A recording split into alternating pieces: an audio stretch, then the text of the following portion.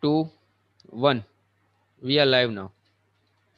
Good morning, good afternoon, and good evening to all the people who have joined from all over the world. It's great to welcome you all for this conference.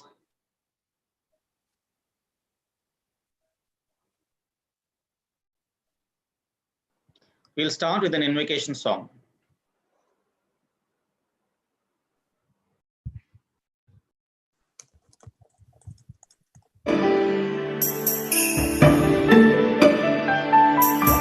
गुरु ब्रह्मा गुरु विष्णु गुरुदेवो महेश्वरः गुरु साक्षात् परब्रह्म तस्मै श्री गुरवे नमः तस्मै श्री गुरवे नमः तस्मै श्री गुरवे नमः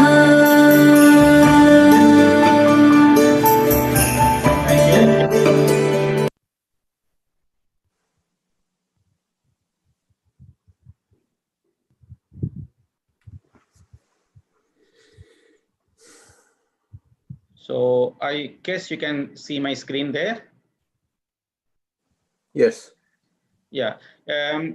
It gives me an immense pleasure to welcome you all for this virtual conference of Society of Pediatric Urology. We have been active with our online academic activities during the lockdown, and the COVID pandemic has actually taught us many things. The most useful one of them is how to connect and learn via a virtual platform. In this regard, I welcome all our national and international faculties for joining in this academic extravaganza. I thank all the delegates for their keen interest in learning, and it is needless to say that IPCA Urology has been instrumental in making this particular program a success. Dr. Srinivas, you want to say a few words?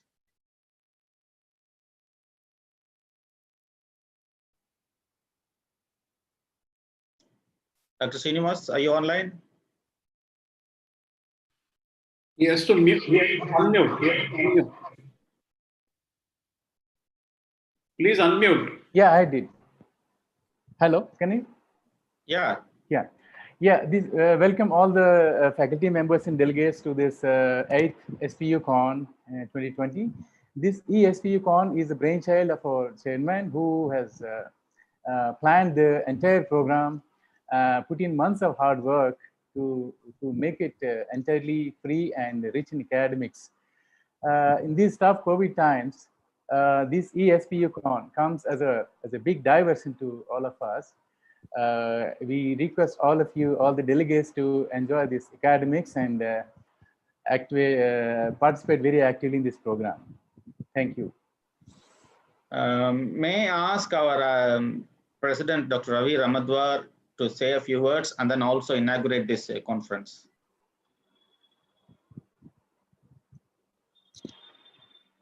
Dr. Ramadwar.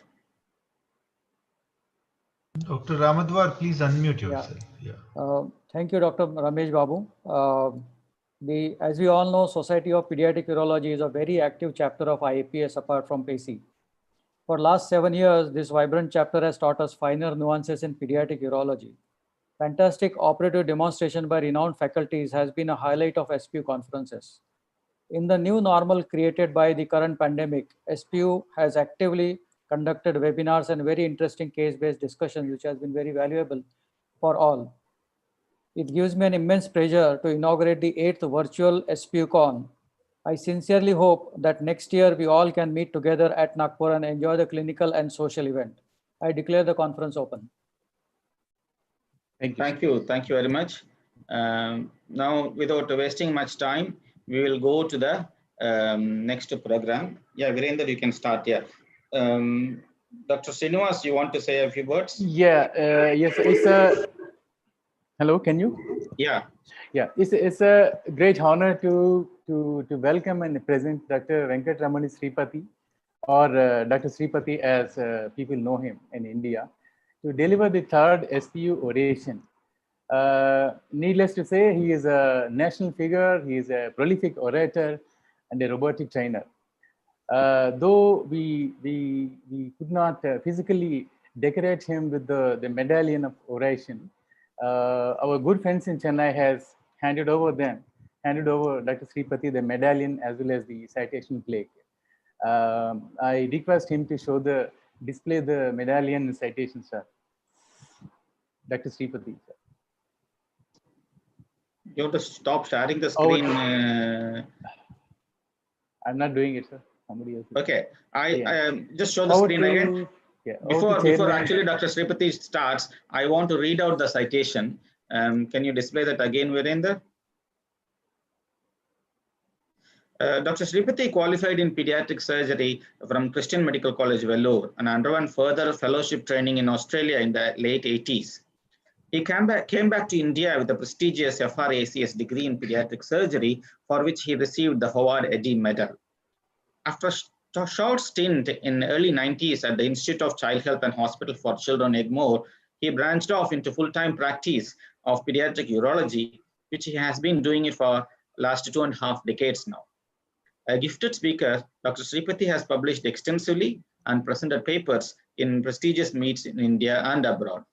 He has a penchant for teaching, and in 2011, he started a one-year pediatric urology fellowship program affiliated to Tamil Nadu Dr. MGR Medical University, and this has been successfully running, and he is training one candidate each year.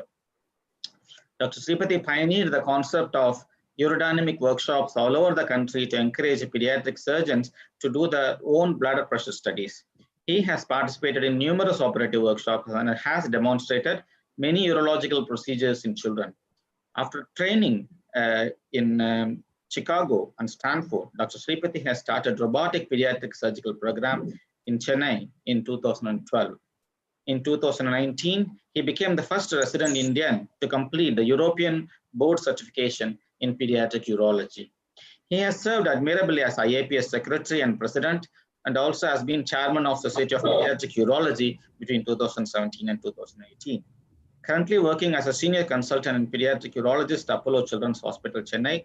And today being his birthday, it is even more special to have him with us, and wish you many happy returns, sir. Can you please show the citation and also start your oration? Over to you, sir. Thank you.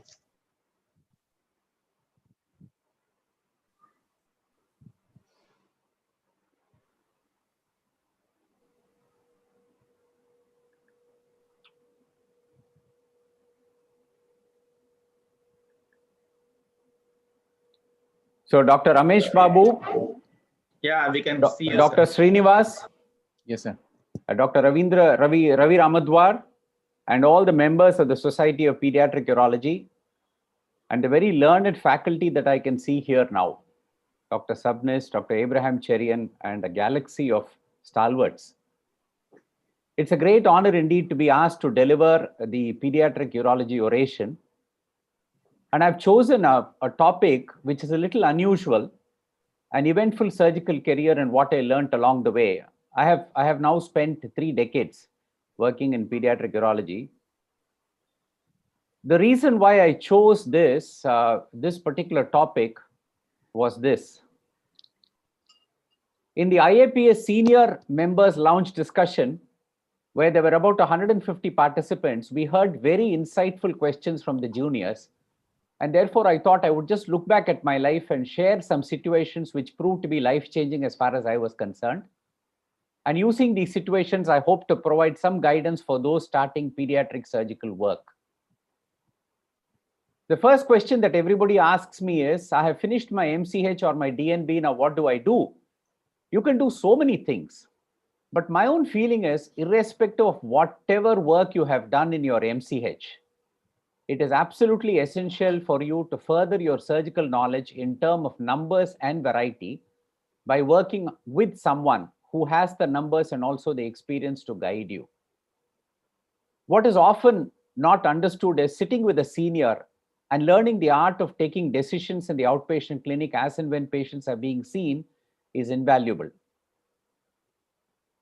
So what did I do? With both an MCH from CMC Vellore and the FRACS from the Royal Children's, once I came back, I joined the Institute of Child Health and Hospital for Children, the premier institute for pediatric surgery in South India, and worked for 5 years with Professor Prasad in his unit.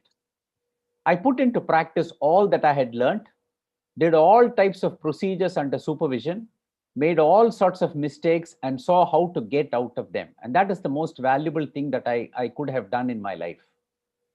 I'm very grateful to these three people who provided mentorship at that particular time: Professor Dayalan, who's no more with us, Professor Prasad and Professor Kesavan, both of whom I hope are listening to this oration now. Now, within the hospital, they used to correct all the mistakes done and then privately get upset. Publicly, we were also chastised at some time. Today, I see the people who are coming into practice or the people who are in training, and I realize how prickly they are. Though these people used to get very upset with us, they were very, very affectionate.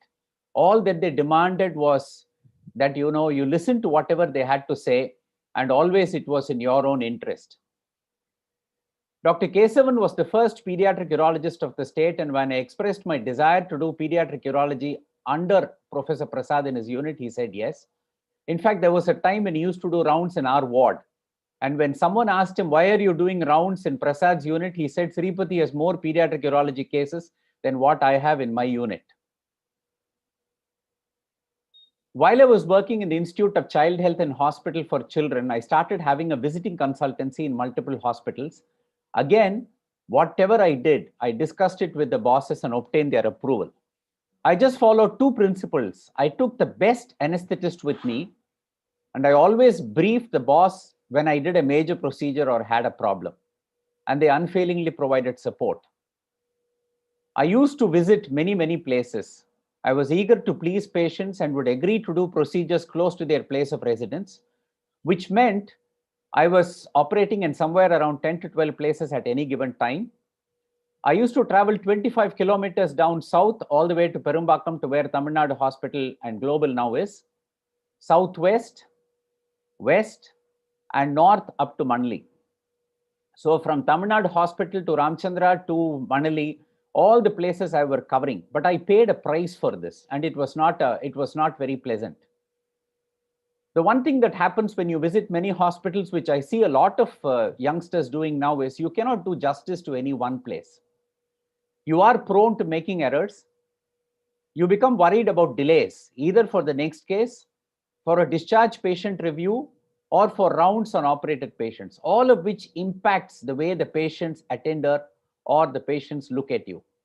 Finally, a few scary episodes made me change my mind. And these are the episodes that happened. Once, while doing an orchidopexy, the oxygen cylinder attached to the machine ran out. There was no spare cylinder in the hospital. To our utter horror, there was no manifold room or central supply in the hospital. The anesthetist kept blowing down the ET tube till the child recovered. This was not an out of corner or a very far away or a remote hospital. It was bang in the middle of Chennai. The seniors who are watching this will understand the place that I'm referring to. One thing that we learned from this was, from that time onwards, we took an anesthetic technician with us. In fact, we went one step further. We asked the technician to go to that nursing home the day before and check whether the cylinders were all right. Another time, it was a small nursing home, a major procedure.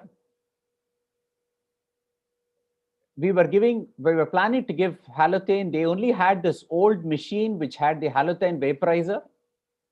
The Goldman halothane vaporizer had been dropped and cracked a few days before. No one was aware. This was not known.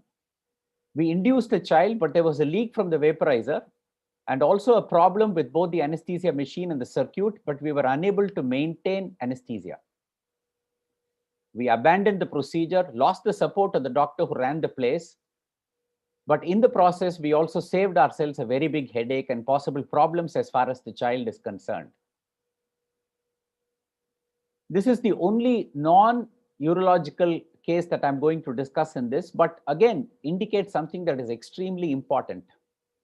Oftentimes, when the ward calls us for site marking or refuses to shift when site marking is not done, we get upset. But let me tell you one story which illustrates how important this can be.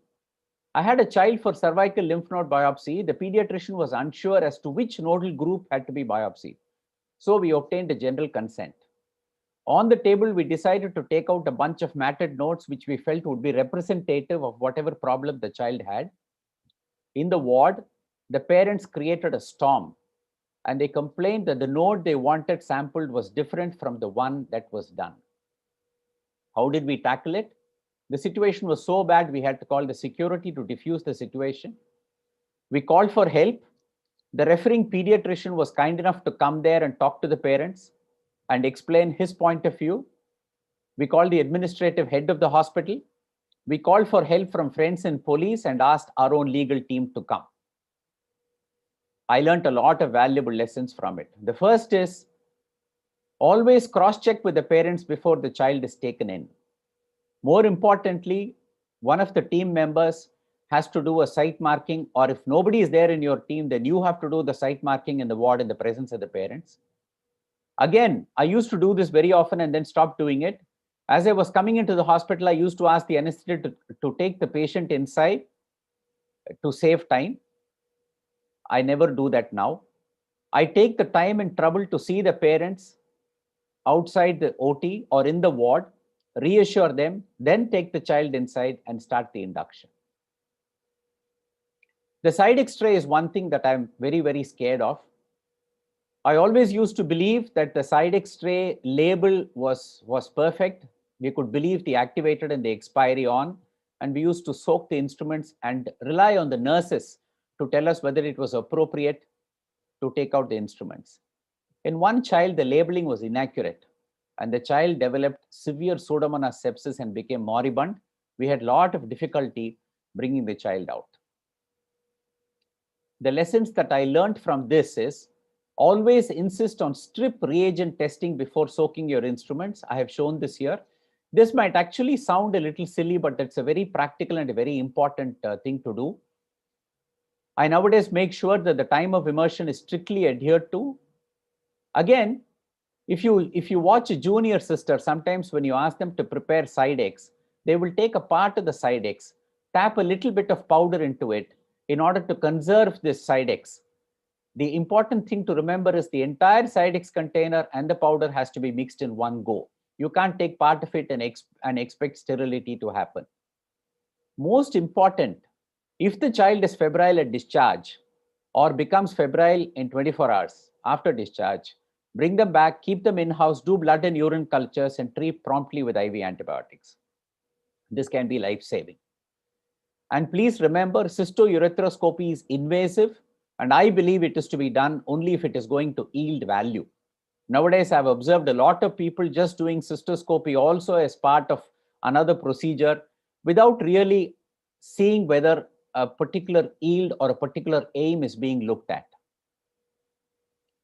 With the advent of orthothaldehyde, you don't need to activate it anymore. More importantly, you get these sort of markers on the orthothaldehyde container which tell you what the strip should look like if it is correct.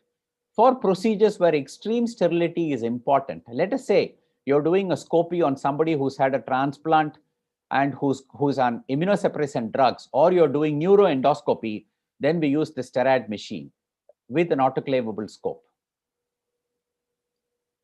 Because of all these problems that I faced, I restricted my area of travel and chose which hospitals to be attached to, and there were about 3 or 4 of them. I stopped asking patients, where would you like me to operate on your child? Instead, I told them, these are the hospitals that I'm attached to, and I would like you to come to one of these places. This begs the question, which private hospital should you be attached to? What determines a good hospital? Is it the external appearance, the corridors, the beds, the reception? I feel the most important thing for a surgeon is a good operation theater with adequate and experienced staff, very good recovery room with experienced nurses. Let me tell you why. This was in the early days of a hospital OT being inaugurated. You can see the various outlets here into which the tubings are connected. We had a central compressed air source, carbon dioxide, oxygen, nitrous oxide, and a vacuum. For some reason, for some reason, we found at least in 2 children, there was persistent hypercarbia. The oxygenation was all right, but there was hypercarbia. And we couldn't understand why. It was an astute anesthetic technician who picked up the point that the tubing for compressed air had actually been put into carbon dioxide. This should never happen. The pins should never get interchanged. But if this was the early stages of inauguration of the hospital, and probably some sort of mistake had been made in fixing the wall mounting, and the company was aghast when we showed that this could happen. But it was because of this technician that we saved a disaster. Had the oxygen not been going on and it had only been carbon dioxide, it would have led to a death on the table. So an anesthetic technician is a very important part of our team. So the moral of the story is never compromise on OT staffing. Whenever the anesthetist says that there is a lack of personnel for a particular case, take them seriously. For instance, we've got the next case inside, and here is the anesthetic technician who's doing a safe handover to the recovery room nurse. And this is also important. Always be willing, most important, be willing if the anesthetist requests for postponement or cancel case. Remember, in a private practice scenario, it is never done frivolously. An excellent recovery room is very important. Recovery room nurses are as important as scrub nurses. A reliable recovery room nurse enables you to proceed with the next surgery with complete peace of mind. I can't stress this enough. At least on 3 occasions, I've had a good recovery nurse come to my rescue. This child, which you can see on the right side, after a minor procedure, stopped breathing, had to be brought back into the OT and resuscitated in the OT. In the Halothane era, there were late onset problems with both respiration and cardiac issues, which have resulted in deaths in the recovery room or deaths in areas where there were no recovery rooms. And so many medical legal actions have resulted from that. Halothane was discontinued sometime in the early part of the 2000s because of these problems, and now it's isoflurane. Even then, the recovery room is the most important part of the OT complex that you can consider.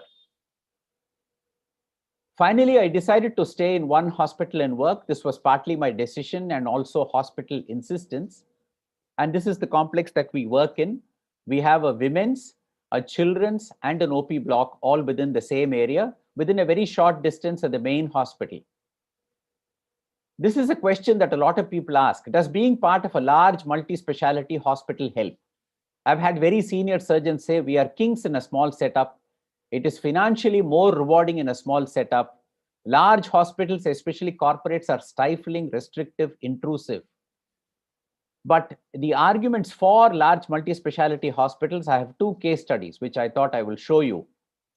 The first is a 6-year-old child from Sri Lanka with a stage 4 neuroblastoma surrounding the great vessels.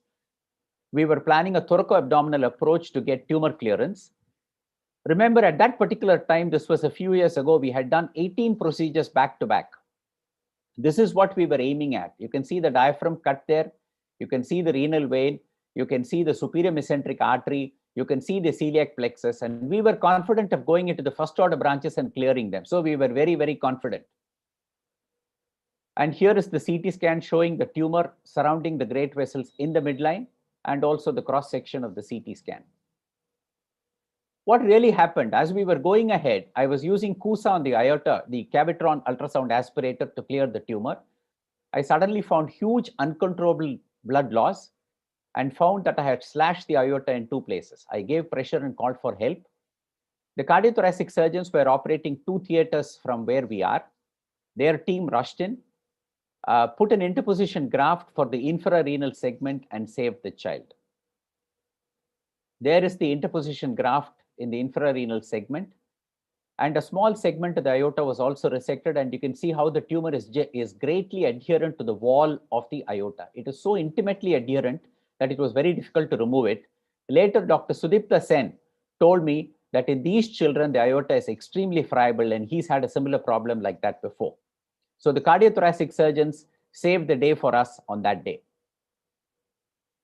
This was a question that a lot of people were asking. Suppose we have a major complication at surgery, how do we proceed? You can't get a more major complication than what I'm going to talk to you now. and I'm going to show you how we tackled it. This was at the end of a long list. A 2-year-old child posted for lap orchidopexy, stage 1. We inserted a bladed trocar at the umbilicus by an open technique. While the abdominal wall was being pulled up, the skin was wet from betadine and slipped. There was momentary loss of control over the trocar. There was progressive accumulation of blood in the peritoneal cavity. Each time we put the scope inside, we found more blood. Finally, the anesthetist said she is not able to maintain saturations, and the pulse oximeter on the leg no longer showed recordings. We decided, we realized now that there was a major issue, so we opened up through a bilateral rectus cutting incision, gave pressure approximately in the midline where we thought the problem was. Another surgeon from another theater stopped his procedure, relieved me, and got me going with what to do next. An O-negative infusion was started. The vascular surgeon was called from another institution because there was no in-house vascular surgeon where we were operating. And I went out to tell the relatives. It took 30 minutes for the vascular surgeon to arrive. In the infrarenal aorta, there was a stellate wound in the anterior wall that was sutured. There was a stab wound on the posterior wall that was sutured. The moment we finished both the suturing, there was no distal runoff due to severe narrowing. So we redid the anterior wall repair and re-established distal blood flow. Here is a CT scan of the patient showing you the area of repair. This is below the inferior mesenteric artery. And you can see a small constriction at that point, but a good flow distally. The child came back 4 years later for laparoscopic stage 2 orchidopexy. It required that much of time for them to have confidence in us again. Here you can see the child's abdomen with the bilateral rectus cutting scar, and you can see the omentum being adherent to the abdominal wall. In summary, what do you do when you have a major event in the OT? And this is what everyone, I think, wants to know. The first is don't panic, call for expert help. You can't reverse what has happened, so you have to think very coolly about what you need to do next. When you talk to the relatives, be honest with them and reassure them about financial issues. Take this case, for example. It was supposed to be a daycare. Now I go out and tell them, you have to stay in for 21 days or 30 days. Obviously, the first question that comes is, what about the cost? So you must reassure them that financial issues will be taken care of. Start documenting meticulously with what is called an event timeline. Each person in the team has to write out their own version of the events with the timing, and it all has to be put together as a document. With this document, you have to brief the admin and the legal team. And also remember, as long as the child is in the hospital, you have to provide the best possible post-operative care. Post-operative issue due to equipment. After a hypospadias repair, we had a child who was found to have a deep diathermy burn in the area of the pad attachment. We counseled the parents in detail and called plastics to do an excision and graft. The administration took full responsibility and the legal team tackled the issue. This is the, again, I'm using the word legal team. This is very important, particularly in a situation like this, because the parents also call their legal counsel. If you have a big hospital and you have a team there, they are very familiar with medical legal issues, and the way they deal with these sort of problems actually sit and discuss is something that is to be seen. Because if you're a single person and you're going to rely on some sort of lawyer whom you know, who has occasionally dealt with medical legal issues, it's a completely different ballgame. Because these issues, if they are not sorted out then and there, can really linger on and create unmitigating headaches. So in support of multi-specialty hospitals, big specialty teams are always available and willing to help. There are many more examples. I don't have the time to go into it. The latest equipment is readily accessible. Most important, experienced senior management are always ready to assist in the event of a problem. Nowhere is this more important than in robotic surgery. We did an 8-year-old child who had a renal artery aneurysm, in which we had to lift the IVC completely off the abdominal wall in order to get access to a 5mm segment just behind it at the takeoff from the aorta. You can see the IVC being lifted, the lumbar vein being clipped and divided. For a procedure of this magnitude, you cannot do it unless you have experienced people with you. At the same time, we also had, because of all our previous experience, we had 2 or 3 senior people both urologists and pediatric surgeons ready to scrub in case we had a disaster on the table. This was again one of the questions that people asked. In the event of a death, what do I do? When you have a death of a patient in your practice, the tendency is to move away from the patient and the family. And if you remember what the senior Dr. Vaklu said in the seniors lounge discussion, he says that is what you should not do. You should cancel your work schedule and be with the family the entire time.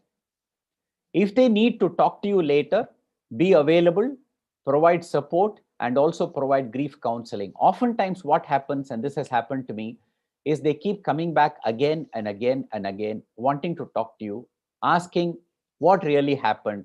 Could things have been different? Could we have done something better? And all this will keep coming on, even in cases where children are very sick and they know the outcome will not be good. The value of documentation. Again, this was something that was emphasized in the seniors lounge discussion. I'm going to show you one case study showing you how important documentation is. This was a child with bilateral obstructive uropathy with stone disease and UTI, a very difficult problem. We tackled it sequentially with a good outcome. They did not report for several years, but later on they had a complaint against us. Among the various things that they complained about, one of them was child is depressed, not going to school because of multiple procedures. When we looked back at our documentation, we realized that the child had been investigated because the parents wanted it for a developmental delay, and the pediatrician had actually identified a cause. So the complaints that the parents were raising were obviously frivolous and inaccurate, and we could dismiss these complaints as not being worthwhile.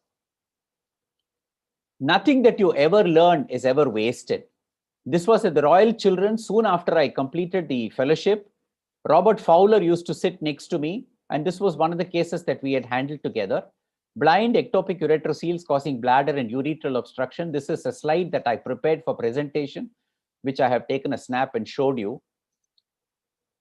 In 2011, years and years later, I was asked to see a 10-year-old on a Mitrofanoff and a CIC from 1 year of age. When I reviewed the pictures, I found there was a persistent filling defect, both at the bladder neck and in the urethra. And this case came to mind. And this was a poorly functioning kidney with an ectopic ureter and also a diverticulum obstructing this area. Once this was resected, the child could void. So whatever you have done before is never wasted. Here is an example again. This is Douglas Stephens' congenital malformations of the urinary tract. We had to read it as part of our fellowship preparation. This is in Douglas Stephens' own handwriting. Dr. John Hudson wanted me to present the proximal vas precursor as a case study in our teaching session. And I really got upset with him. I said, our exam is coming, you know, the fellowship exam is coming and I have to finish it and get back. And you are asking me to prepare this, which is a very fanciful embryological theory. He told me, just listen, do this, it will benefit you later on. Believe me, it will benefit you later on. This was the year 1989. In 2018, I was doing an orchidopexy for a child with an intra-abdominal testis, and I found the vas going upwards instead of outwards. And when we followed this vas, we found that it was joining the ureter, and what I was seeing here was a proximal vas precursor, exactly like case 4 of Douglas Stephens, which he had demonstrated in that particular chapter. So these theories that Douglas Stephens was talking about were not fanciful, and I learned a very good lesson from this. The concept of practice visits. I've been very fortunate to have practice visits from a lot of people, from Justin Kelly, John Hudson, Mohan Gundetti, Saeed Ahmed, Spencer Beasley, Philip King, Tom DeYoung, Alex Aldist, and Rama Jayanti. And some of them, especially Tom DeYoung, Saeed Ahmed, Mohan, Spencer, and Philip King, have actually gone into detail about whatever I was doing and giving me very good insights on how I could improve and how I could develop further. The concept of proctorship. In 2013, when we attempted for the first time the separation of conjoined twins, the ischiopagus ones, we had Dr. Edward Kiley from Great Ormond Street Hospital and his anesthetist, Dr. Richard Howard, with us. It was one of the best weeks that we have spent with someone. He was a fountain of wisdom, And the way he guided us in the separation is something that we really, really enjoyed. So proctorship, again, is something that is very useful. And if you can get a proctor to help you, it can be very, very beneficial. A question was being asked about old age. I don't think there is any limit to when you can learn something. You can always keep reinventing yourself. I learned robotics at 55 years of age. I completed the European Board of Pediatric Urology exam at 61 years of age. I was the oldest man, and it was so amusing to see all the younger persons coming and asking for tips before the exam. At 63 today, I feel I can do much more learning. So the next question that a lot of people were asking is, when should you stop surgical work? Of course, there are a lot of considerations. No two persons are the same. There are a lot of considerations that you have to take into account before you stop surgical work. But I feel when you get up in the morning and you don't look forward to going to hospital or seeing patients or attending to work, then irrespective of your age, that is the time you should bid goodbye. Is there an age? If you keep asking me, is there an age? For most hospitals, it is 70 to 75. Beyond that, you can still contribute in so many ways. So this was a conversation that happened in my presence with Professor Prasad. One of my colleagues at that time asked a very cheeky and a rude question to Professor Prasad. Sir, when will you retire and when can we expect to get your work? So Professor Prasad said, what makes you think that my patients will come to you after my retirement? You should build up your own practice based on your own competence. And that, I think, is the summary of whatever I have to say. You have to build up your own practice based on your own competence. So in summary, it is very challenging but immensely satisfying to make a mark as a full-time child surgeon. It takes a lot of time with the guidance of mentors, good teamwork, and a supportive hospital management.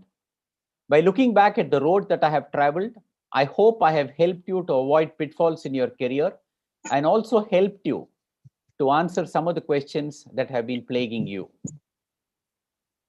I thank you once again for giving me this opportunity to deliver this oration. And I wish all of you a very happy and prosperous and hopefully corona-free 2021. Thank you very much.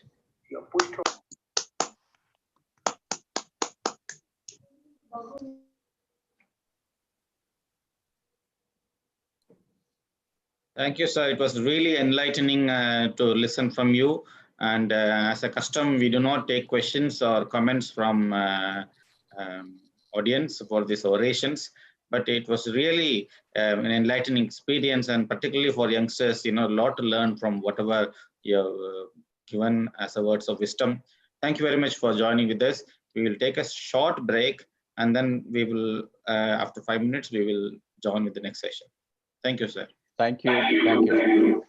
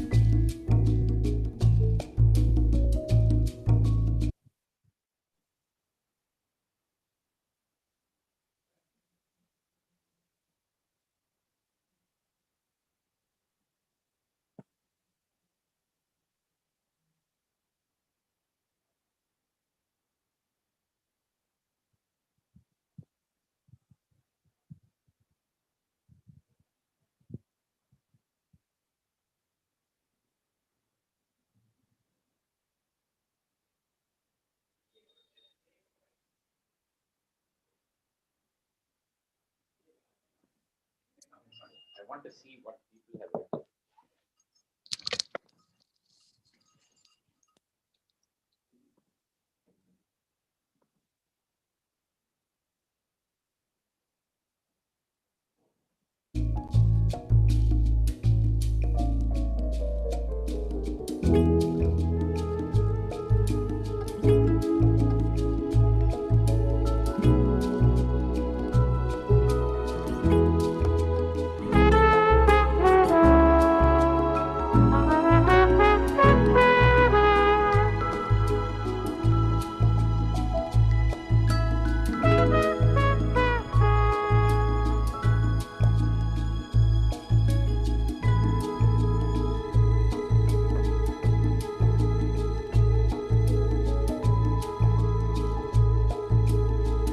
VIP.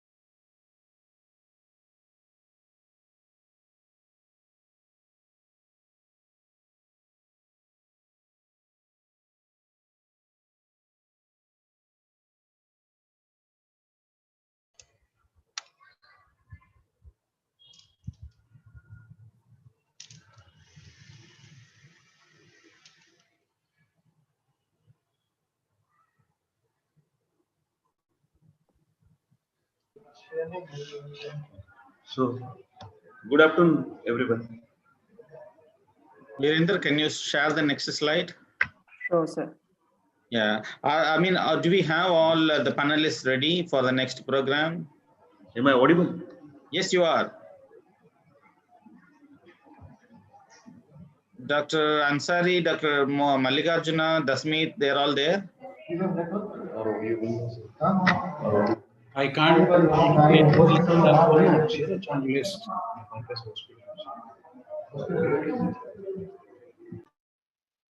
I don't think Dr. Ansari, Mallikarjun Reddy, the Smith, anybody joined.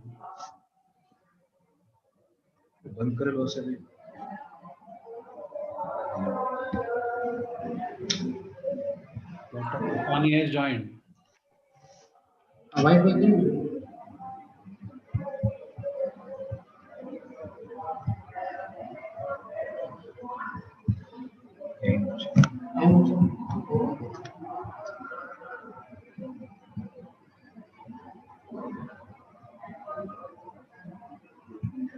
If you're all ready, we can start. Actually, we'll have more time for discussion leisurely. Yeah, but in the panelists, sir, I can't see Dr. Ansari, Dr. Dasmeet Singh, or Dr. Malikarjun. Okay, we'll wait. Why don't you take the lecture first, and then by the time all these panelists will come by 4. Dr. Cherian, you want to do that?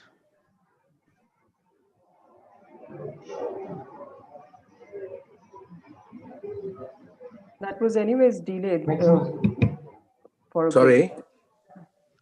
bit. Do you want to Ramesh? go up front, Dr. Cherian? I don't mind.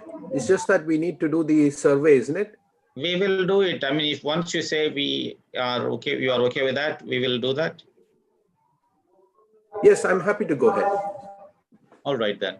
Dr. Ramesh Babu, Dr. Ramesh Babu, I am here, but I think we have to wait for other panelists. I know. Yeah, but would Dr. Takwani be available later, sir? Can you ring Dr. Ansari and Dr. Mallikarjun Reddy, Dr. Anil? Yeah, I tried. Just find out, they are supposed to join anyway by 3:45. Yeah. Yeah, because if we do the lecture first, sir, then I guess Dr. Takwani has to leave later. Correct. But I think, Dr. Ramesh Babu, you have a case file with you. So anyway, suppose some problem, then you can. No. You go ahead. We can start once Dr. Ansari join, or we have a Dr. Shabnis, and I think all in one. Dr. Dasmeet Singh is there probably. I'm not able to see this. Dr. Dasmeet has joined.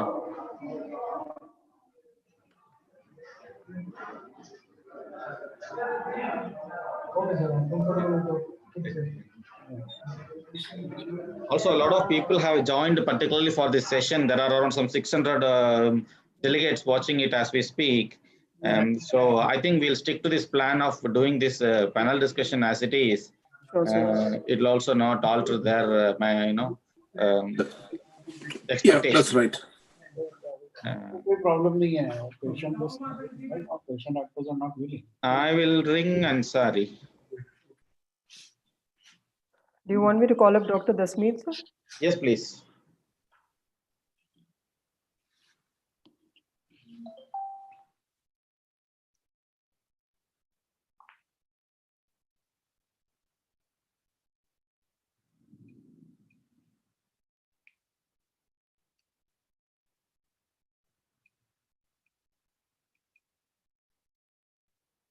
The number you have dialed is currently busy. Please try.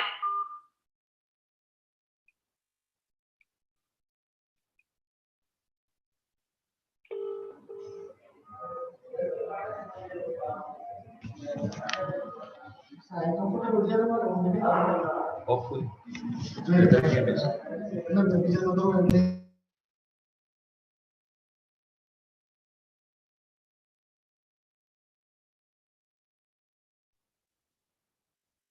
Dr. Takwani?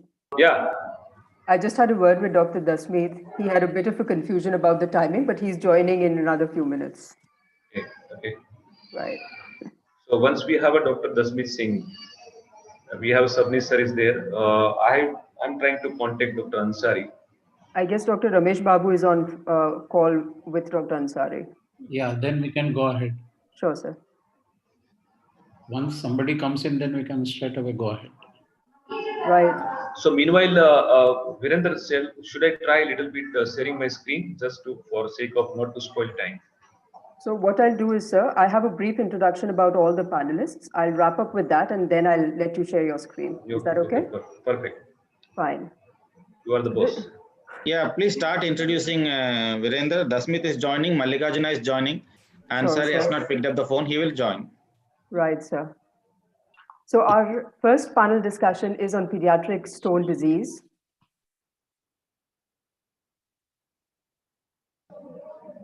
Amongst our panelists, we have a renowned teacher, Dr. Ravindra Sabnis, who is the chairman and head Department of Urology at the very prestigious MPUH, Nadiad, Gujarat. He's the ex-chairman of Board of Education, USI, and also the honorary secretary of USI. We also have Dr. M.S. Ansari, who's been a wonderful teacher to me. He's currently the professor at Division of Pediatric Urology at the Department of Urology, SUPGI, Lucknow. Dr. Mallikarjun Reddy is a senior consultant in urology and pediatric urology at Citizen Hospital, Hyderabad. And he's a renowned faculty for global pediatric urology conferences. We would also have Dr. Dasmeet Singh, who is a pediatric surgeon attached to various hospitals in Pune, India. Dr. Anil Takwani is our moderator, a wonderful human being, and he's taken great pains to be with us right now. Thank you, sir. He runs his own Takwani Kidney Hospital and Lithotripsy Center at Junagadh and is a very dynamic convener of the pediatric urology section of USI. So with this, I hand it over to you, Dr. Takwani, to take us ahead with the session. Let me try sharing the screen. Hopefully there should not be any Sure, problem. sir. Sure. Is it okay? Yes, Yes. sir, we can see it. Make full screen. Yeah.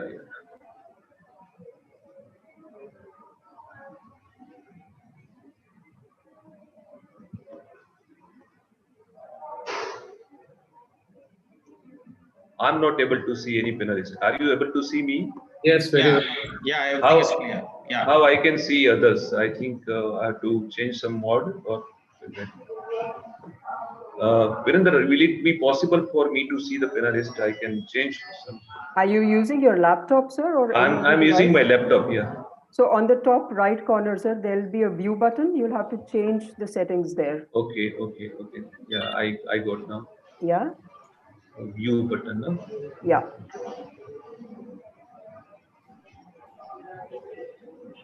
I get more remote control.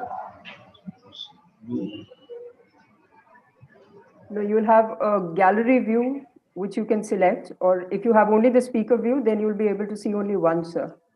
But if you have a gallery view, you can see more people. I'm not able to see that option at all, unfortunately. Okay.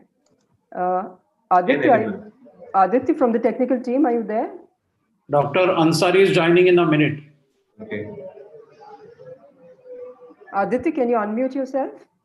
Right now, I am able to see all of you, but Yeah.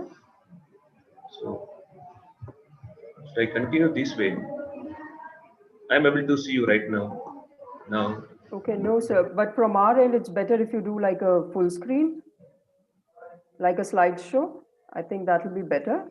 But even when you do that, you should be able to see the same gallery view, sir. If you choose like the gallery option, you should be able to see. That option is unfortunately not coming today. I don't know. Oh, is it? Can you I've just done it quite many times, but yeah. Okay.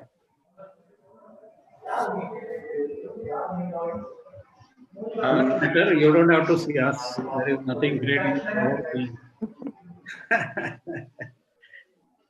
Anyway, I'm not able to see you people, but I think am I visible to you people? Yeah, absolutely perfectly. Okay, perfect. Then it's perfectly fine. Only thing is I'm not knowing that who is raising the hand. Right? No problem. There is nothing, no attraction in us, so you can go ahead. Okay, perfect. And I request all others to please muted, except the speakers and panelists. Rest of them please be muted. So whenever you instruct, I will start with the case. Right? I guess if Dr. Ansari and Dr. Dasmeet, Dr. Reddy all have joined, you can start, sir. Yeah. Okay, perfect. So once again, it's a good afternoon to everyone, and thank you very much for SPU Council as well as in specific Dr. Ramesh Babu, Virender for this opportunity, and also Vikesh, thanks for opportunity, and for Dasmeet Singh, especially the reason is that there are 4 urologists and 1 pediatric urology. Baat ऐसे तो बनती नहीं है, but Singh is king. Sir, Sat Sri Akal. Sir, Dasmeet Singh, sir. I want to check with you. Am I audible? Yes, you are audible. So, Dasmit Singh sir is with us. Let me check, sir. No, I can't see him. No, he said he's joining. So Today Singh is king because he is the one against four. There are four urologists. With that, there is a one pediatric surgeon. okay. Anyway, so let me go with the thanking my all panelists. In the beginning, we have a great panel today. Incredible panel, Dr. Sabnis, Master of Urolithiasis of any age group, Dr. Ansari from SCPGI, Mallikarjun Reddy sir, and Dasmit Singh. So, introducing the first case, this is regarding the child of a 7-year male child presented with the severe left flank pain with vomiting. So I'm highlighting this complaint. Severe left flank with vomiting, flank tenderness. Sonography at that time was suggestive of a 12 mm renal pelvic stone with mild hydronephrosis. Rest of the thing normal on the sonography. Urine culture we got it after a couple of days negative. Urine pH was this, RFT, renal functions were normal. Now, as patient was with the acute pain, we treated this acute pain and the symptoms, and then we have to go ahead with the other investigations. So here I would like to have a question for Dr. Sabnis. Sir, what you would like to do as an investigation in this kind of a presentation? Yeah, so once you see on sonography that the kidney is quite okay, the parenchyma is good, there's only mild hydronephrosis, stone is well seen on the ultrasonography.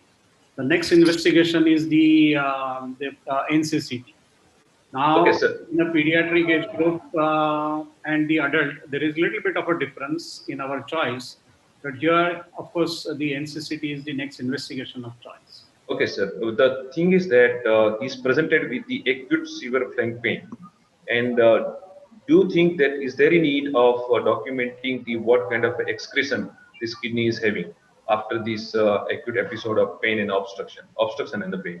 Yeah, so there is not much need. Obviously, the kind of stone which is seen at the pelvic junction 12 mm on sonography with the only mild hydronephrosis, parenchyma is good. I don't think you have to really document the functional aspect of the kidney.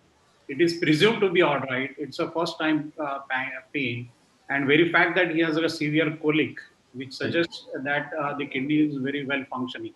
But you expect that, sir, suppose if we do an immediate study here, do you expect that there will be a delay excretion or there will be a lack of excretion because of? That is true for conventional IVP.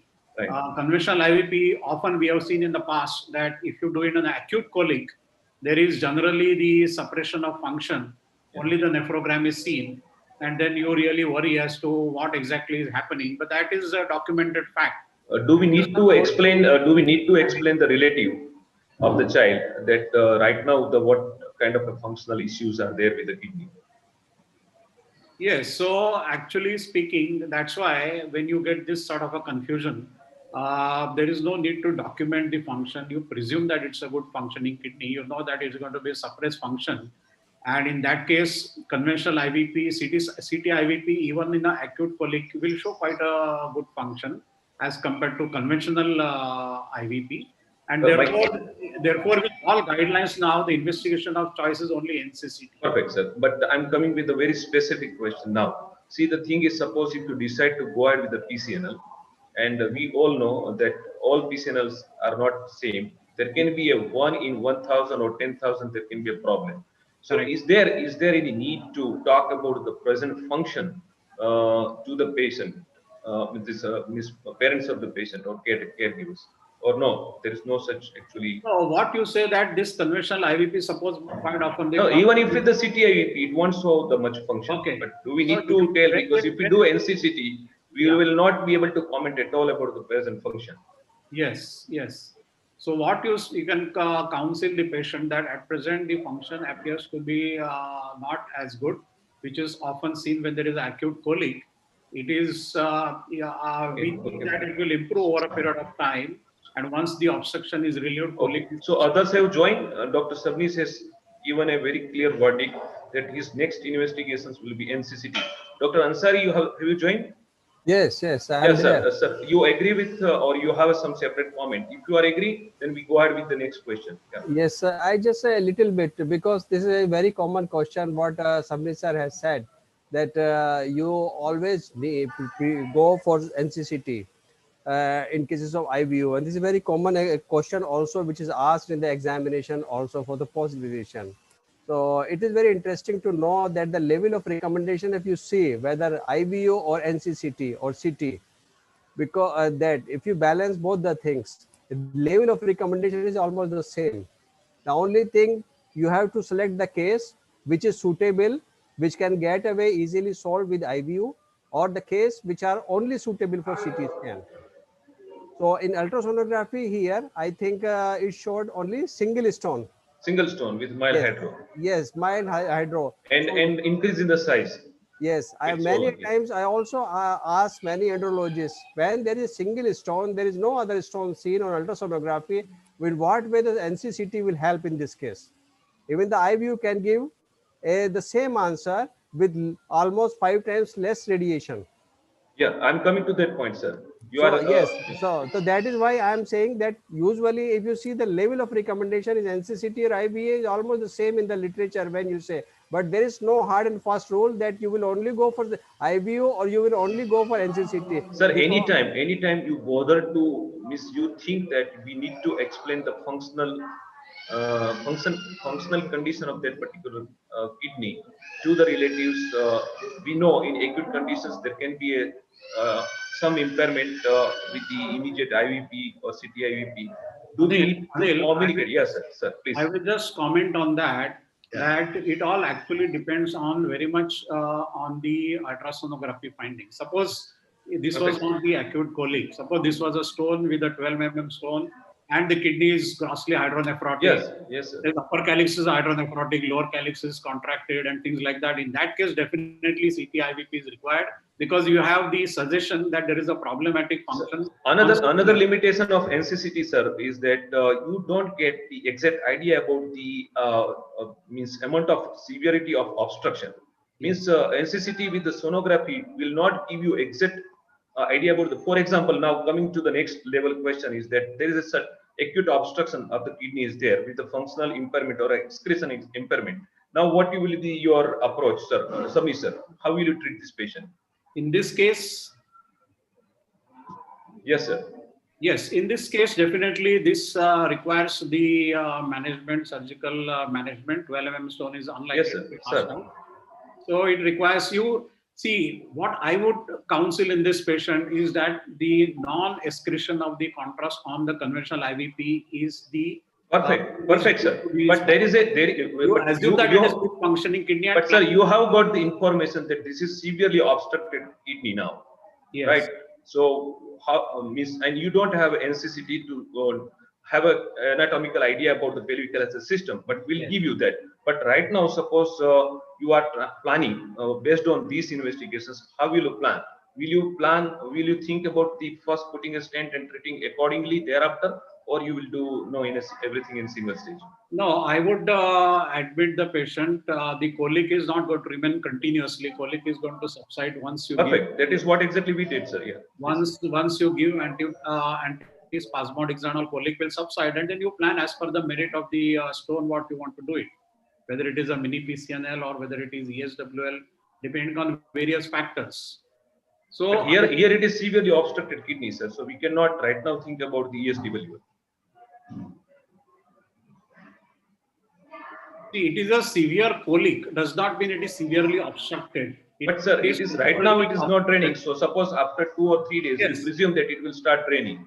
Yes, so it is temporarily obstructed. Do this kind of a presentation push you for the putting a stent before the ESWL or no? Unless the colic is not subsided by the medical management, then there is no need for immediately rushing and putting a stent. Okay, perfect, sir. The smithing is there, sir. Yes. Sorry, sir, I got a bit delayed with the question. Sir, Sat Sri Akal, sir. Because we have a 4 urologists on one side. One side there is one pediatric surgeon, but I know Singh is king. So, sir, you have I think listened the discussion. And please give your quick comments, sir. Please. Go ahead. Can you ask me a specific Yes, question? specific Because question means you was there in the discussion whether to go for IVU no, or I, no, NCCT. no, Okay, fine. I joined So late. I joined late. late. So now the discussion is that you have a 12 pelvic stone with the IVP done, IVU done with this delayed excretion, or you can say that only nephrogram is seen up to the 1 hour. Okay. And now we are discussing on the method of the management, sir. Would you prefer to do stenting followed by lithotripsy, or stent and lithotripsy together, or you will be stenting and doing RRS, or you are going to do with the PCNL, or what? I think in an obstructed system, a direct PCNL would be probably the best choice. Depending on the condition of the patient, if the patient is got a lot of sepsis, the patient improved, sir. Clinically, patient was having a pain and vomiting, not much issue with the sepsis. Culture also came while we were waiting the colic to subside, and the culture negative, sir. Yeah, right. So then, and the age is how much? 7 years. 7 years. Okay, then RIRS versus PCNL, mini perk. One of the two will work very well for him. So directly, I will go in for that. I don't think it's necessary to put in a DJ stent and get him more better, because he's already in good health. Sir, what is your experience with the RIRS when you don't have a pre-stented pediatric age group patients of this age group, 5 or 7 years? See, I think after about 2 to 3 years, we have a 6 RIRS. So after about 2 to 3 years, we can do it even without pre-stenting, and lesser than that, like you use Exocet, or you put the FlexX2. You have a FlexX2 stores, or something else is there? No, we use an access sheath. You use Exocet. So now here question comes is that you are putting almost which size of Exocet, sir? The size I don't quite remember. But I think Dr. Savnis will endorse that nothing is available less than 9.5. Yeah, that is the right, sir? That is the problem. So in case it's not available, we directly just go in, first put in a rigid ureteroscope and just assess, because our rigid ureteroscope, we have a 4 French rigid ureteroscope. So now at that point, you are talking about the much miniature ureteroscope to assess. But after assessing, how you can jump from 4.4 to 8 or 8.5, something like that. In a 7-year-old, many of the time, sir, many of the time I have seen adult urologists speaking like this, that I assess with the 4.5 French, or I assess with the 6 French, and then my assessment told me that you can go ahead with the 10 French excessive. So I put a 10 French excessive, and then I finished the RRS job. But I think the pediatric population is much different. In this particular patient, I don't think access sheath is going to be necessary. If you put in a scope and it goes in very easily, the 4, 5. What is your threshold for the dilatation? If you decide for RRS, and if you have a finding, you have difficulty in entering into the orifice. What is your threshold for dilating the orifice? No, then I'm good. Then I'll put in a DJ and come out. You don't prefer any dilatation, acute dilatation. No, I don't prefer. I absolutely agree, and I appeal to the audience, those viewers, that it is absolutely traumatic if you do acute dilatation for a procedure like a RIRS, because here the ureter is not pathological. Just you want to push your bigger size of instrument. You are jumping for this kind of a procedure, which we must try to avoid it. Okay, fine. Dasmit Singh, sir. So Malikarjun, are you there? Yes, Malikarjun is joined. So Malik, you are aware about this case. Otherwise, I can involve you in the second case. Don't want to repeat the stories. Malik. Okay, fine. The next case and question. So okay, fine. Final word from the Dr. Ansari. What is your choice for this patient? Treatment choice. Dr. Ansari. So please unmute yourself. Unmute, Dr. Ansari. Yes, I am still not convinced that this kidney is really obstructed. Okay, agree. Because the grade of hydronephrosis is not very great here. Yeah, but there is a acute shutdown of the, you can say that. Yes, acute shutdown can be because of the reasons which have been discussed by Sabri. Yes, perfect. So now what exactly you will plan for the treatment? Repeat one, let the colic subside as the Sabri sir settled, advice. Wait for some time, repeat ultrasonography. If the grade of hydronephrosis is not increasing, go for short wave lithotripsy. It is a very good stone. See the density of the stone. Otherwise, you have many other invasive procedure. No, sir, I could not because of audio problem. What exactly you want to do in this patient? I say just control the colic. Okay. Wait for 7 days, 7 Okay. days. And for Everything is stone? settled, and repeat ultrasonography that the grade of hydronephrosis has not increased, so Okay. that the doubt is removed that kidney is not frankly obstructed. Yeah, okay. And then what about the stone? Yes, then show pave the lithotripsy. Yes. Lithotripsy. Okay, perfect. So we There is have an background option. noise. I think people have to mute themselves, those who are not speaking. Sir, Ansari sir, you saying the lithotripsy, the Smith Singh is giving option of RIRS and PCNL, and now final word from Sabni sir. What is your Yes. choice, sir? Yes. Yes, so I think in a case, I agree with Dr. Ansari that why we do a NCCT in a situation like this, another factor is to see whether there are other stones in the PC system, which also will be important in the pediatric age group. What is the density actually of the stone? And if there is a low density stone, just 1.2 mm, ESWL also is good, right? Otherwise, mini PCNL. Right. But sir, with that you will add the advice what exactly Dr. Ansari said, that don't treat in the acute condition. Yes, Settle down. absolutely true. Because otherwise lithotripsy will create little more, I think. Agree. So, Dr. Takwani, yes, sir. Anil? Yes, sir. Please. There are some audience questions which are appearing in the Zoom chat. So Okay, in between, when you have time, you can just go through it. Whatever is relevant, we can finish off discussing then and there. Perfect. Sir, I move to the second case. Maybe we'll come to this case because we have a couple of cases of almost similar configuration. So something about, as we discussing about the CT, NCCT and the IVP, little bit of this from the literature, which is recently in 2017 published, that CT definitely provides all advantages we know. Dr. Sabnis talked about the advantages. Now, regarding the radiation dosage, this is 3 to 5 times greater than the IVU. As Dr. Ansari mentioned, we don't have in literature very much preference is given for this, but there is definitely evidence is available that there is a 3 to 5, and children are 3 to 10 times more vulnerable to radiation injuries than the adults.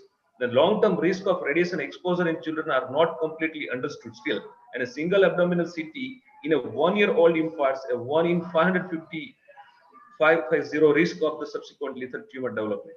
So I'm absolutely not against the NCCT for stone disease, but I'm very much against the CT, any form of CT for other pediatric congenital condition. But here we have to balance, and maybe still I'm not that much still in favor of doing NCCT or CT IVP.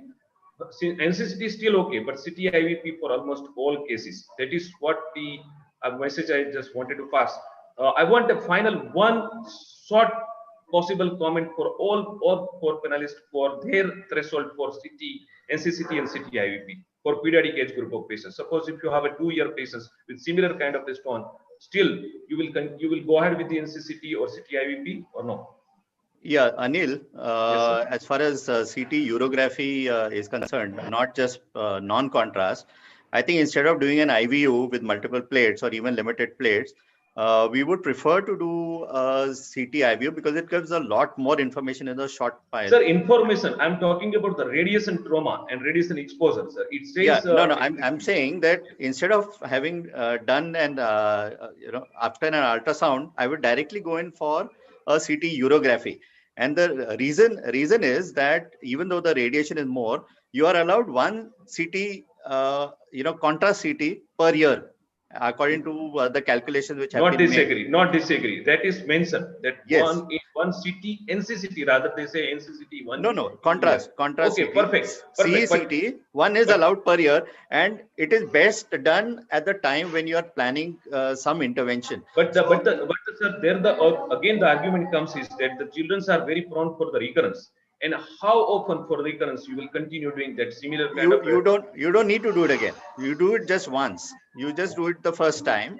After that, you have the anatomy clear to you, and subsequently you can just rely on pure ultrasound and plain X-rays.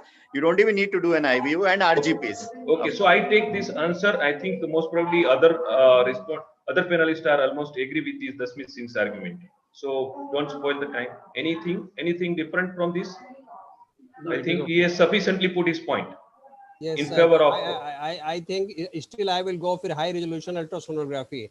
If Yeah, because I have to have faith in my sonologist also, and I it is do. so many times it has been seen if ultrasonography done carefully, it is extremely rare to miss less than greater than 5 millimeter stone on ultrasonography. Rather, 3 millimeter stones are easily picked up on ultrasonography. Only And my request is that we have to keep this radiation, too much yes, of radiation exposure in pediatric age group in our mind while we are going and treating these stone patients. disease, as you said, it is notorious to recur. Bigger, yeah. We So cannot guarantee how we have many to take people a will. cumulative risk. We have not Yes, to take Yeah. just one yes. risk, but the cumulative risk. Yeah. So and the IBU, as we discussed, I'm not going to go in detail. The advantages are there. Okay, fine. So treatment options also we discussed. So and regarding the lithotripsy, many people say that it is not much having a role, but in my at least practice, I do lithotripsy in significant number of cases. But I have a question for here. Let us finish discussion on ESW. Sir, Sabish sir, you Yes. are the probably first person, first institute to start this lithotripsy in the Gujarat, state of the Gujarat, and having a high volume at that time to treat. How you protect the organs in the pediatric age group patients? To protect the lung from the trauma, you do protect the gonads and like this? Yes, so Something there on that. are, see, the ESWL machine, what we have is the two ultrasound guided as well as the fluoro guided. Once you know that the stone is very well seen on the sonography, then we don't even use the fluoroscopy for ESWL. We can do the ultrasound guided ESWL, and you can actually see very well about the even the stone getting fragmented live on sonography once the ESWL starts. Perfect. Having said that, in case if you want to actually see the stone on the fluoroscopy and guide it on that, then it is better to protect the lungs and the gonads with the lead shield. And once you put the lead shield on the lungs and this, then remaining collimate the image on the fluoroscopy, and then you can do ESWL with not too frequent exposure of the radiation. Okay, perfect, sir. Dr. Ansari, in your institute, have you anything different from this commentary? I fully agree, Sabnis sir, because all these parenchymal organs beyond kidney has to be protected. And there are now lead shields available of different sizes, different shapes. You can keep the organ of your choice wherever you want to keep it there. So And this there is is another, yeah. So this is yeah, another yeah, request. Those who are viewing yeah. this particular program or meeting is that whenever you decide for EST, please take care of other parent these organs and cover it adequately with the leads. Yes, sir. You want to finish your argument point, sir? Ansari, sir. Sorry. Yes, sir. So I just because lithotripsy also many times it takes more than 2 or 3. Then the Yes, sir. radiation may even be more than required CT. What we have been discussing in the Perfect, sir. previous discussion. So that is why the training of the technician has to be such that all these vital organs have to be protected. Now there are varieties of options are available for shielding these things. There are glass screens also, not only for the patient but also for the technician also. In angiocath, if you have gone into the angiographic, there are so many screens, transparent shields also now available where it Okay, can sir. be managed easily. So we move to the second case. We'll talk about the PCN little later and additional management. So this is the another case with a child of 2 year, male child again, vague abdominal pain, hematuria. Culture was negative during the course of consultation. Renal functions were normal. Sonography was suggestive of left kidney enlarged with mild hydronephrosis. No fusiform dilatation of lower ureter specifically not seen, and with a stone of almost 2 centimeter size at the lower end. Now, here my question, Dr. Mallikarjun, are you there? Dr. Mallikarjun, I'm not able to see the anyone because Yeah, boss. yeah. So you listen the story of this Yeah. case, yeah. Yes, So please. how to explain this big ureteric stone? Are you suspecting this is a secondary stone following along with the obstructed megaureter, or no? It is primarily formed there. Means it is formed in the kidney and it has dropped down there. I think it's very difficult to tell that probably it is a renal stone and then it has dropped down, or it is a primary ureteric stone. But the whole issue comes here is we really don't know what is the ureter below the stone. So Yeah. there are significant primary stones which are of these sizes seen, and then there is a significant back pressure changes which come up. The only thing, how do we decide that there is a there is a narrow segment of ureter or an obstructed segment of ureter below the stone? That is a difficult part of the whole So story. what is your next investigation for this patient? You say The next- that this much of big stone can be there Yeah. without having a associated obstructed megaureter. I agree, right? Agree. Right. And sonography is, I think, bit suggestive that there is no fusiform dilatation we generally see into the obstructed megaureter. In this patient, it's not seen. The kidney is just mild hydroureter necrosis up to the stone. So, what will the next investigations? Here, you are thinking maybe it is primary, secondary, why, and all these things. Keeping that in mind, what you'll know next investigation? The next investigation for me would be to check the function of this kidney. So I would do a DTPA to see the function of the kidney, and then if the function is good, then we probably go ahead and Sir, do how the DTPA will help again in the presence of acute obstruction or in patients with the obstruction without managing the obstruction? No, but the bottom line is at this point you have a vague abdominal pain, so the patient is not in a colic. So the No, obstruction is the most common presentation in the pediatric age group patient is the first case was a bit different. Present is 7-year present with a severe colic, but most of the pediatric age group patients of 1, 2, 3, 4 years, they generally present with a vague abdominal pain sort of thing rather than a pinpoint clinic colic pain, sir. So that is one of the most common presentations, sir. Correct. So we are not looking at an acute situation. So DTPA would give us the function comfortably. Now there can be an argument against this, saying that we can do a high resolution CT and then see how the ureter and the kidney is, but we will not know the function. How many of I'm interested in function of this particular kidney. So, Dr. Sabnis, will you go ahead with this case without relieving the obstruction for the DTPA and how it will help? No, basically, I think what Dr. Mallikarjun Reddy is saying that for any intervention, it is better to document the function, especially when there is a stone like this. Sir, so, I'm absolutely agree. But how the DTPA now, as we discussed in previous case, because of I show you this case again. See, in IVP, you can see that there is a delayed excretion. The similar story there will be in the DTPA, where the DTPA is not available in most of the center. They have to travel and 6,000 cost, and then the information, what kind of information will it gather into the DTPA with the presence within this kind of a scenario? Dr. Takwani, yes, sir. Sir. Important aspect in this case, what you have highlighted is that there is not much hydroureter. Yes, sir. No fusiform dilatation, no much hydroureter nephrosis. So again, there is a acute shutdown. So it is not necessary that every stone of this size has to have the mega ureter. They can Perfect. Stone also. We have seen many patients much bigger stone than this, even in a pediatric age group. Perfect. So what will your next investigation in this case at this juncture? When you have a patient, you advise for the sonography, plain X-ray, QB, you have this kind of a scenario. What will the So if you have the sonography, if you have X-ray like this, and if you don't have any facilities of DTPA, we straight away go ahead with the ureteroscopy and break the stone. Counseling the patient clearly, the relatives. Suppose if you have a facility of DTPA, which is not there in the Nadia, what you do, sir? No, if DTPA is easily available, it is better to get it done, document the function, because see what happens is that when you are then what is the problem with this radiation in the DTPA and radiation in the limited plate IVU is almost same, sir. IVU you will get some more anatomical detail in compared to DTPA, sir. DTPA won't help you in giving any anatomical information. So it is argument based more on the logistics rather than the scientific. No, sir, not logistics. Scientifically, I tell you. Scientifically, see this case, if there is a ureteric stone which we are feeling that could be a primary, there is a acute obstruction there because there is no significant dilatation of upper tract. In that circumstances, we are expecting that there will be a delayed excretion or there will be a poor excretion right now. In that circumstances, IVP and DTPA, both we are doing for the functional purpose as well as for the purpose of the anatomical details. Now, DTPA will not give me at all any anatomical.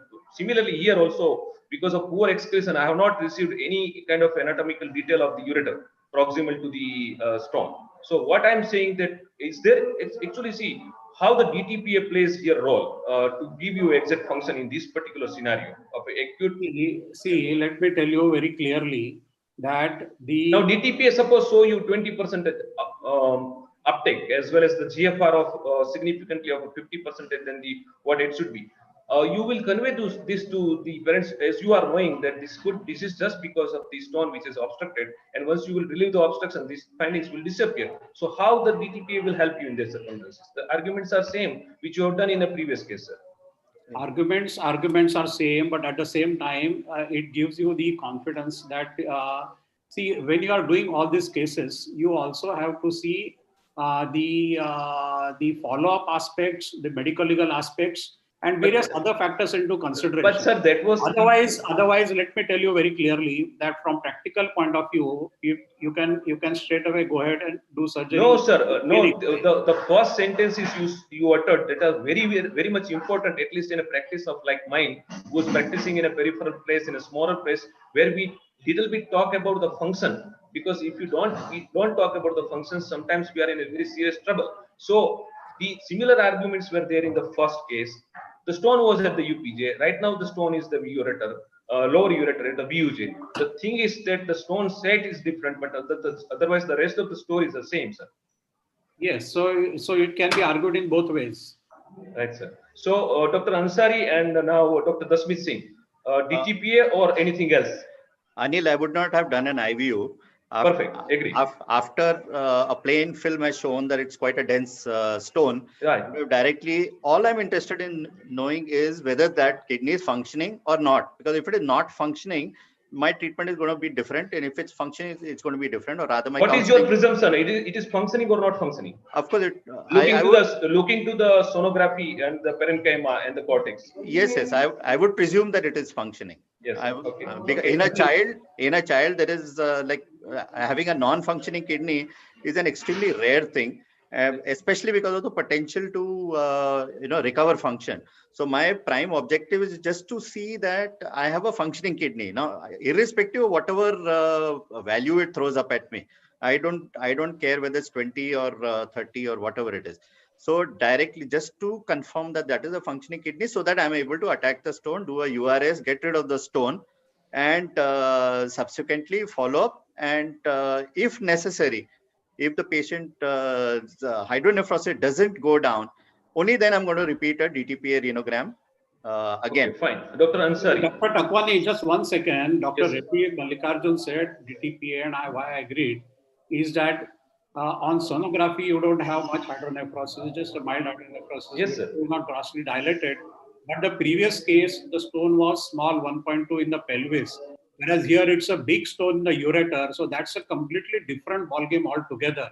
You see, the stone of this kind in a 2-year-old child lodging into the lower ureter, we definitely expect that there is some compromise of the function, and therefore the pelvic stone of 1.2 centimeters. Sir, my question is that, sir, that function. Sir, my question is that I don't want to spend too much of time on single argument that how exactly see the function in the presence of a stone with the obstruction where it is a almost acute presentation. It will be very difficult to interpret or comment on the DTPA done at that particular time, sir. That is what I am telling you. Anil, can I? Yes, sir. Yes, sir. Anil, the reason was why I said that DTP. Two major reasons. One is the IVP would not give you the exact function. If you see the next plates, we are not sure how the kidney is being opacified. We are not seeing the ureter. If you go back to the previous case also, there was a delayed enhancing nephrogram, which is... It is there in this case also at 1 hour. Okay, so we are not very sure. What the DTPA does is in these cases, we need a follow-up. Now, when we need a follow-up, IVP is not the choice of investigation for follow-up. Okay, perfect. IVP is the choice for follow-up because it's much more sensitive. So I take an argument. I can take an argument, and I have to take a last comment for this reason from the Ansari, sir. Sir. Divert the discussion to a different direction. Why do we consider it to be a lower ureteric stone and mega ureter or anything else? I say the stone is lying in the bladder diverticulum and it is having a secondary effect on the ureter. So when I did a ureteroscopy, there was no No, diverticulum, no, sir. no, sir. I am And talking of, I sonography, am sir, only on. sonography was also not suggestive of a diverticulum, sir. So, no, no, sonography is not done properly in this case again. See, Okay, sir. sonography in pediatricology is the first most important tool where we can get nearly 60% of the information. Sir, I'm giving regarding you the stone. sonography where my sonologist says on very good ureterosol. I Yes. will coming to that kind of a case, but here there was And, no ureterosol, sir. So that is why, because many audiences, they are asking to three combinations. One, what Dr. Malika Arjun and Dr. Sabnis sir has told, this ultrasonography and DTPS scan. Second group is suggesting IVU, and third group is suggesting CT urography. So there are three different kinds of argument. All these three, in all three different ways, this case can be managed. And here I agree. Here I agree. This is the case which has the equal score for IVU as well as CT urography, because you have to rule out that the stone is not lying in diverticulum. Many a times the ultrasonography on full bladder has not been done. A stone in lower ureter and bladder diverticulum. Stone in ureterosol will not give this much of No, functional. ureterosol diverticulum. No. Sir, but it will not give you this kind of excretion on the kidney, sir. No, it will see, we have to see, Dr. Takwani, we have to understand why we are having delayed nephrogram in the previous case and this case. These are two different settings. In the previous, it would have been done in acute setting, and any cause of obstruction, this is a very common cause of delayed nephrogram. Sir, the stone in the diverticulum or ureterosol would have not given this kind of a nephrogram at 1 hour, sir. And I am still again. Okay, sir.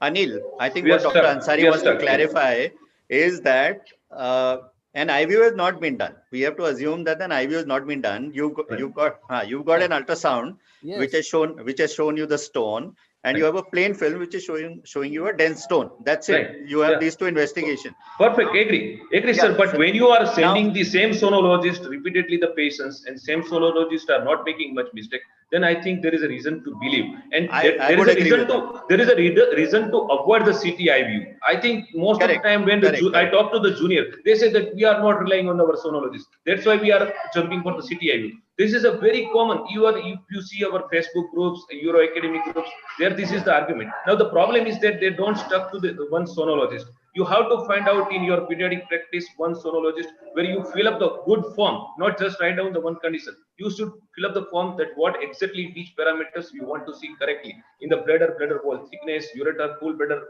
empty bladder, kidney things. So we'll discuss sometime these things later. But I think it's a time as we in the pediatric urology converting from the adult become little more superior than the adult urologist. Similarly, if we feed the same kind of things to one sonologist, they also start becoming superior and they start giving better.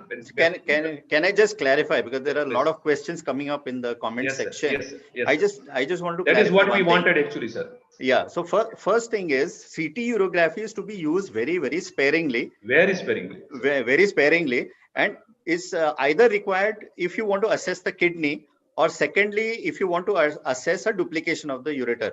Beyond that, you almost never ever need a CT urography. So just for a ureteric stone, you don't need a CT urography just to tell you that the stone is within the ureter. It's I mean, that used to be the earlier now teaching. You see, now it's not necessary. Yeah, now I have a 2-hour film also. See, 2-hour film, dense nephrogram is seen, nothing more than is seen, right?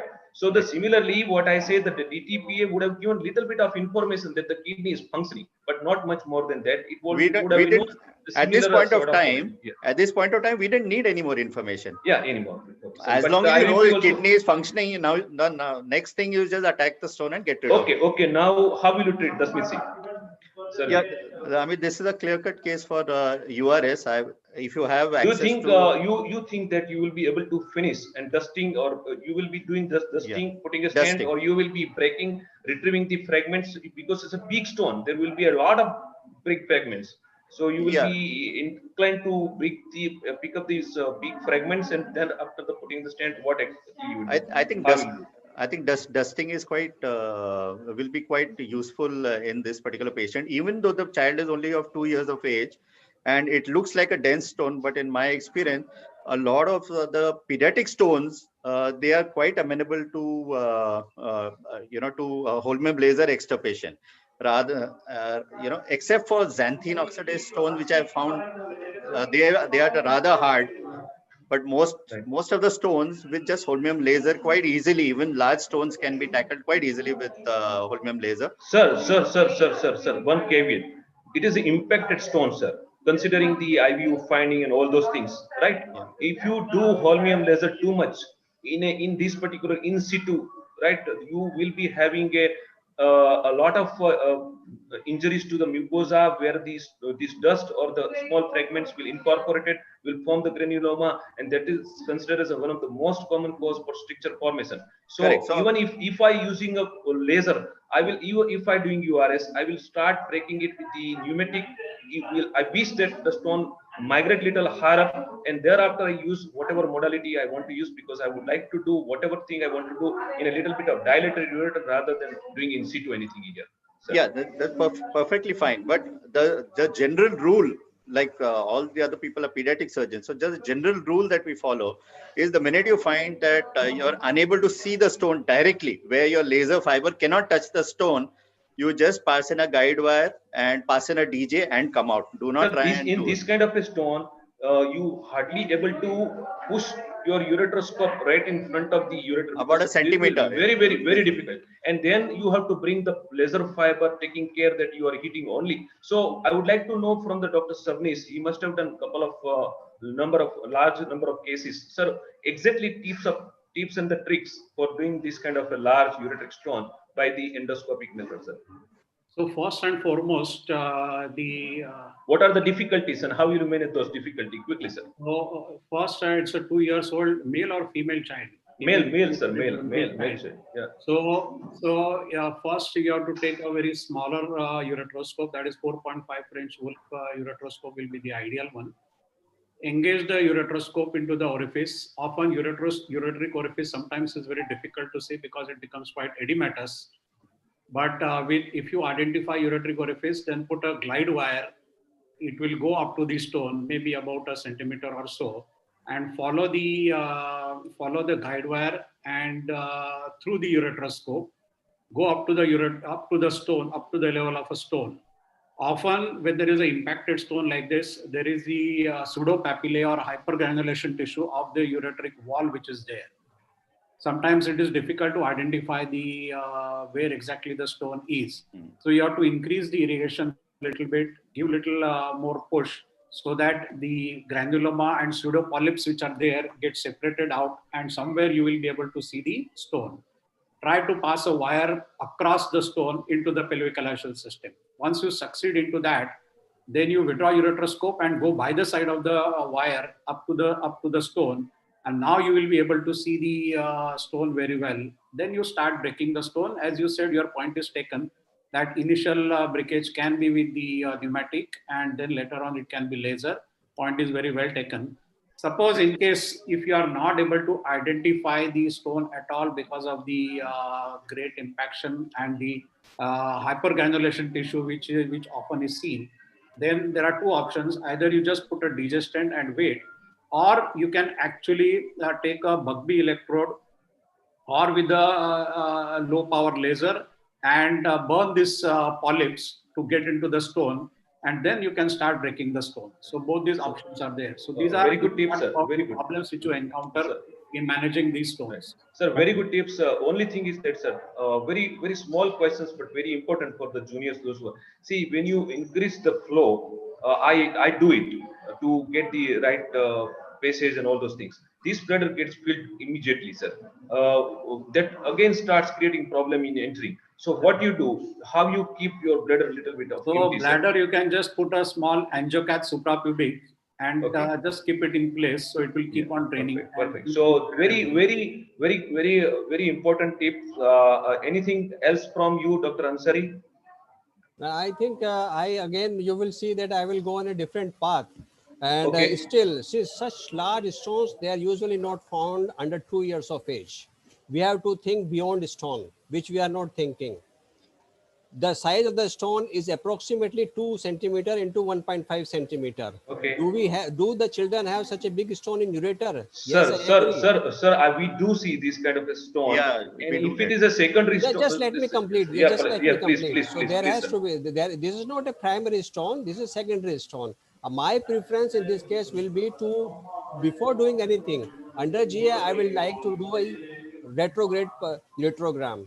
If I am convinced that it might be a mega ureter which can easily be picked with gentle RGP, then again ureteroscopy at all not only will be difficult, will be staged because the bulk of the stone is too high.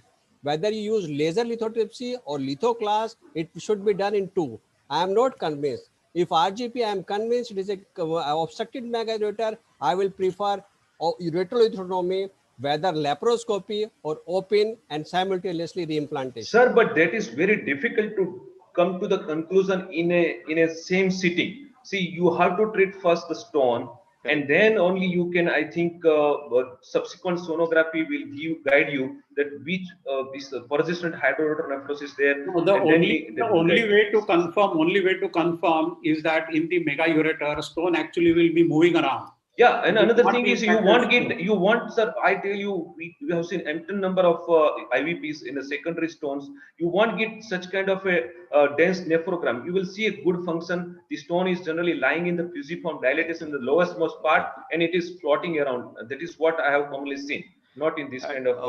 If it is impacted stone, it is unlikely to be mega ureter. If it is a moving stone, it is certainly mega ureter. Yes, sir. Yes, sir. No, Yeah, I that's agree. missing. In Yeah. 90% Yeah, of the cases, please, yeah, quick 90% of comment. the cases, 90% of the cases, you have multiple potato type small stones. But there are mega ureters where you have a single cylindrical stone also, Yeah, I where agree. mega ureters have been missed. That rarely it is Okay, possible, sir, but it is very there is difficult to differentiate without treating the stone. Yeah, Malik, short Anil, comment. Anil, Yeah, please. my, Yes. my take in this, if I have to treat this case, I would agree with Dr. Ansari that I will do an RGP. But then irrespective whether it's probably a mega ureter or a normal ureter, I Now, would where you will keep the ureteric catheter in RGP? Your stone is absolutely stuck there. and How it will just you put? just at the orifice. You can do a gentle Okay, RGP. fine. You push the die. How the information will help you? No, we will know at least if there is a narrow part, we will know the ureter No, above. no. This is Let me absolutely the complete, Anil. lowest one. Yeah, where Let you me have to see complete. the Let me lowest. complete. Yeah, please. That's number one part of it. The second is irrespective whether it's a mega ureter or whatever it is, I would do a lap ureterolithotomy in this case, because even if you do a ureteroscopy, I don't think I will be able to break the stone in less than an hour's time. And then I need to clear all the fragments. I can't clear. Fine, that is agree. That is still agree that you can go ahead with the laparoscopic method. Here, Okay. which is I can assure that the whole stone is over, and then subsequently we can evaluate the ureter later. No, sir. No, I don't Okay, think that. I'm bit disagree that it's very difficult to say on table after removing the stone, even by the laparoscopic or open method, that Yeah, you Anil. are. But assuming most of the time when we do this kind of a procedure, we assume that there is an obstruction and we go ahead with the reimplantation. But No, that is I am not probably reimplanting. I am not reimplanting.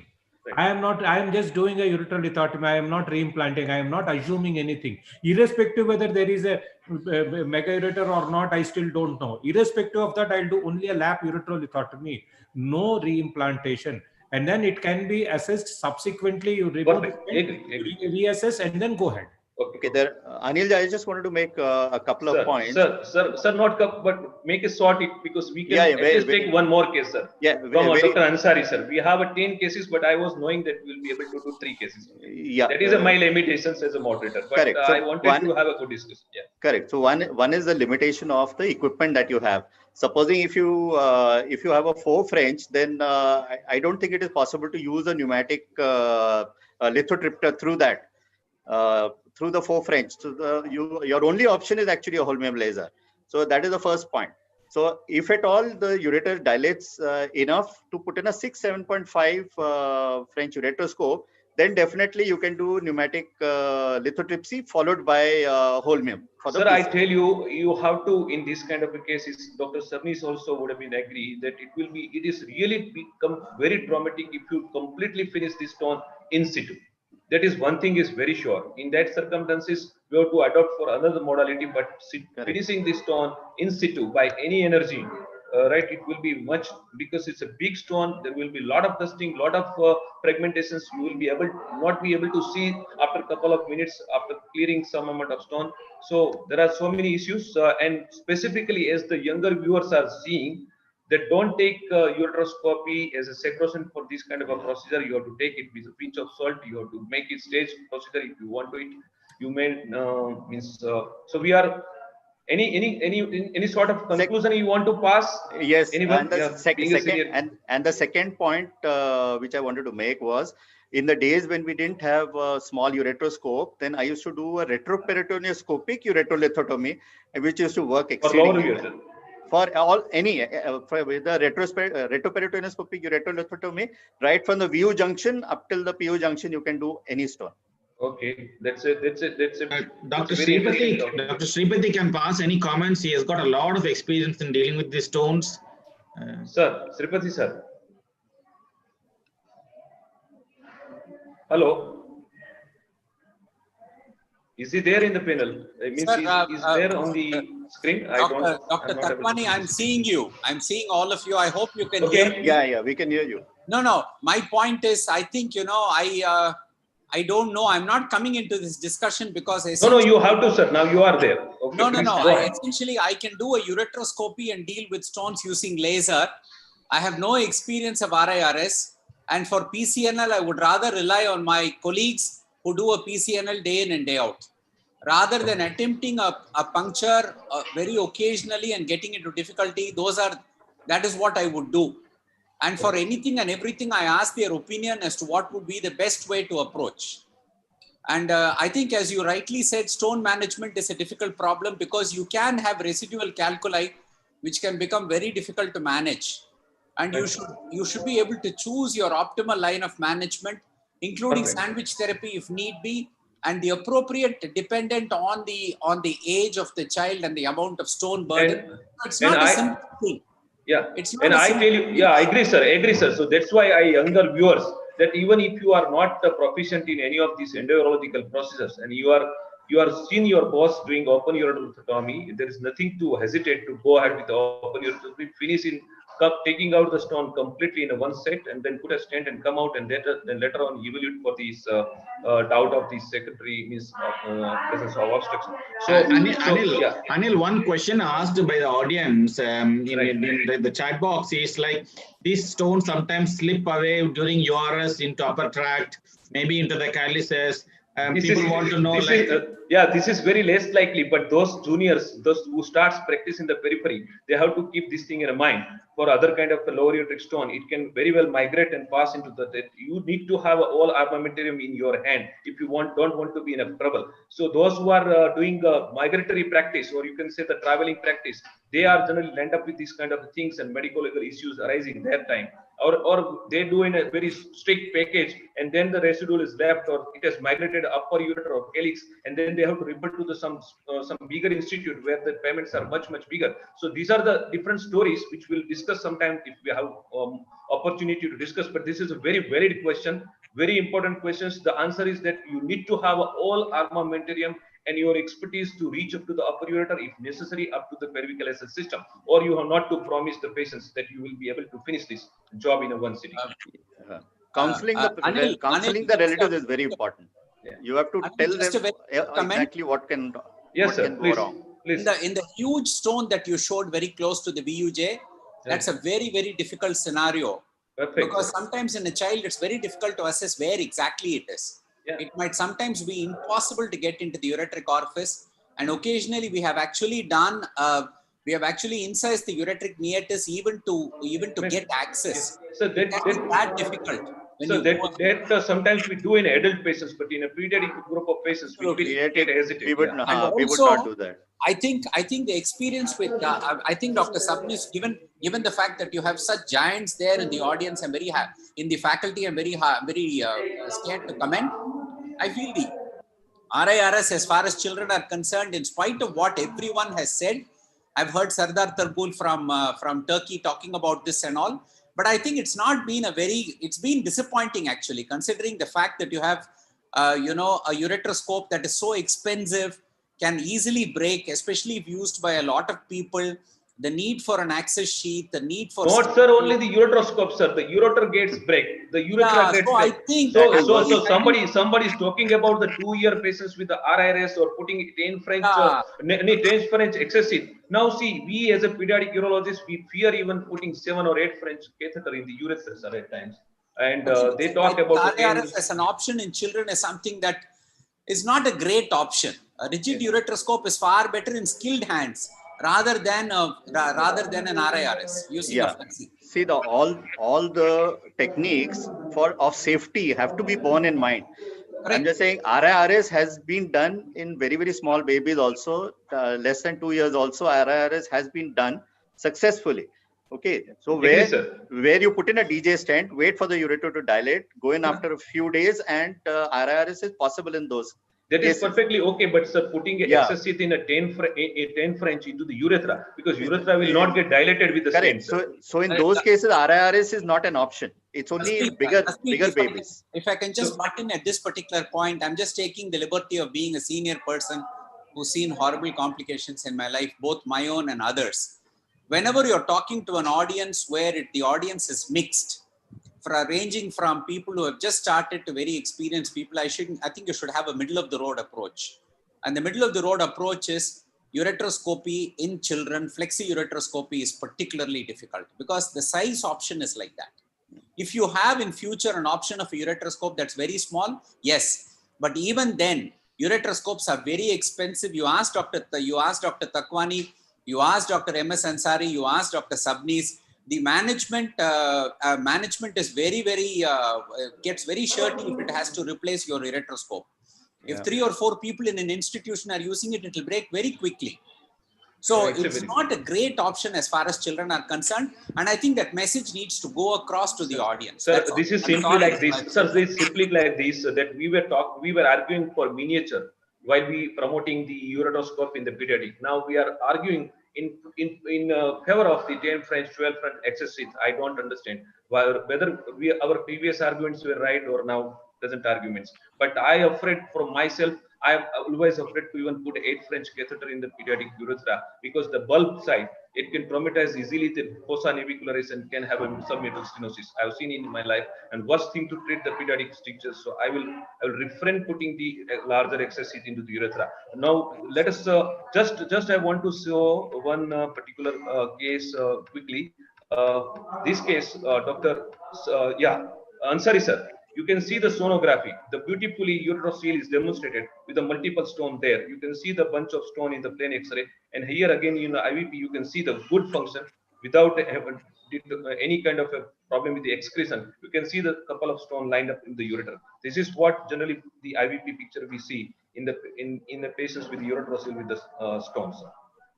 So here we don't have much of time, so we don't discuss the management of that case. We go to the last case, which is very quickly we'll take. This is Dr. Ansari's case. Clinical presentation is the 5-year male child, full term normal delivery. Now I'm quickly going that the patient was having a left flank pain, intermittent fever, 1 year sepsis, occasional hematuria last 6 months, and no intervention. First cells, higher count, HP 9.8, creatine 0.85, electrolytes normal. You can see the sonography finding. Right was moderate hydronephrosis, left is a gross hydronephrotic with thinned out parenchyma. Left is having a 2 ureteric stone. Right is having a very big renal pelvic, or you can say Spucon stone with the lower calyceal stone. And this is the IVP again. You can see the plain X-ray on the side and the IVP on another side. With this, Dr. Sabnis, how will you manage this case? What do you think? What is your perception? What kind of stones these are? You can see the 2 big stones on the left side, ureter, lying on each other, and then you have another side, big this Spucon stone with the lower calyceal stone, and this moderate hydronephrosis on the right side, and left side there is almost poor or no function. What kind of stones are likely these, and how will you manage, sir? Sabnis, sir.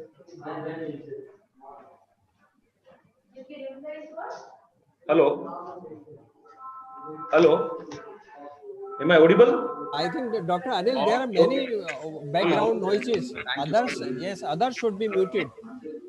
Many background noises. Yeah, certainly, sir. Yeah. Sir, Dr. Shabnis, you are not audible, sir, to me.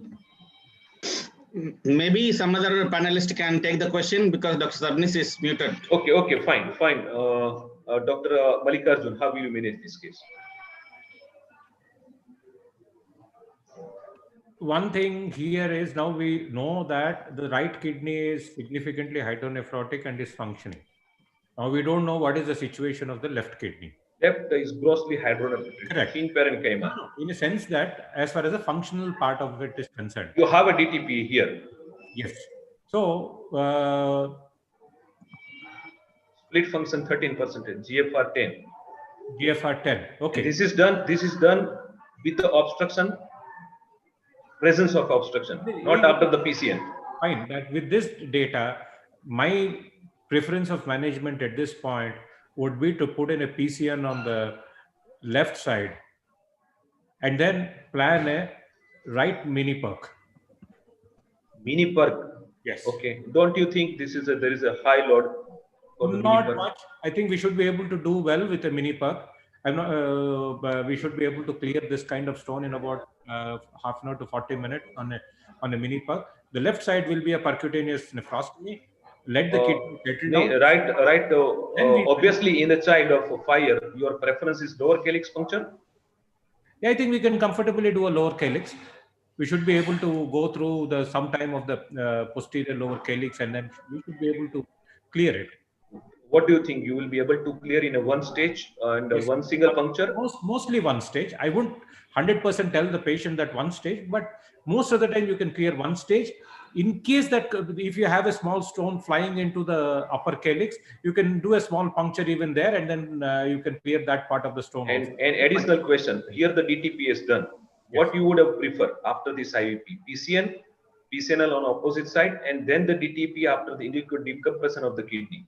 What would you I would stick to the DTPA now, because if the DTPA shows no vascular uptake, it's a photopenic area, then I'm a little, I can caution the patient that this kidney may not function. No, you would have considered DTPA after the decompression of the left unit or straight right now after the IVP. I will do a DTPA now. And then I would, and that would form a baseline for me to work around even in future. But sir, in absence of, suppose you all know that there is all the chances in pediatric age group patients, the function is likely to improve once you decompress the kidney. Where is the problem of doing DTPA after the adequate decompression? Otherwise also you are going to put a PCN on left side. Correct. I agree with you that we can always do a DTPA subsequently also. Yeah, definitely. I think that is the okay. Fine. That's missing.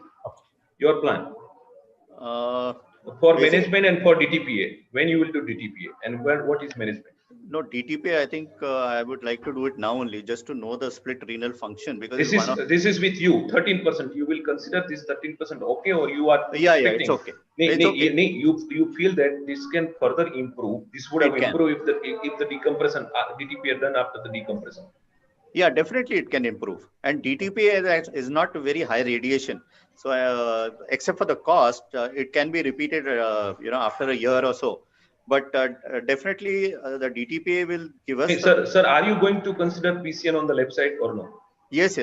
So why not the DTP? You have a IVP. You have taken a decision that you are putting a PCN on one side. You are doing another procedure on the right side and the PCN on left side. The DTPA, why not after the decompression of 8-10 days? Once we do PCN, then the DTPA actually loses its meaning, because you can't assess the obstruction very well. I mean, then you'll have to do something like a Whittaker's. No, sir, obstruction. There are stone in the lower ureter. You have an obstruction. No, whether they are obstructive or not, we don't know that. Sir, such a large stones are there. That is a clear. In spite of that, if you can get so much of mega ureter, or the stones can form a kind of a diverticulum of their own, it may not actually be obstructive. But more important than that is to assess why such a small baby has got so many stones. Yeah. So the metabolic workup is going to be far more important, because many times, you just tackle the stone. Can you say something on based on the configuration? This could be infective stones or metric kind of infective stones. No, it's difficult to say. Anil, yes. This case, I think right side PCNL, I think there is no argument at all. Perfect, sir. The Perfect. case for PCNL, the left side is grossly dilated system, poor function.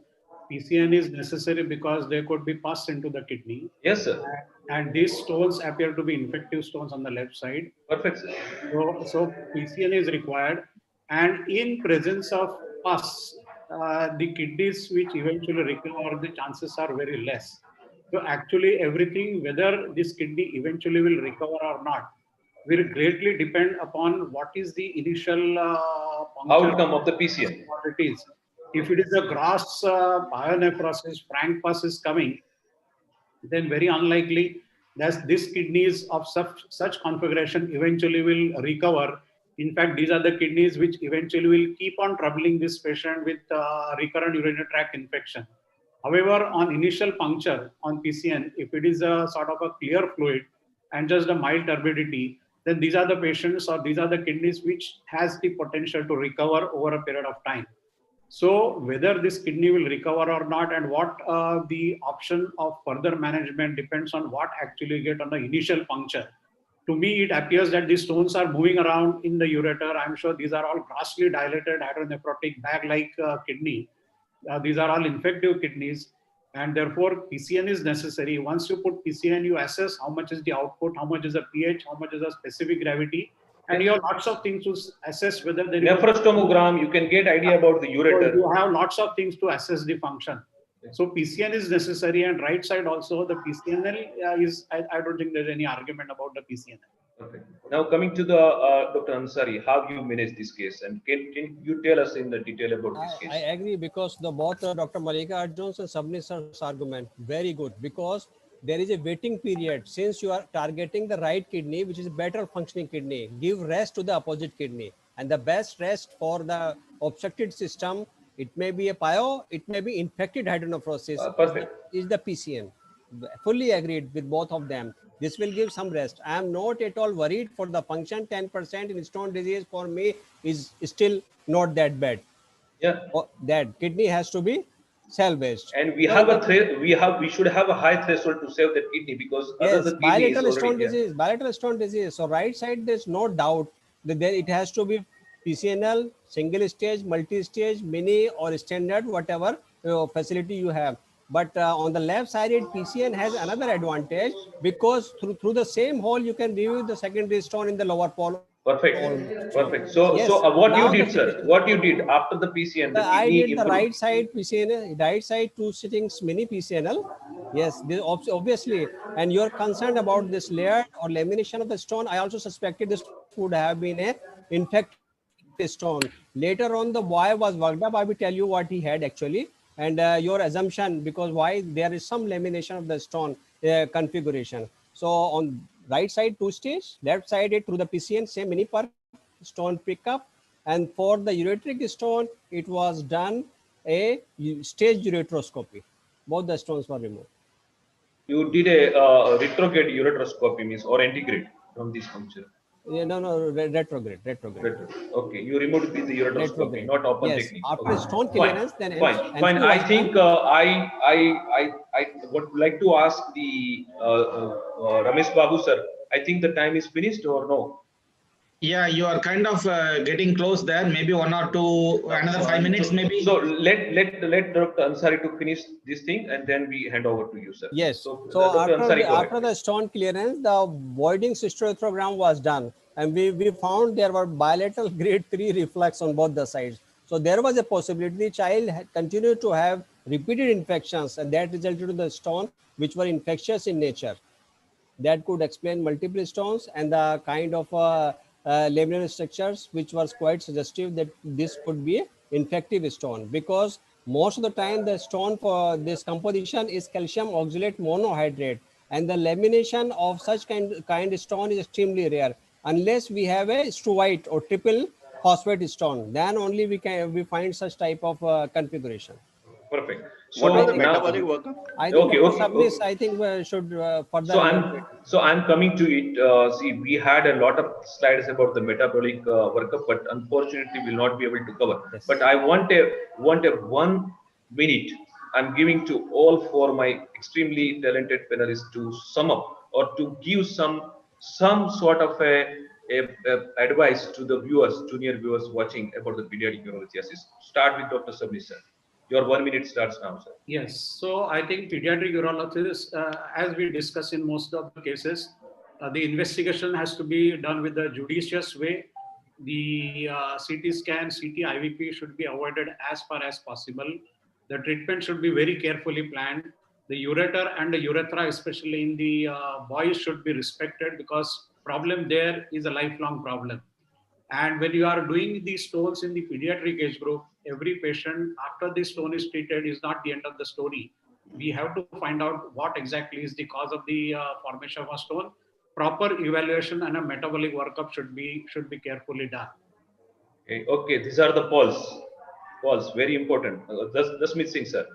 1 minute. Yeah. Yeah. So whether there is pyonephrosis or not, every kidney in child is worth preserving, especially in a patient who's going to continue to have stones. Once a stone, always a stone. We have to go by that assumption. Okay, so a metabolic workup for every stone disease in a pediatric age group is very, very important.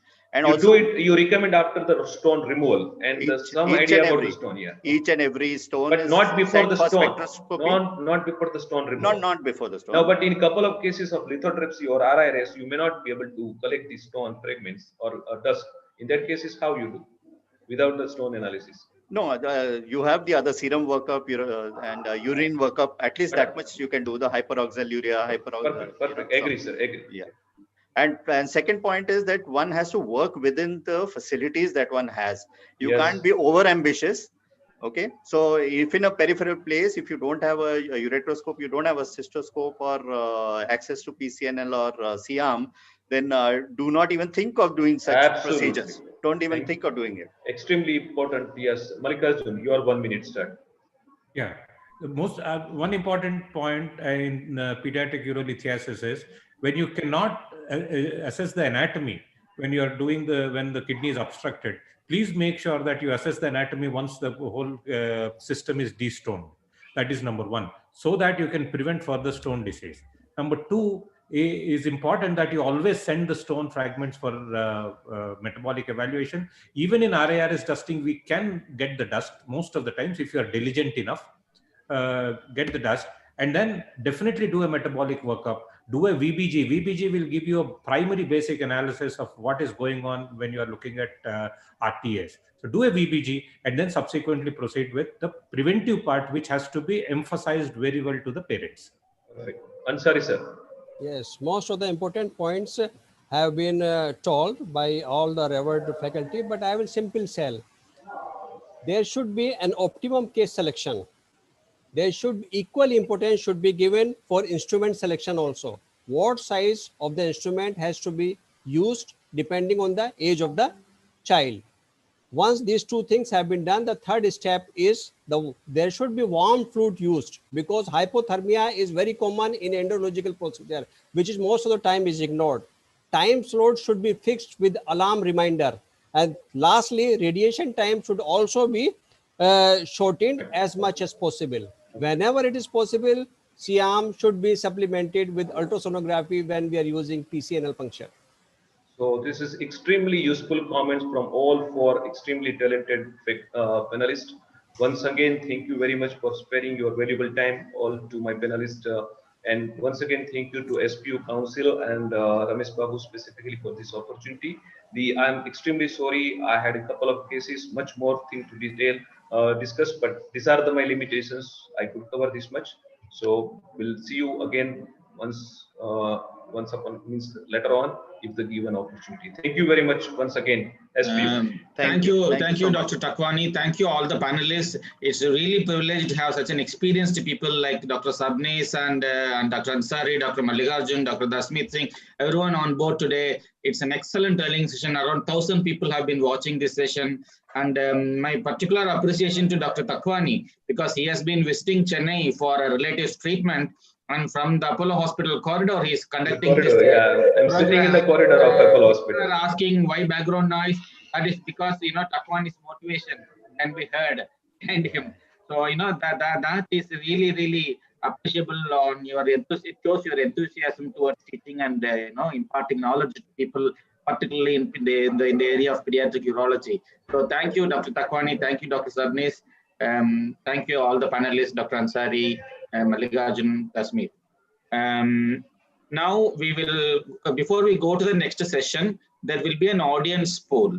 So all the delegates, please watch your right bottom of the screen for the audience poll. This audience poll is for the next session, which is on undescended and non-palpable testes.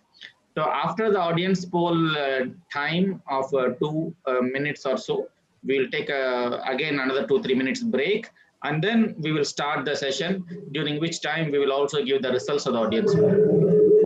So please watch out for the audience poll, and the host please share the audience poll on the screen.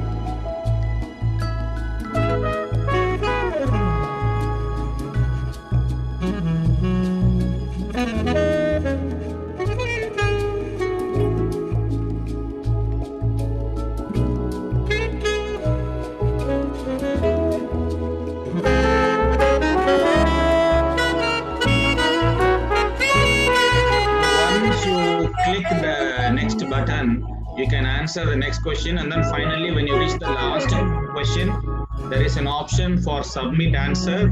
So you please go for the submit answer, and then we will get the poll answers to us. So for the audience poll, on the screen below the certificate download box or the comment box, this audience poll answer questions are there. You can scroll to the next question or the previous question, select the options, and when you reach the final question, there is a submit answer button. And once you are done that, the answers will be done.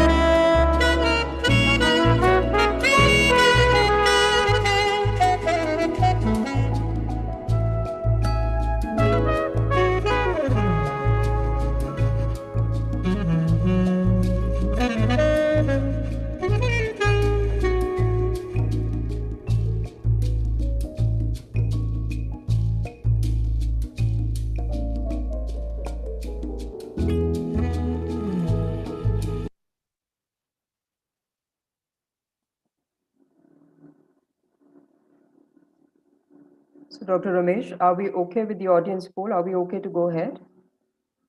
Yeah, Dr. Cherian has to say that whether he has seen the results, and then we can start. Dr. Cherian? I can see the poll results. Yeah. And at some stage, we need to stop it. Yeah? Yeah, we can stop the poll now. Yes. So can I request Aditya from the technical team to stop the poll now, please?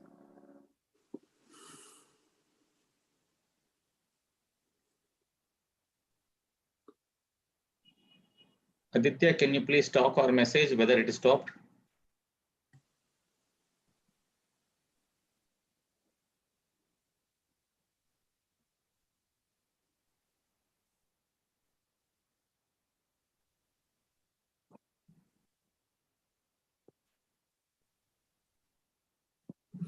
What it doesn't tell me is how many people voted or took part.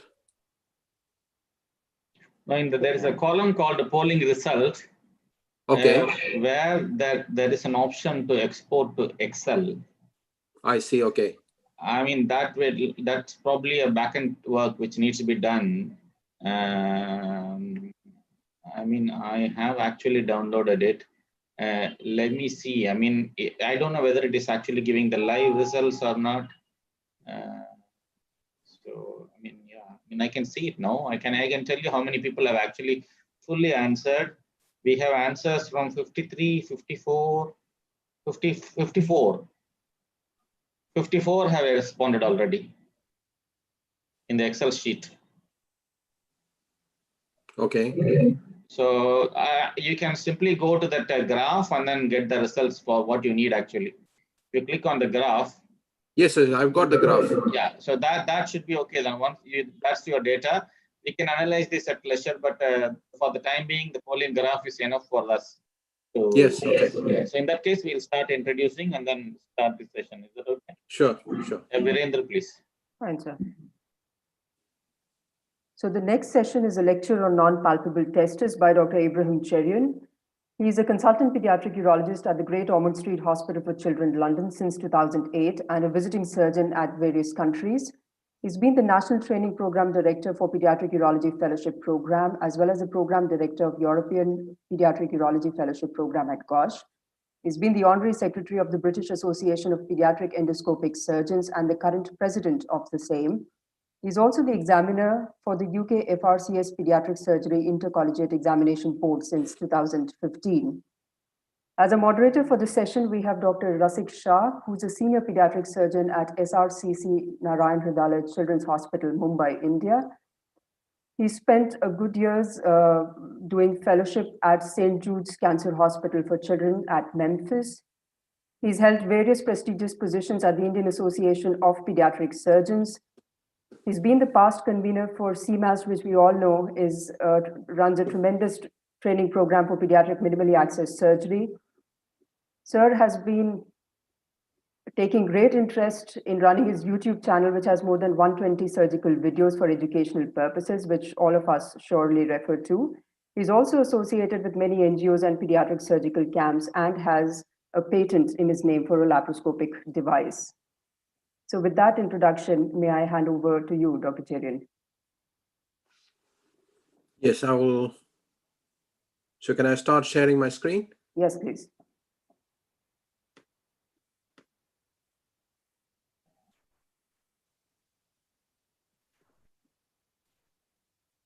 Dr. Rasik is there. Yeah. Yeah. So from time to time, the audience question will come up in the chat box. At the end, we can compile and ask him. Perfect.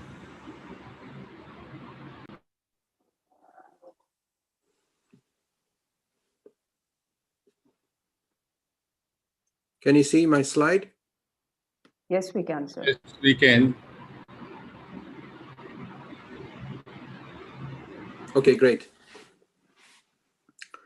Good afternoon, ladies and gentlemen, and I hope you and family and loved ones are safe in this difficult season.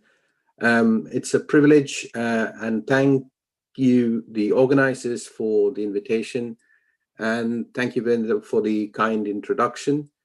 My talk for today is going to be focused on very practical day-to-day clinical decisions and approach.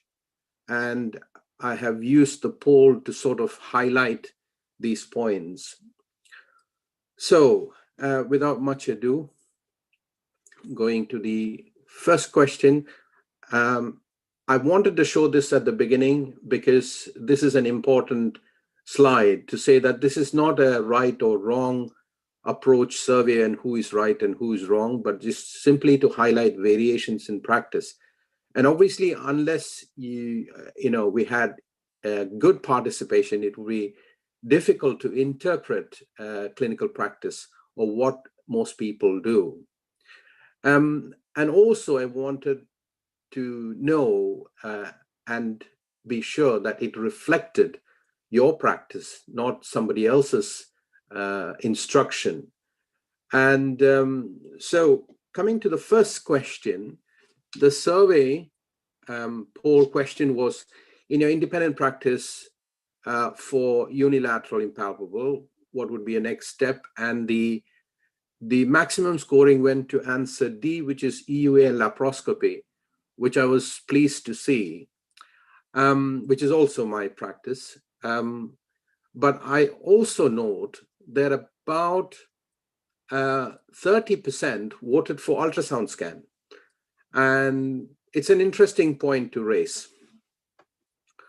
Now, if you look at the evidence, there's plenty of literature and systematic reviews and meta-analysis. And one of the popular ones that is used is Tassian's group that confirmed sensitivity and specificities were poor for ultrasound. And there are other publications talking about MRI imaging. We published last year in the BMJ looking at pre-referral imaging for impalpable testis and made a recommendation and guidance that there is absolutely no role for any imaging. What is also interesting from Tassian's study and conclusion was that whether you do an ultrasound or no ultrasound, it does not really contribute to management. In both situations, you would intervene. Now, what it also tells us is that by not doing an ultrasound, actually you can reduce the healthcare costs. And this is particularly important in a system like the UK, where NHS is publicly funded, is that you're going to reduce unnecessary costs, where there is clearly a constraint on financial side of things. I would like to also highlight a scenario because this is one of the arguments that people use for doing an ultrasound. So in one of the district hospitals, and I've had 3 of them now, is that the surgeon did an ultrasound and based on the ultrasound findings that there was a testis in the inguinal canal, explored and couldn't find it after extensive dissection, and then closed the wound, woke the child up and sent the child to a different hospital or a more bigger place that did laparoscopy. Now, this is not something I would have preferred if this was my child, because you've put a child through an unnecessary anesthetic without the expertise or the skill or the facilities to do laparoscopy as the next step. So examination under anesthetic and laparoscopy is not only investigative, but it's also therapeutic. So the moral of the story is don't do a test just because you can do an ultrasound. It needs to contribute to management, or it needs to change management if you have the information. Question 2 is, in a term neonate with unilateral impalpable, when would you operate if still impalpable, a 3-month review? So the choices you can see there, and the maximum that people have voted for is answer B, which is 6 to 12 months, which is also quite encouraging to see. That is right. And most studies that and recommendations that have come out is based on two important factors, which is the spontaneous descent does not occur after 3 months, and germ cell loss is preventable with early surgery. At least in the UK, the window is about between 6 and 18 months. And if you look at the Scandinavian countries and the European guidelines, all suggest a deadline of 12 months, but not later than 18. So, question 3. So, this question is also to highlight what is the most common kind of testis or intra-abdominal testis you see or encounter. So let's look at the poll. The poll is, so the maximum number went for answer C, which is a staged Fowler-Stevens operation. It is still the most common type of surgery that's done for an intra-abdominal testis. And I see that answer B came second. Answer B, single stage orchidopexy, which is interesting because I am unsure that this would be the most common variety where you can bring a testis down in a single stage. But I understand this was not whether it was with division or without division of vessels, because a single stage Fowler-Stevens is also being described. It is interesting that there is an alternative in the recent years. On the left, what you can see is Shahata's 10-year experience, which was presented 2 years ago at the IPEC meeting.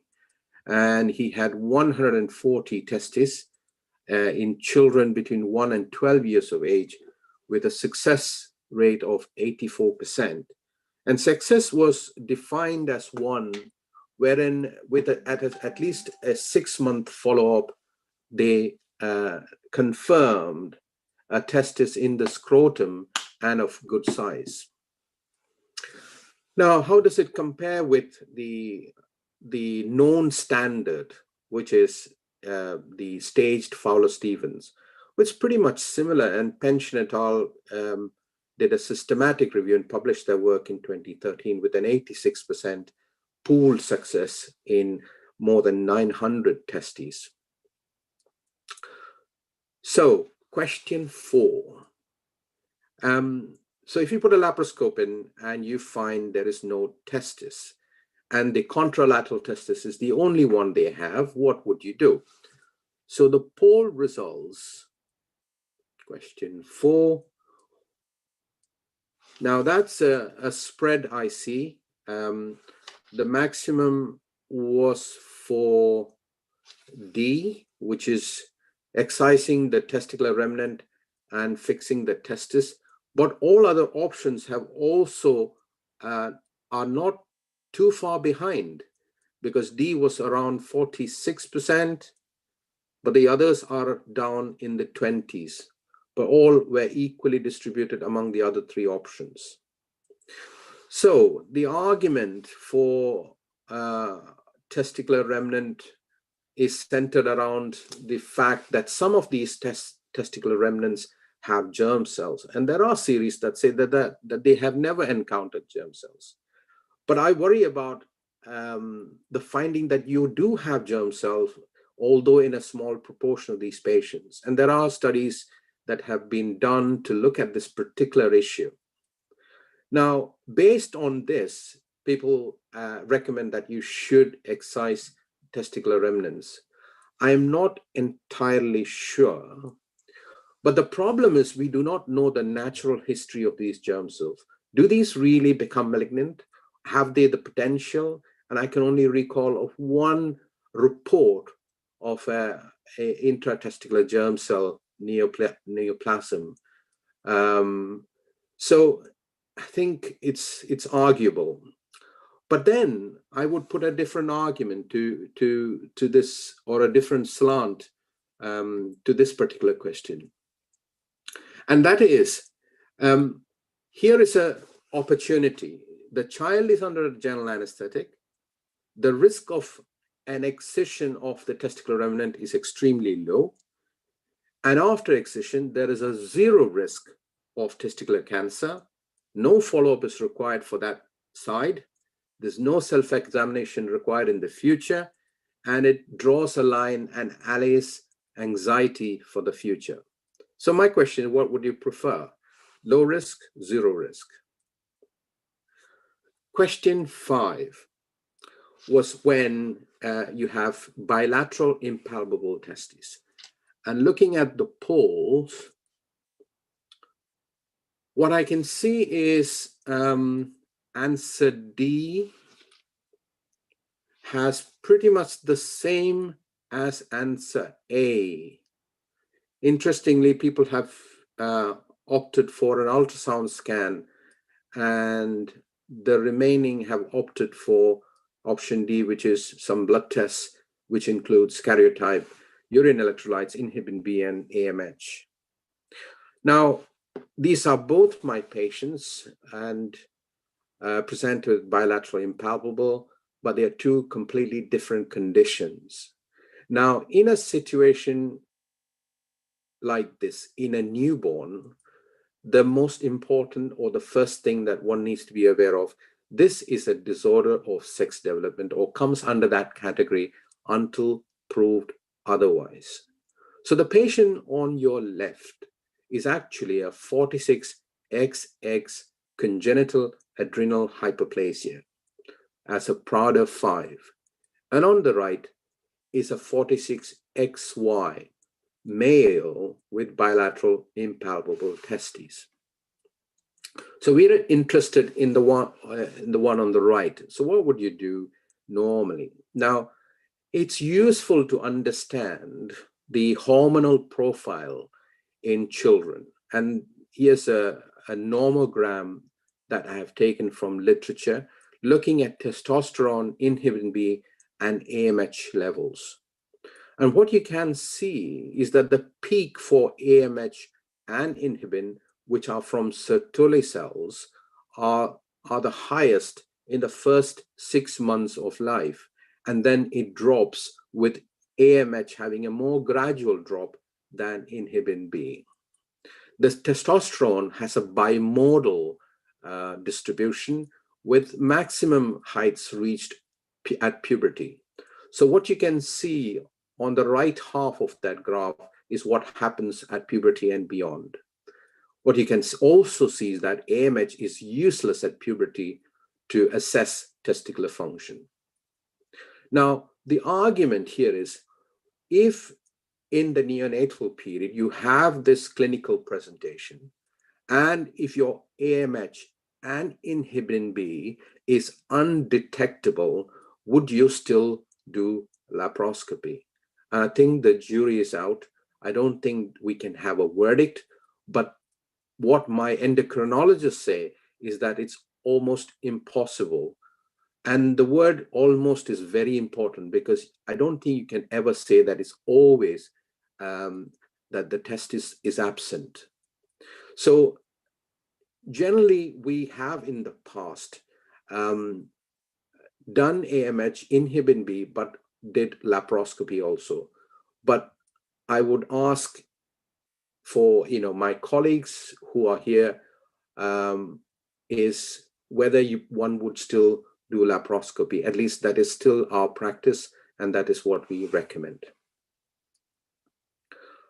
Now, 2 final questions I want to address, which is something that you may find useful, is, okay, does early oculopexy reduce cancer risk? The overall risk of operated undescended testes for cancer is less than 0.5%, but for unoperated ones, we do not know. And there are few studies, but the most popular one and most commonly used reference is the Swedish study published in the New England Journal of Medicine in early part of 2007, which most people know. But what people don't or not aware or not so popular is the Danish study that came a few months later, also published in the New England Journal of Medicine in the same year, and with completely contrasting findings. The Swedish study suggested that if you operated pre-pubertally as compared to post-pubertally, the cancer risk was about half, or it's double if you operate later. And the Danish study said there's absolutely no difference. And both studies had a similar number of patients, a similar design in their study and follow-up. So it's questionable. The second important question I want to leave with is, does early occulopexy improve fertility? The only randomized controlled trial I could find was published by Colin and his colleagues in 2007 and then later in 2012, comparing surgery at 9 months as compared to at 3 years of age.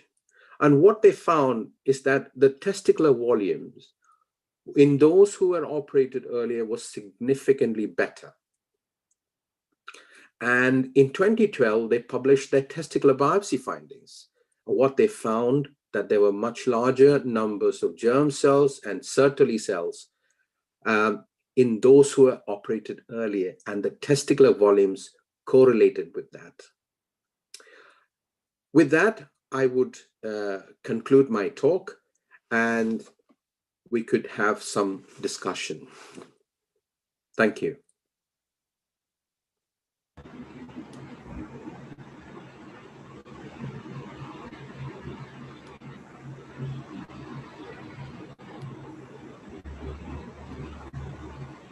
Thank you, Abraham, for thought-provoking questions.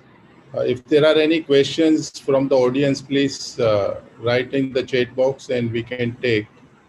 I will like to start discussion with stage procedure, what we are doing between traction, Dr. Sehata's technique versus Stephen Fowler. So my observation is there are testes which are really very, very high, where I don't know whether we can do traction Sehata's technique. I will like to know your opinion, Abraham, about that.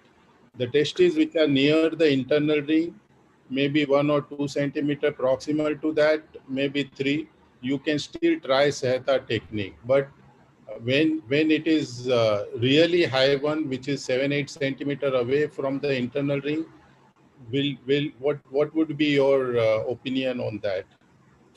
Yes, it's I think it's a very important question, because people think that when something new comes, it's a solution for every scenario. And you quite rightly highlighted the limitations of Shahata's technique, which he himself admits in his follow-up, is that it is not ideal for testes that are high up. And number 2, in the older children, the outcome is not as good. And therefore, he would say that for the higher testes, the vessel division is the only alternative. Okay. Dr. Mishra's question is Rahul Gupta from Jaipur, audience asking, sir, what would be the procedure of choice for bilateral intra-abdominal testis, single stage laparoscopic or Fowler-Stephen on either side? Yeah, Abraham, whether you will like to single stage or yes. Yeah. So in bilateral testes, impalpable testes, or bilateral intra-abdominal testes, I generally would tend to do a single, not a single, what I meant is a bilateral first stage Fowler-Stevens. Okay. And then I would do the second stage one at a time. Okay. And I would do the one that has the bigger size and less tension the first? If I have to say, I mean, I'm giving my opinion. Sure. I like to prefer to do single stage wherever possible, even in intra-abdominal testes, even in bilateral cases.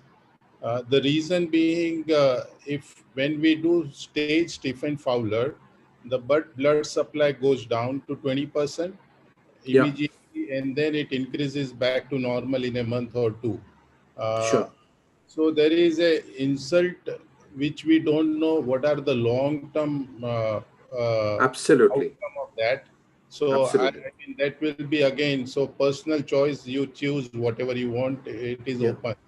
And again, a lot of people will do one at a time, many will do two at a time. So the verdict is not clear as of now. No. Yeah. So please. Can I ask or to clarify, when you say single stage, this is a single stage with preservation of vessels, is that right? Yes. With preservation of vessels. Yes. Sure. I mean, this is certainly an option where the testis is very close, or sometimes even peeping testis, which we sometimes see that, testis goes into the inguinal canal, but mainly lies inside the abdomen. Now, I am unsure how many of such testis would form the proportion of your entire intra-abdominal testis group, because that will decide what option that you most commonly do. Yeah, so I mean, we will not go into the details of that. Individually, everyone have their level of comfort to bring it down in one stage or two stage. But let's continue our discussion with Dr. Dasmith's question. What percentage of your patients do you do Stephen Fowler's or Sahita technique? So out of 100 non-palpable testes, if you are operating a brand, how many go for stage Stephen Fowler or Sahita technique? This is something which I also wanted to ask Abraham. Are you doing this traction orchidopexy at all? So that's the first thing I need to clarify.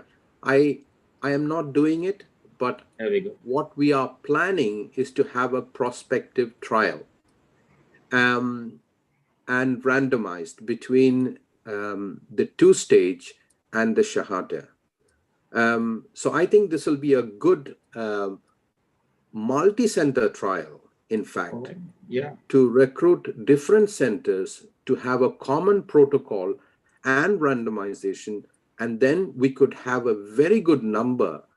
But obviously, the centers need to align into one approach and one form of randomization.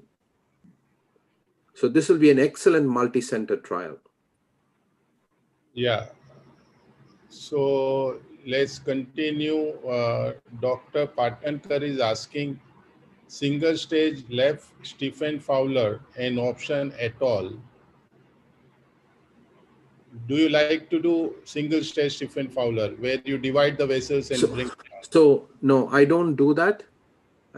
If you look at literature, there is a meta-analysis that came out from Canada, and I think it's in 2010 or 2012, which looked at the stage and single stage Fowler-Stevens, and the difference is about 5% in favor of the stage as compared to the single stage. So they have a 5% better outcome as compared to the single stage ones. Okay, I mean, I was under impression the single stage has much lower results, but I mean, the latest report, I have no idea. When I viewed maybe long back, it was 60-65% in a single stage where you divide the vessels and bring it down, versus stage where almost 90-95% will be good results. Dr. Narinder Singh is asking, will you do if you find persistent Mullerian duct syndrome? What will you do if you find persistent Mullerian duct syndrome with undescended testes? So there was a tendency to excise these Mullerian structures in the past. But my approach to this is that often the blood supply to the testis is sometimes based around these Mullerian structures, and it may be difficult to completely excise them. I generally don't excise such Mullerian structures because of the vascularity is dependent on that. And by dividing the main gonadal vessels, the only other blood supply that remains is actually around these Mullerian structures. And we have used them to provide the vascularity for the testis to bring it down in the second stage. So it all depends on how closely associated these Mullerian structures are to the intra-abdominal testes. Okay. Dr. Dasmit Singh has raised a query. In ovarian torsion, the ischemia ovaries withstands the ischemia well in ovarian torsion. So does it applicable to testes? Meaning if we do single stage Stephen Fowler, if we divide, there is ischemia. So whether it will be something like ovary or it is different, I think that needs probably study. So we will take over the next question. What about MR urography? Children below 5 years usually cannot localize abdominal pain. Is it in ureterosil DTPA? I think this is not related to undescended testes.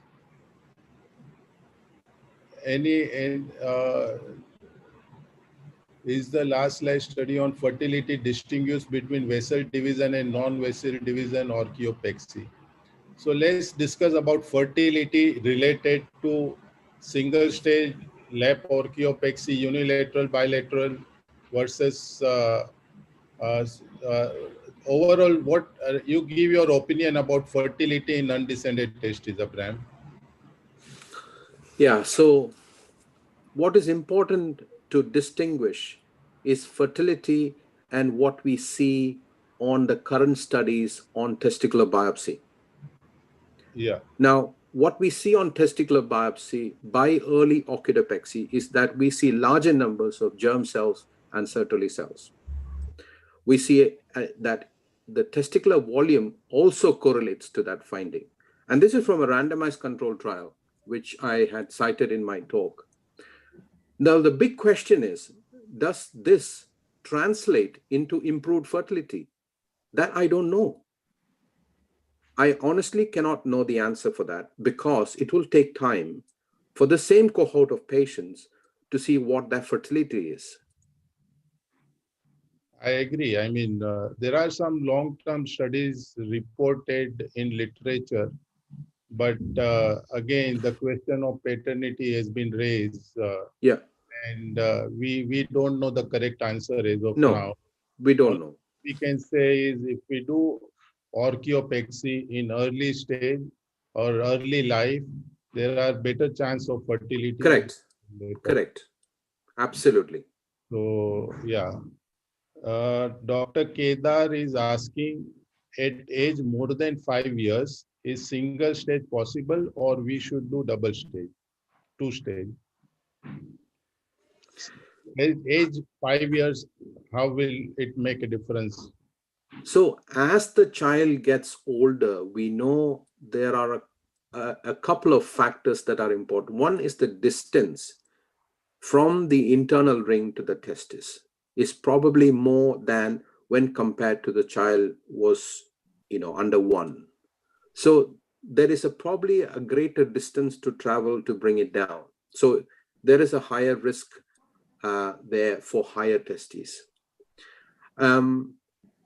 The other thing is the tissues are not as giving as a child who is under 1 as compared to an older child. So these are the two factors I would think about. So the older they are, they're probably better off with a 2 stage. Now, then it raises the question of when, at what age do you think an orchidectomy is a better option than an orchidopexy. And I'm quite curious to hear what the rest of the panelists would think about.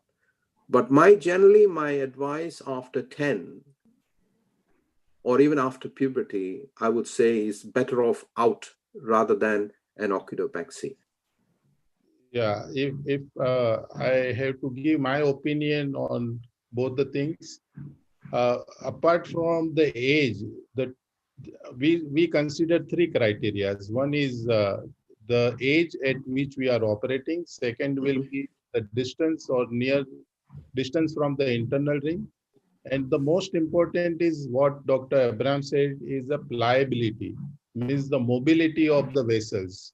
If mobility is good, you can bring it down even at the age of 10 years. And particularly some of them may be peeping testes.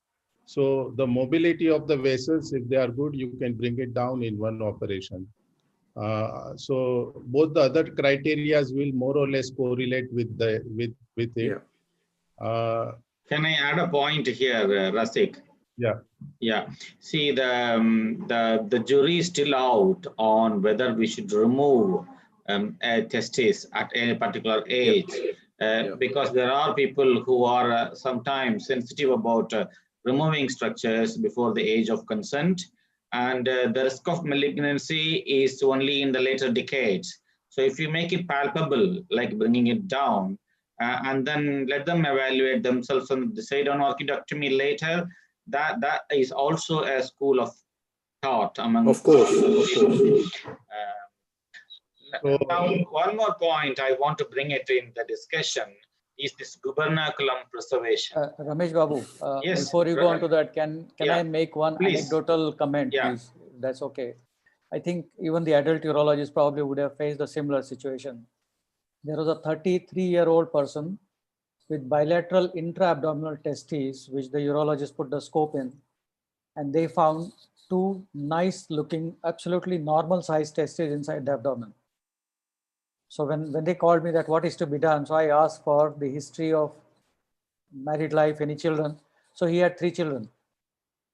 And he was very keen that his testes to be saved and not to be removed.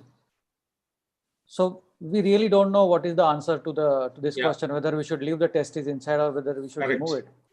And I think as adult urologists, they might have seen far more number of similar situations, and they probably would have a better understanding or answering this question. Now, if Dr. Ansari or Sabnis is there around, they can tell, because I myself have seen a couple of situations where, they have just come before marriage, like around some 25-year-old, 28-year-old adults coming with the bilateral intra-abdominal testes. They are, of course, azoospermic, but they are okay with their sexual function. So they want to keep it for at least that purpose. Otherwise, they have to go on testosterone replacement or whatever. So I want to know from the adult urologists, if they are around, whether they would go ahead and remove it at the age of 25. Yeah. So let's say that, I mean, personally, we always preserve. I must have done bilateral beyond 15 years, at least 7-8 kids, where we have preserved by doing stage Stephen Fowler, and the risk of malignancy is explained well to the parents as well as the child. So we will, I think we will continue with the discussion on the rest. There are quite a few more questions. Ravi Shankar asking on examination under anesthesia, if an atrophic testis is in inguinal canal or hemiscrotum, do we explore right away, or do diagnostic laparoscopy confirm that testis has exited out of abdomen? So examination under anesthesia, you feel that there is an atrophic testicle in the canal or hemiscrotum. What would be your approach, Dr. Abraham? Yeah, so this is a very straightforward answer to this, because an atrophic remnant is very difficult to diagnose on palpation. And I would caution people to think that it's an atrophic testis and not put a laparoscope in when the child is already under an anesthetic. If you can't feel anything that is in line with a testis, which is that feeling that you get that feels like a testis, firm, globular, and if you don't feel that, my recommendation advice is always put a laparoscope in. It's a low morbidity intervention and it's diagnostic. I agree with you, Abraham, completely. We will go on to the next question. We do laparoscopy. We see the testis near the internal ring. Along with that, we see the vas is going into the canal and returning back to the testis. We may not be able to see the vas completely at this point. Then how will you approach this testis? This is a question asked by Dr. Hira from Chennai. Abraham. Yeah, so a long looping vas is always something that you have to think about when you see such things and be cautious about dividing the gubernaculum. Because when we do at least the way I do it, when I do the Fowler-Stevens, I divide the gubernaculum so that I can bring it medial to the internal ring. Because without dividing gubernaculum, it's impossible to bring it medial to the inferior epigastric vessels. Now, in a situation where I cannot see the end of the loop, then I would convert. Okay. I've done all the mobilization I need. Okay. Before we conclude the session, we will take the last question. At what age you will consider the prosthesis in case of orchiectomy? So it's a debatable question, as we just discussed, isn't it? Orchidectomy.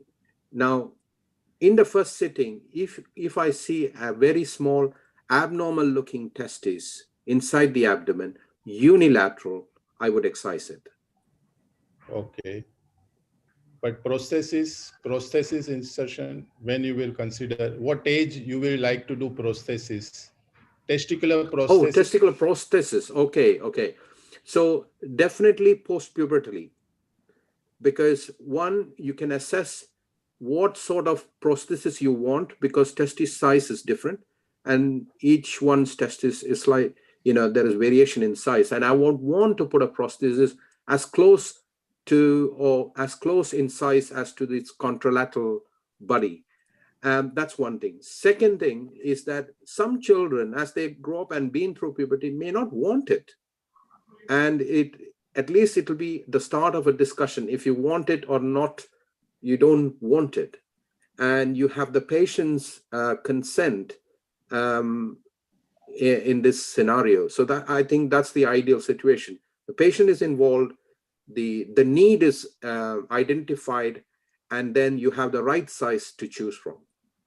Thank you. Thank you, Abraham, for a wonderful session. And moderators and organizers, organizers of SPU, IAPS, for giving us an opportunity for this particular session. Thank you, Ramesh Babu, Virender, Abraham, everybody. Thank you, Dr. Thank you very much. Sharian. Very nicely conducted session. We'll move on to the next session without a break. Dr. Virender, kindly just check whether. Sure, sir.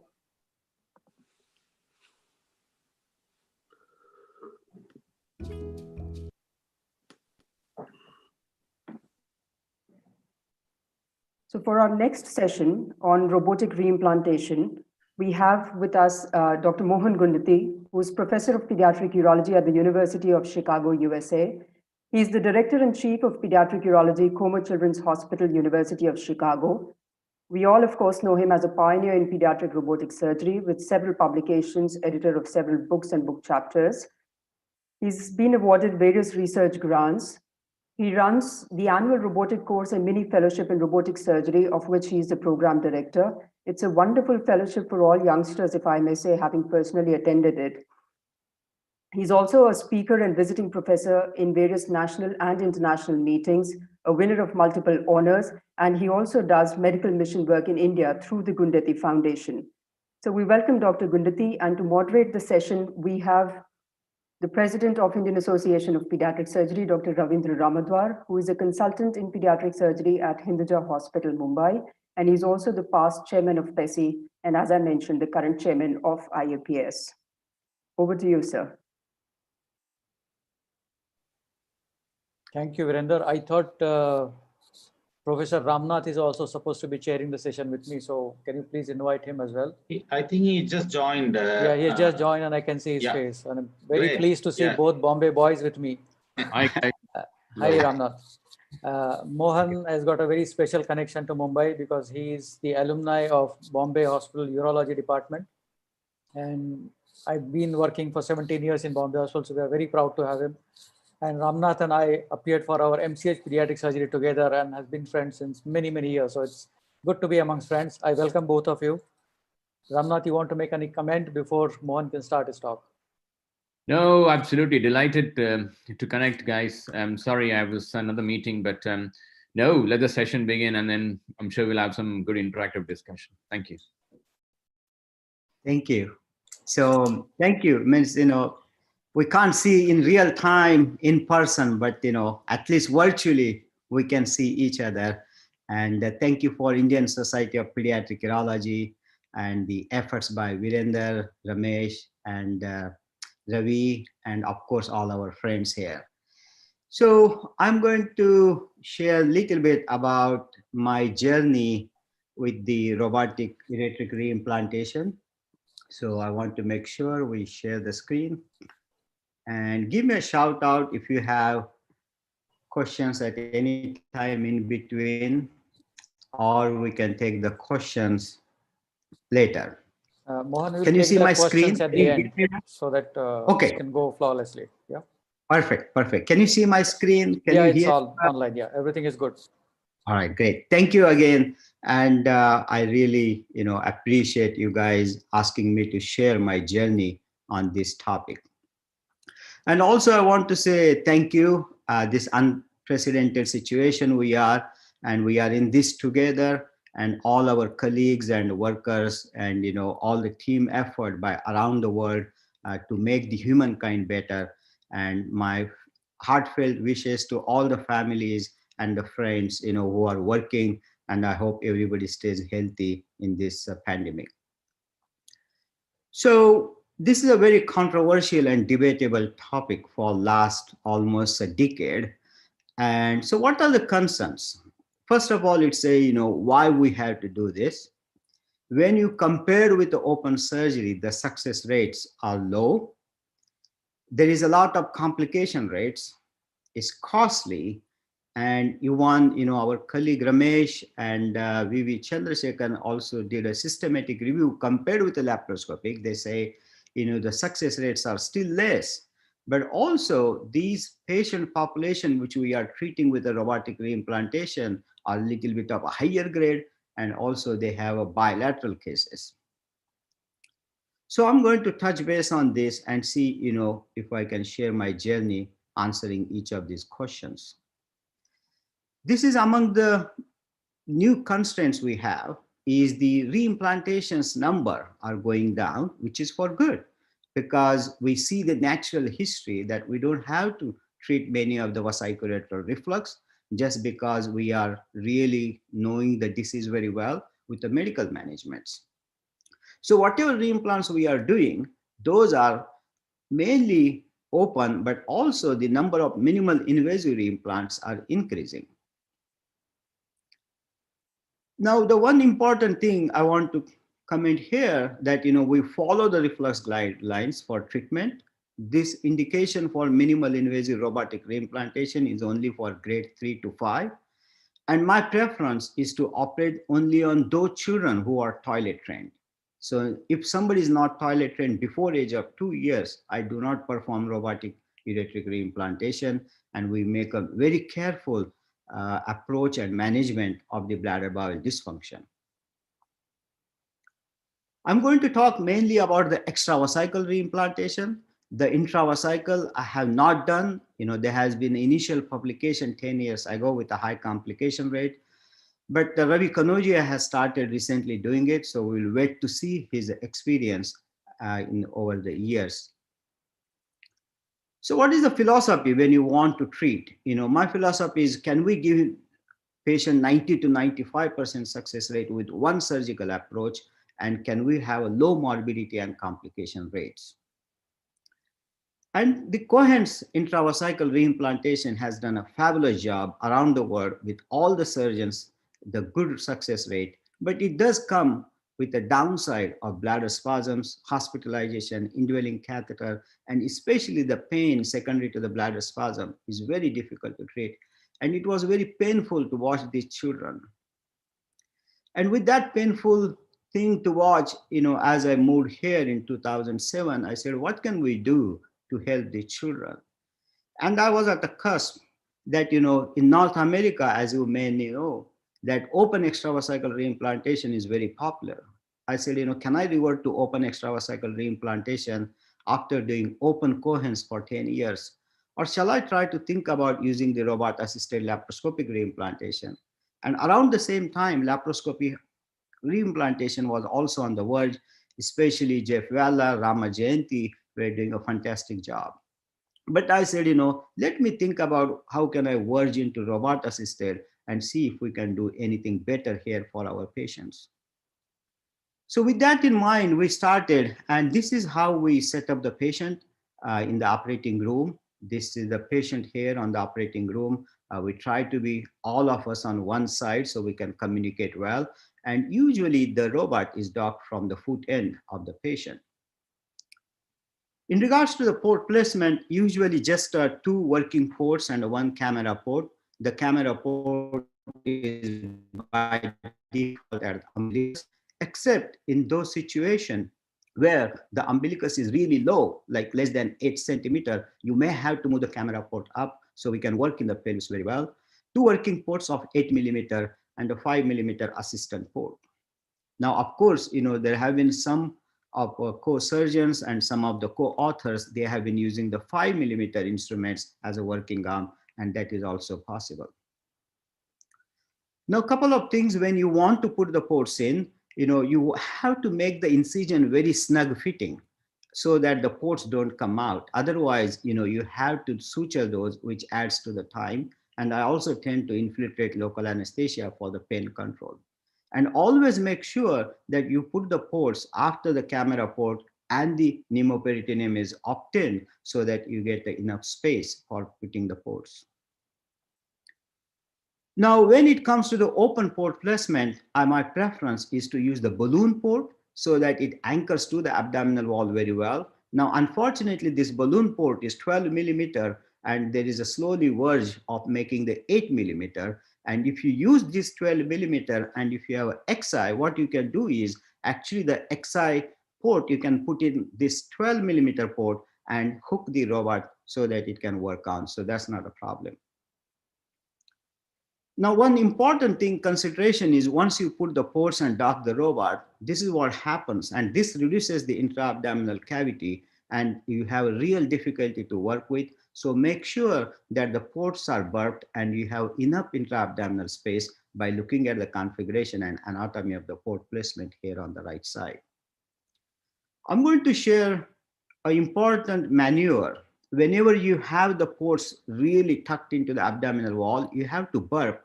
And when you burp the ports, you have to be very careful not to pull the port out. So look at that burping, and it's under manual control of the camera so that you're not pulling the port and instrument out, and then bring your instruments very gently under observation because a lot of bowel injuries can happen if you don't be cognizant about this. Now, a lot of questions are asked that, when you do the urethral dissection and urethral reimplantation, will the ureteric catheter help? And is it possible that you may prevent obstruction if you put a urethral catheter?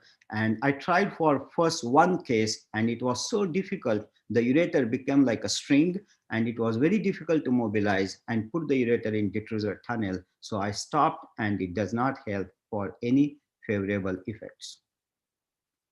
So let's start into the technique. So in 2008, after reading the extravesical reimplantation with the open surgery, extravesical reimplantation with the laparoscopic surgery, I adapted the technique and it was basically the detrusor tunnel about 3 centimeter, whatever the diameter of the ureter is, and I did a dystrophy, and this is what I started doing. And we did about 10 patients. And with those 10 patients, my radiographic success rate was 67%. And it was very appalling and very difficult to digest and talk to my families how I'm giving a poor success rate to my patients. So with that thing in the mind, which was very painful, I said, what can we do? I felt like, every night I was sleeping that probably my ureter is slipping out of the tunnel. So I started including the adventitia of the ureter as I'm suturing it. And the success rate got a little bit better, got to 73% in the next 10 patients. Again, this is very appalling, and it was very difficult to sleep and think about what wrong we are doing for the children. Then came in and read a little bit more that when we do Cohen's reimplantation, actually when we do the first trigonization suture, we moving the ureter a little bit on a traction, almost like we pulling it, and we're giving a little bit of anti-continence mechanism there. So with that thing in the mind, I said we should put a U suture. And the U suture starts at the right side, like a 5 o'clock, then uretrovesical junction, and then the 7 o'clock on other side. And when you tie this, it will pull down and create the trigonization. So that was the addition. Then also I felt that the ureter should not slip out. And based on the psoas hitch we do, I said I will do like a small hitch suture here at the apical alignment so that the ureter won't slip off. And with these two additional modifications, as we started to do it, I got to 87% success rate. And this is what, in the group 3. So with that publication of all the patients we did in group 1, group 2, and group 3, when I put together the results, this is what it is: 67, 73, and 87%. So this was the radiographic resolution with the VCUG. That was very important. So let's talk about this acronym I gave it to this modification of the technique over a period of almost from 2008 to 2012 in 4 years. And the acronym I gave was LUA. That is the length of the ureteral tunnel is 4 centimeters. The U suture, inclusion of the adventitia in the ureter A, and the A apical alignment suture so that it doesn't slip off. Now, what are the things you required in addition to the, the robotic technological application and the instrumentation? You need an umbilical tape to handle the ureter, and then you need a 4 OPDS sutures and a 5 OPDS suture. So I'm going to take you to the step by step. So first look at the ureter mobilization. So the robot is docked in, you got the instruments. I like the 8 millimeter instruments. I create a peritoneal window as high as possible.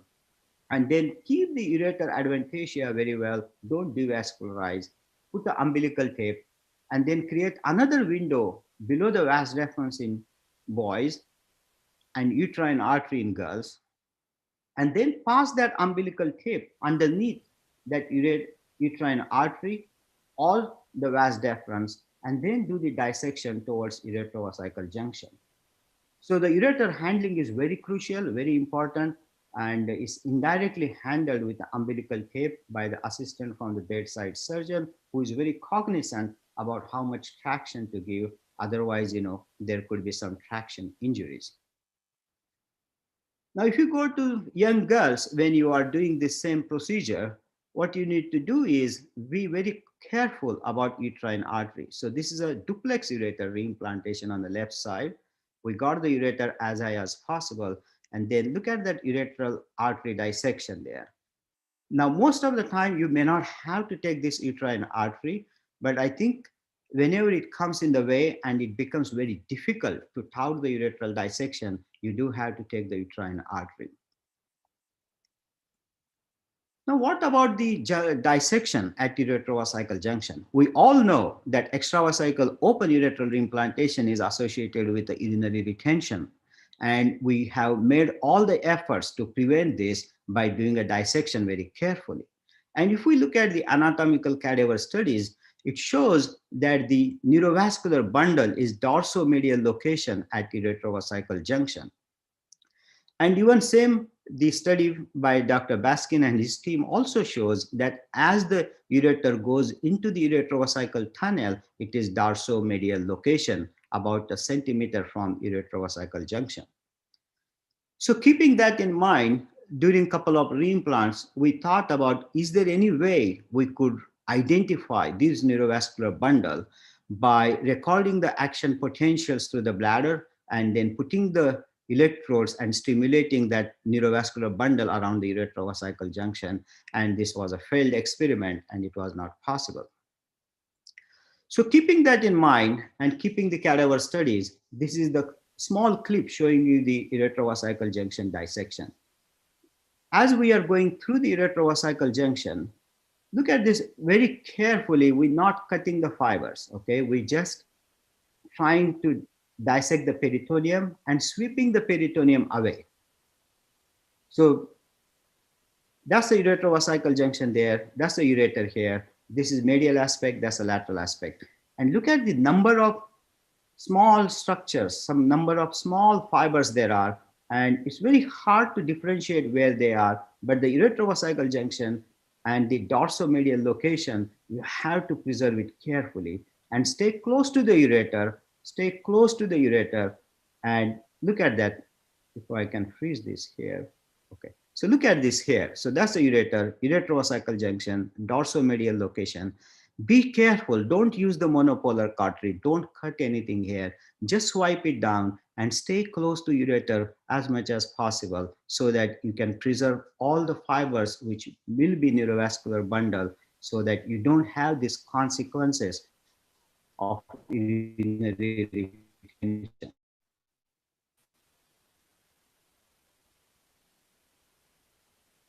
Okay, so that's the uretrovesical junction dissection.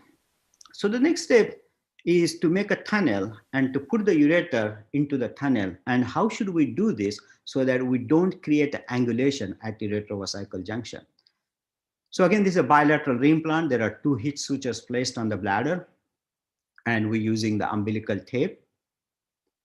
And what you need to do is raise the umbilical tape and just hold it towards the bladder in a way that when you hold it, the uretrovesical junction is straight. The uretrovesical junction is not lateral or medial, so you won't create angulation. And then you carve the detrusor tunnel, and as I said, we do 4 centimeters. And the detrusor tunnel is straight, but at uretrovesical junction, you come on either side like a semicircular fashion.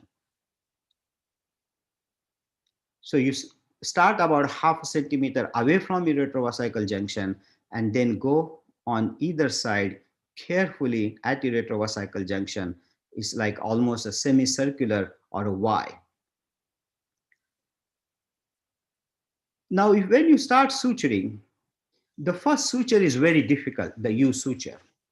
And that U suture starts, as I talked about, at the right side, then the uretrovesical junction, and then the left side. So you start at 5 o'clock, you take a uretrovesical junction, and then on the left side, you take at 7 o'clock. And the way you suture here is you suture towards you so that, it's very easy for the needle to navigate, and then do a nice suture there. And this first suture is so critical, and that's where the success rate will really improve if you do this first suture very rightly.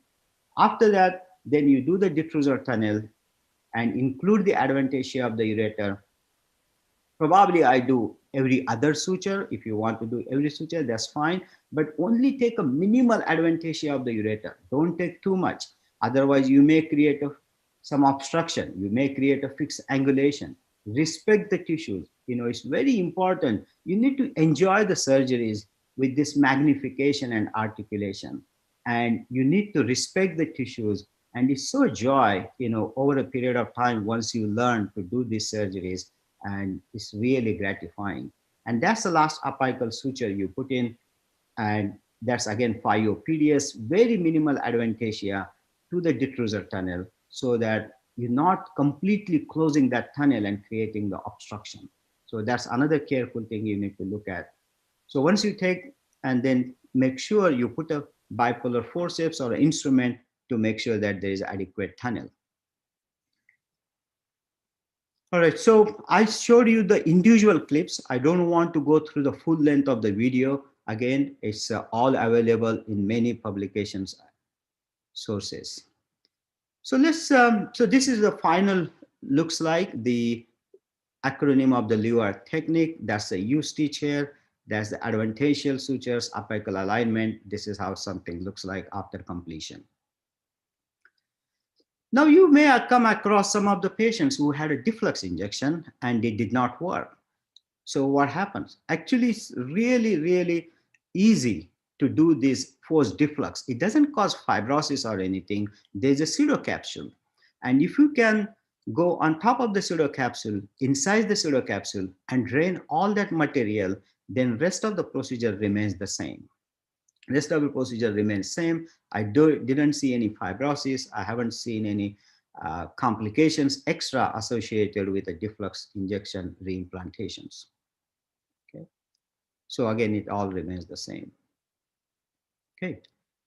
So what's the follow after surgery? Usually I leave a catheter for 1 day overnight for unilateral reimplants. For bilateral, 2 nights. We take a catheter out next day morning and then do a bladder scan to make sure that the patients are emptying very well.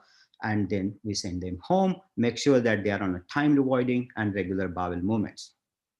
Ultrasound scan in a month, VCUG in 4 months, and see them back in a year with ultrasound scan, and things all settled clinically well. We discharge them with the instruction to follow if there is any need in the future. So let's talk a little bit about the critical analysis. And as I said, every technology brings some innovation and it disrupts what we are doing. And it is on us that, we do have a faith, but this faith needs, and the trust needs to be critically evaluated to see that this faith is not blind. So if we could look into 4 blocks: outcomes, morbidity, cost, and the patient perception, are we doing really better?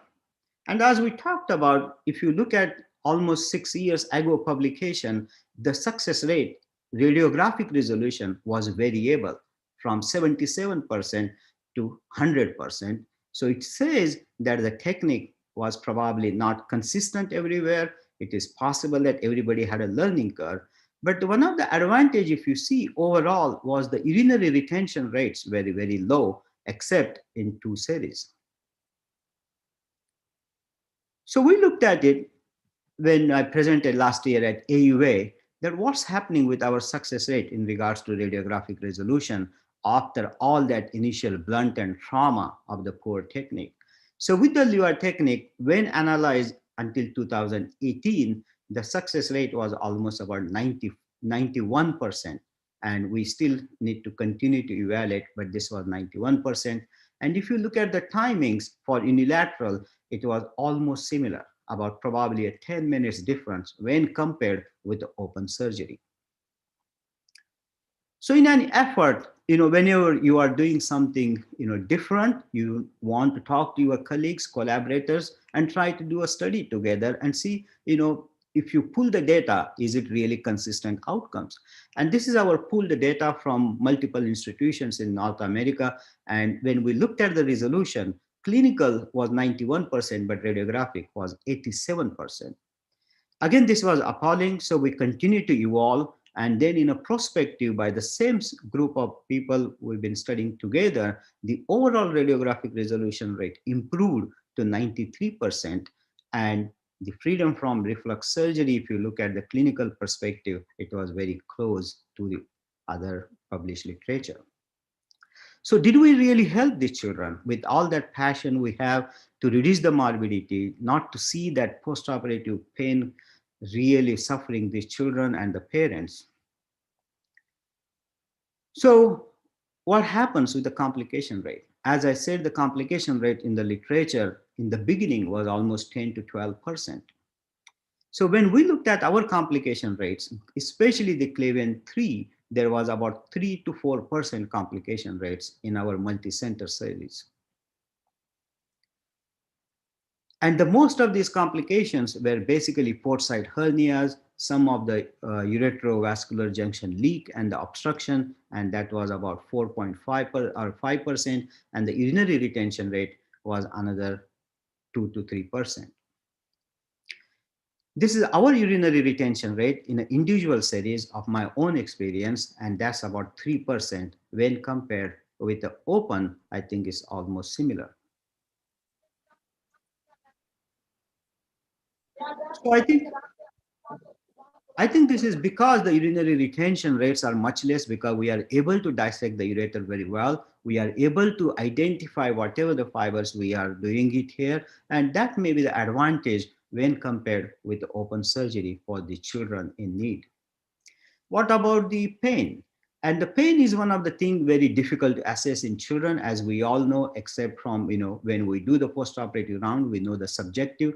But when you look at objectively, Christine Kim put this together, and she says that, there is a little bit of benefit of this robotic surgery over open in regards to the pain control.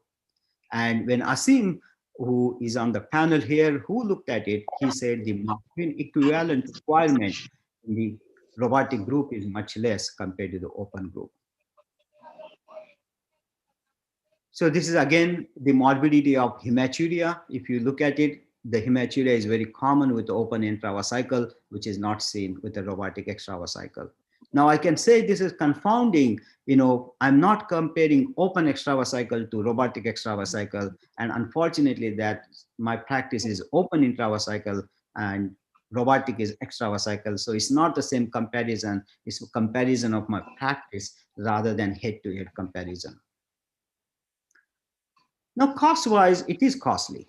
And the cost is basically because of the technology, and hopefully the technology gets less expensive. I think it will be possible to reduce the cost over a period of time. So where do we stand?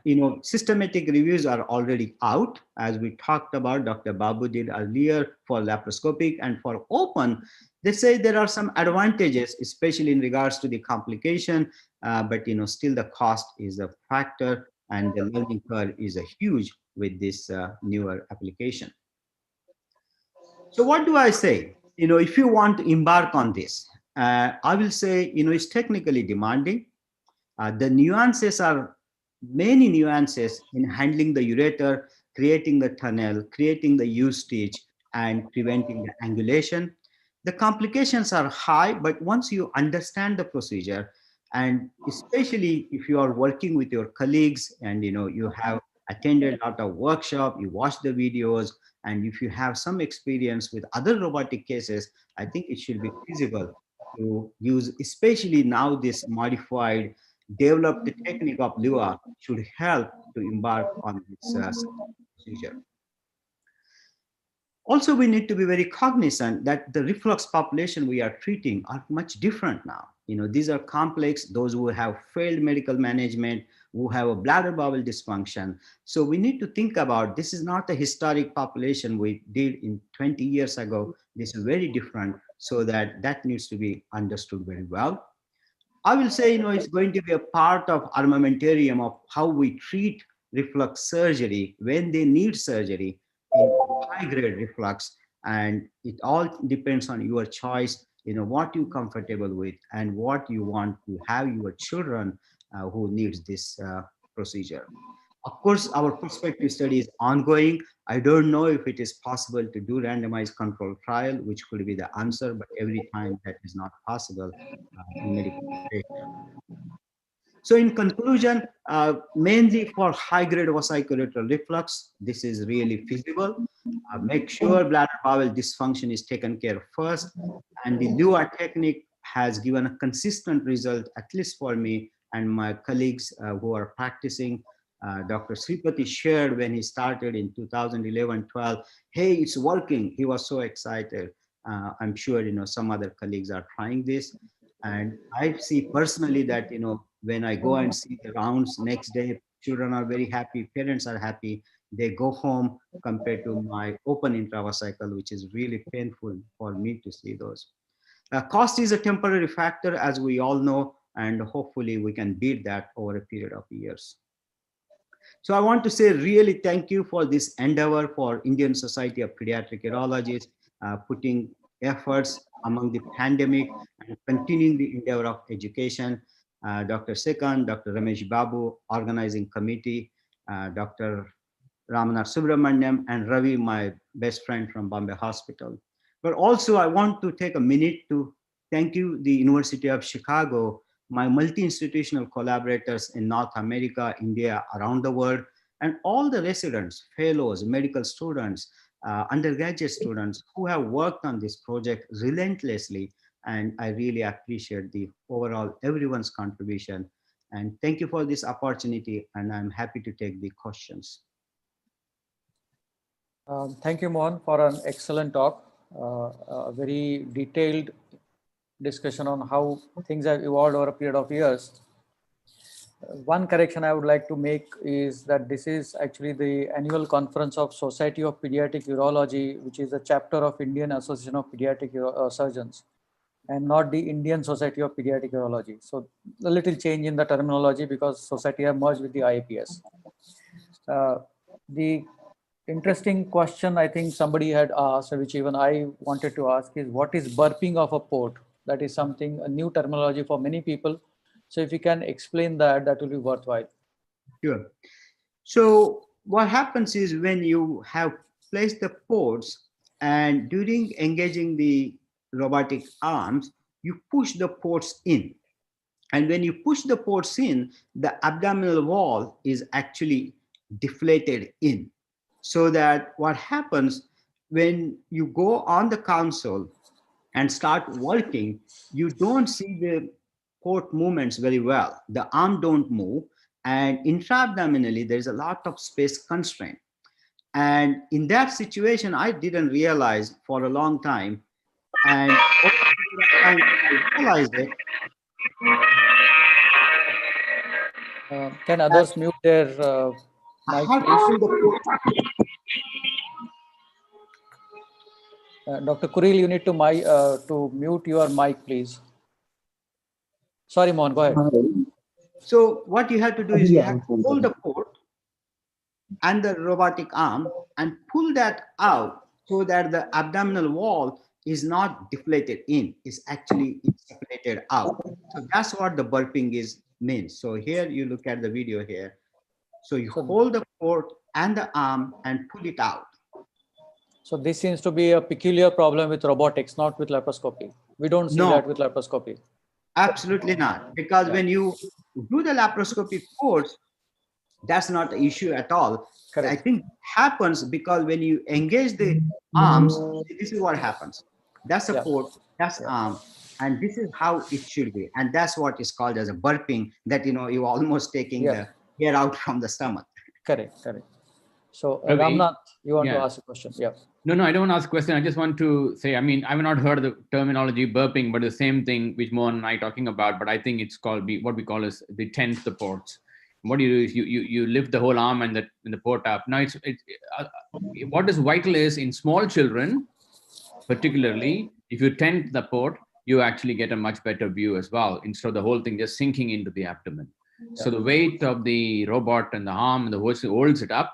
If it holds it up, then you get a better view. That's, I think, is an important thing to describe. Yeah, meaning we do that even in laparoscopy, that we actually lift the ports up to get more space inside small babies. So something which can be termed as a laparolift kind of a technique. So somewhat similar, which gets anchored to the robotic arm, so it gets fixed rather than mobile with an assistant. Now, one of the questions which I wanted to ask, and I was wondering whether you have any experience with obstructed megaureters doing a robotic extravascular ureteric implant. So I didn't touch base on obstructive megaureter. I mainly talked about the vesicular reflux. So what I tend to do is for obstructive megaureters, I have to resect the part of the segment, being a dynamic segment. So I resect that and then do a dismembered reimplant. So all the steps remain same, except that the ureter is disconnected from uretrovesical junction, remove the dynamic segment, and then suture that ureter at that uretrovesical junction, and rest is the same. Any tapering that is done for either refluxes with megaureters or obstructed megaureters, does that add to the difficulty in reimplantation in extravesical method? Ravi, sorry, Mohan, one thing. If you wish, Ravi, there is a very short video that I can show of a tapered reimplantation obstructed megaureter. But when you all are time, if you have time, few minutes, we can show. Okay. Yeah, Ramnath, we all do it laparoscopically, but just because he didn't cover that aspect, I'm asking this question for the delegates so that they get some robotically, information. we can show that if you want. That's all I'm saying. Yeah. I'll leave that for Ramesh Babu to decide. Okay. Any other questions? I mean, there was one question by Dr. Manjari. Do you put ureteric stents via cystoscope before the reimplantation, extravesical particularly? So I thought, initially for the first case, I put the temporary ureteric stent and it didn't allow me to really do well. So I stopped it.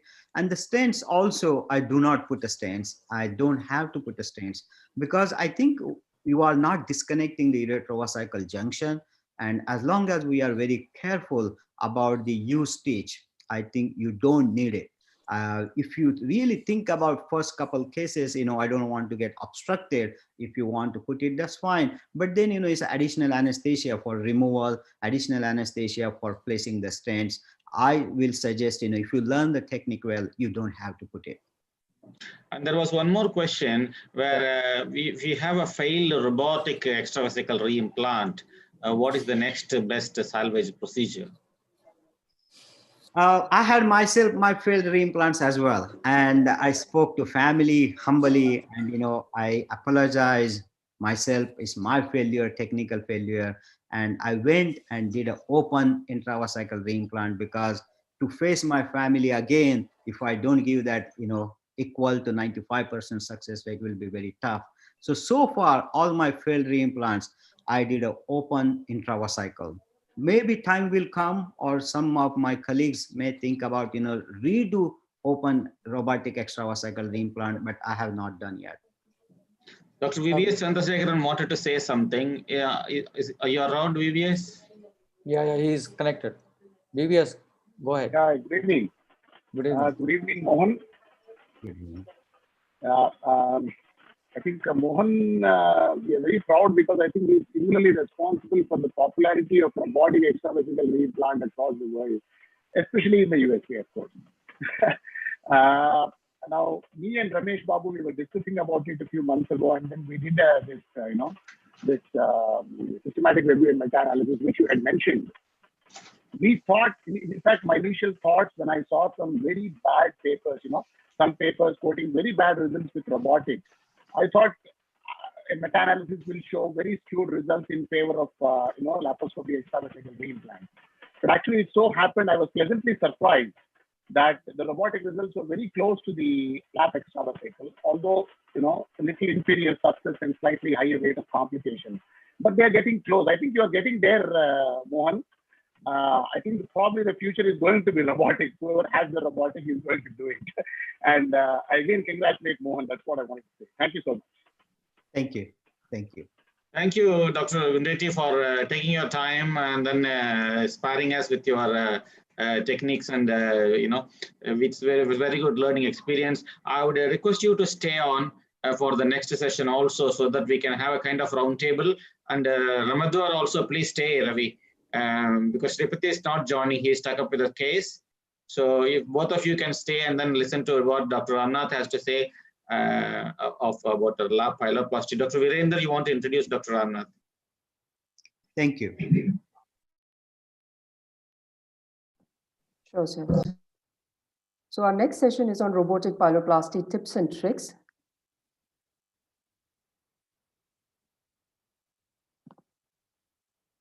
The speaker is Dr. Ramnath Subramaniam, who is a professor of pediatric urology at Leeds Teaching Hospital, NHS Trust, UK.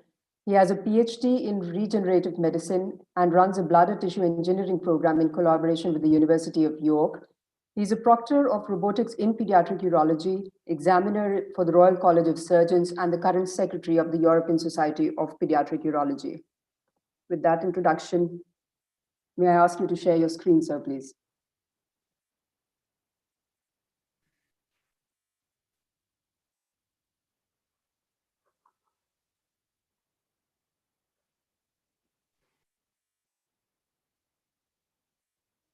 Can you see my screens?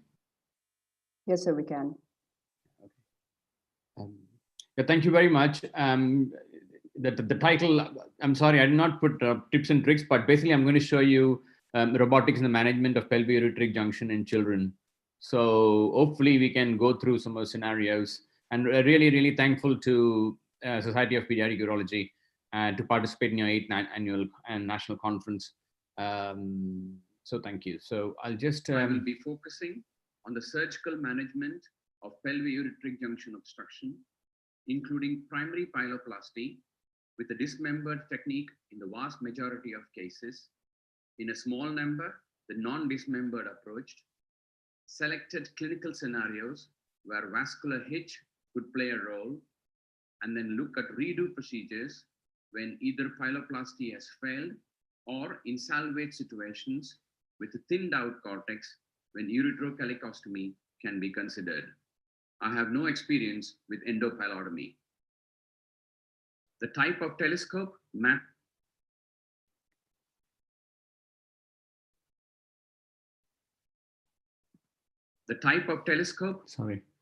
Sorry, just hold on, to something gone wrong with. My preferred patient position is supine with a wedge to support and elevate the affected side. This saves a lot of time and effort in preparation compared to lateral or prone positioning. The type of telescope matters because 30-degree scope facilitates helicopter view in supine position. A 0-degree telescope gives an end-on view, but it's not ideal for a supine position. It's possibly okay for a lateral position. I have deliberately avoided the retroperitoneal approach, as in my opinion, it is tedious with a much steeper learning curve, and coupled with variability in skill levels among surgeons has led to its lower acceptance worldwide. Both placements are crucial to realize a smooth procedure. For the approach to the kidney, I follow the L shape or reverse L shape, depending on the left or the right kidney. The camera port is in the umbilicus, followed by a fixed working port in the epigastrium. The other working port is to the left in an L-shaped fashion in case of the left pyeloplasty, or the right in a reverse L-shaped fashion to realize triangulation. In smaller children, the lower working port might have to be positioned further closer to the midline to avoid defunction. The robotic arm is so close to the target.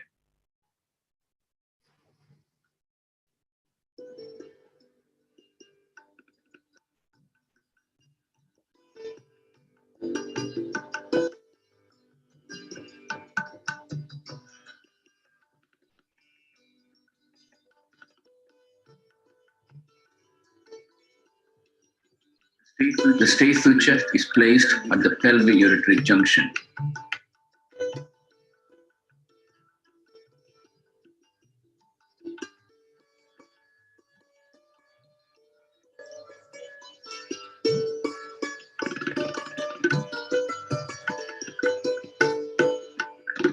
The cut on the ureter is extended until the distal end is of a good caliber.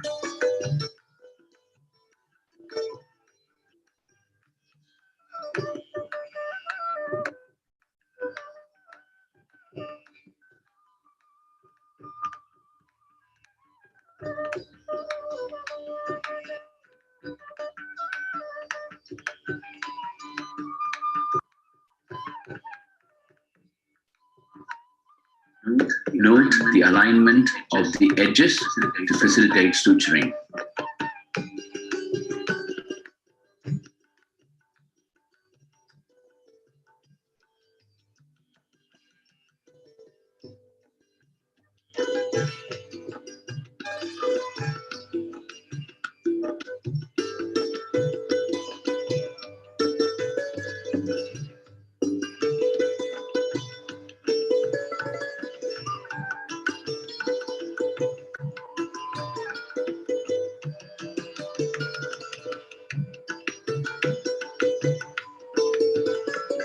The suturing of the posterior wall is completed.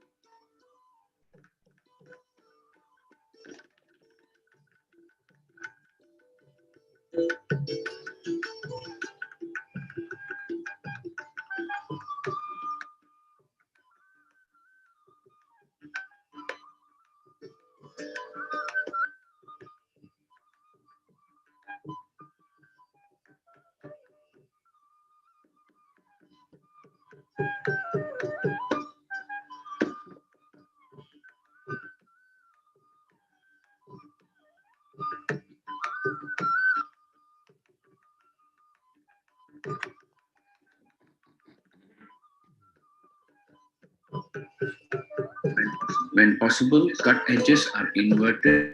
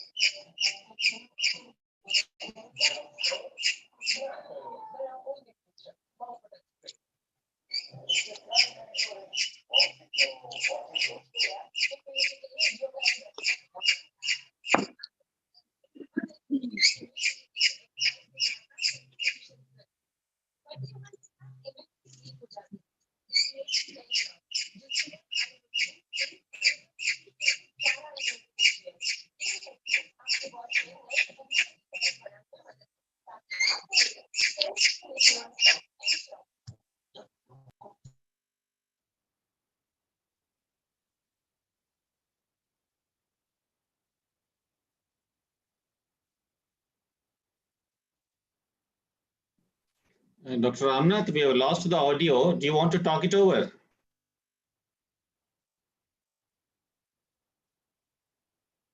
Shows learning curve for the entire procedure at the top. Hello, Ramnath.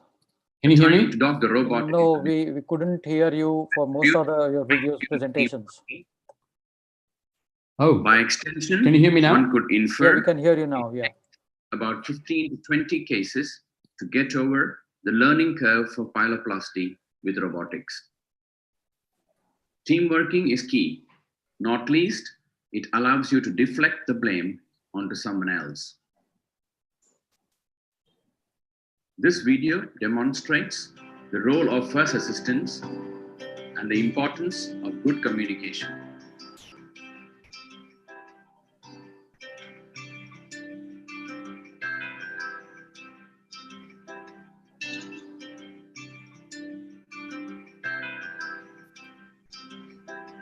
Little coming in.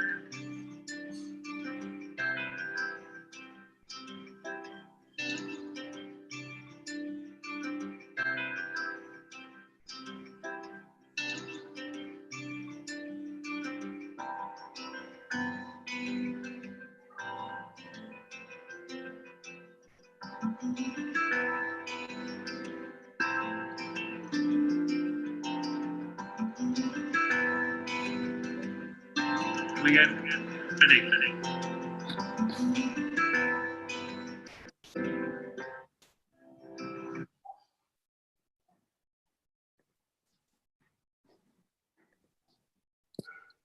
In a prospective audit of over 2 years,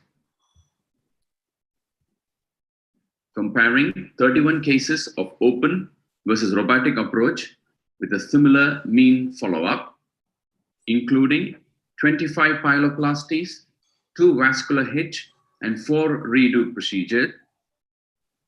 The single most important finding is the duration of procedure is significantly lower with robotic approach compared to the open approach.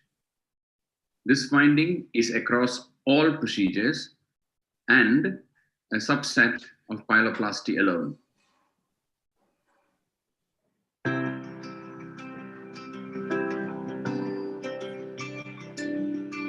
The vascular hedge procedure is an useful alternative when there is definite evidence of extrinsic compression of the pelvic-ureteral junction from crossing vessels.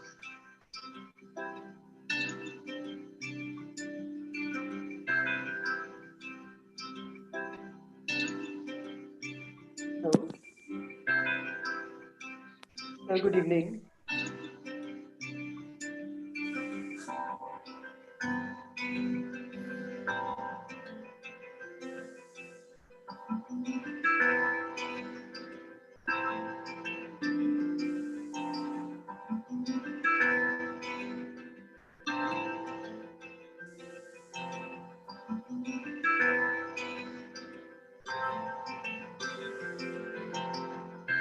The dissection should focus on freeing the pelvic-ureteral junction from under the vessels.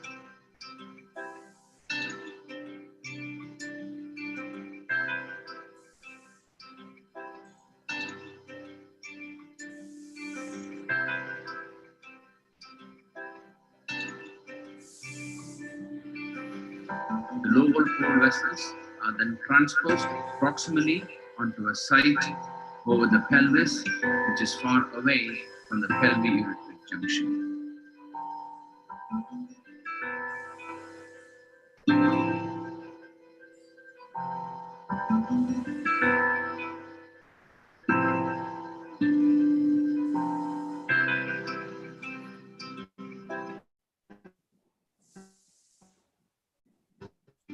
The pelvis should be mobilized sufficiently to allow a supine movement.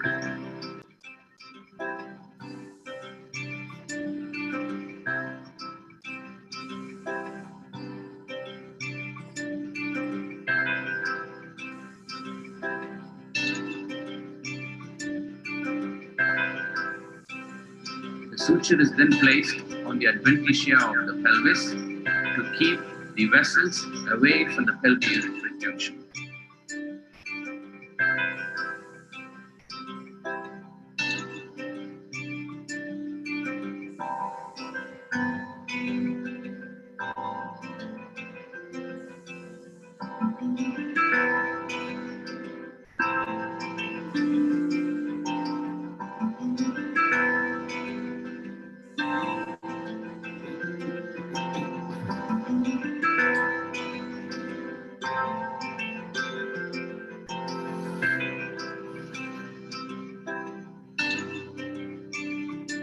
Post-operative imaging in this case reveals a reasonable outcome in the procedure.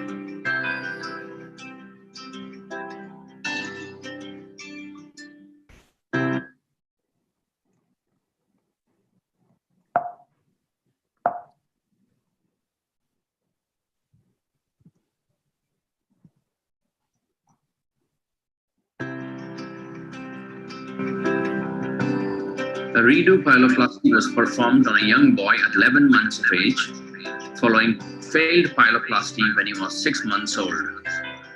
The imaging shows the AP diameter at 4.7 centimeters. The retrograde study confirms stricture at the pelvic-ureteral junction.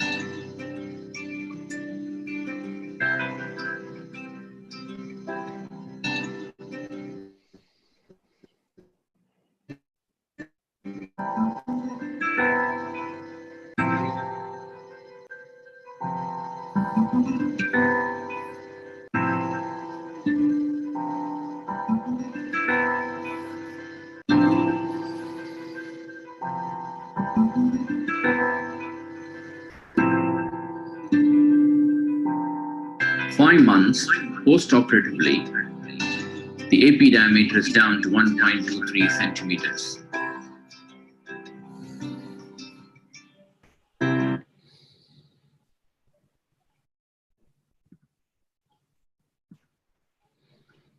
Our group published a study more than 10 years ago outlining the role of ureterochalicostomy in salvage situations. In selected cases, either primary or secondary to a failed pyeloplasty with extremely thinned out cortex, a ureterochalicostomy can be a useful alternative, especially if there is some residual function in the kidney to be salvaged.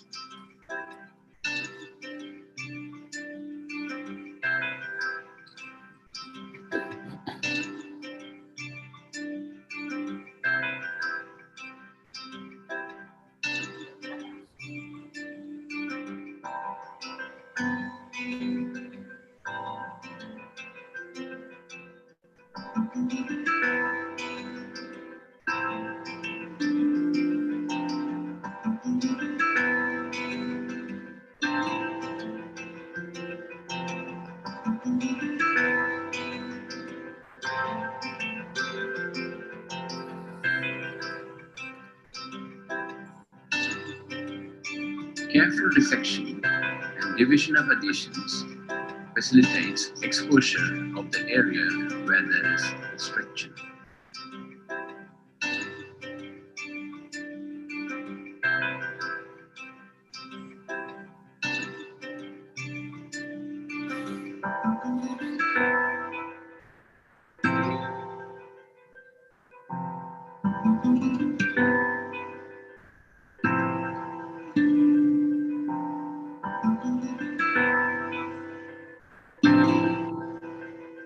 The most thinned out cortex and the dependent portion is identified as a site for neoanastomosis.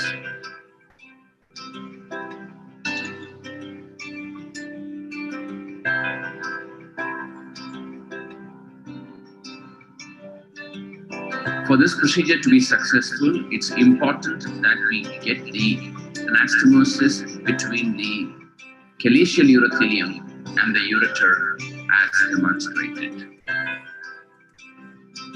It's equally important to trim out any excess cortical tissue at the site of anastomosis.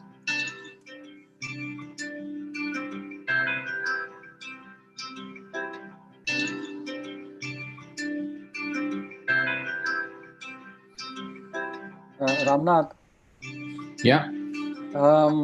Organizers are saying that we are exceeding our time. So. Oh, okay. Okay. So can we move towards question answers if there are any questions? Sure.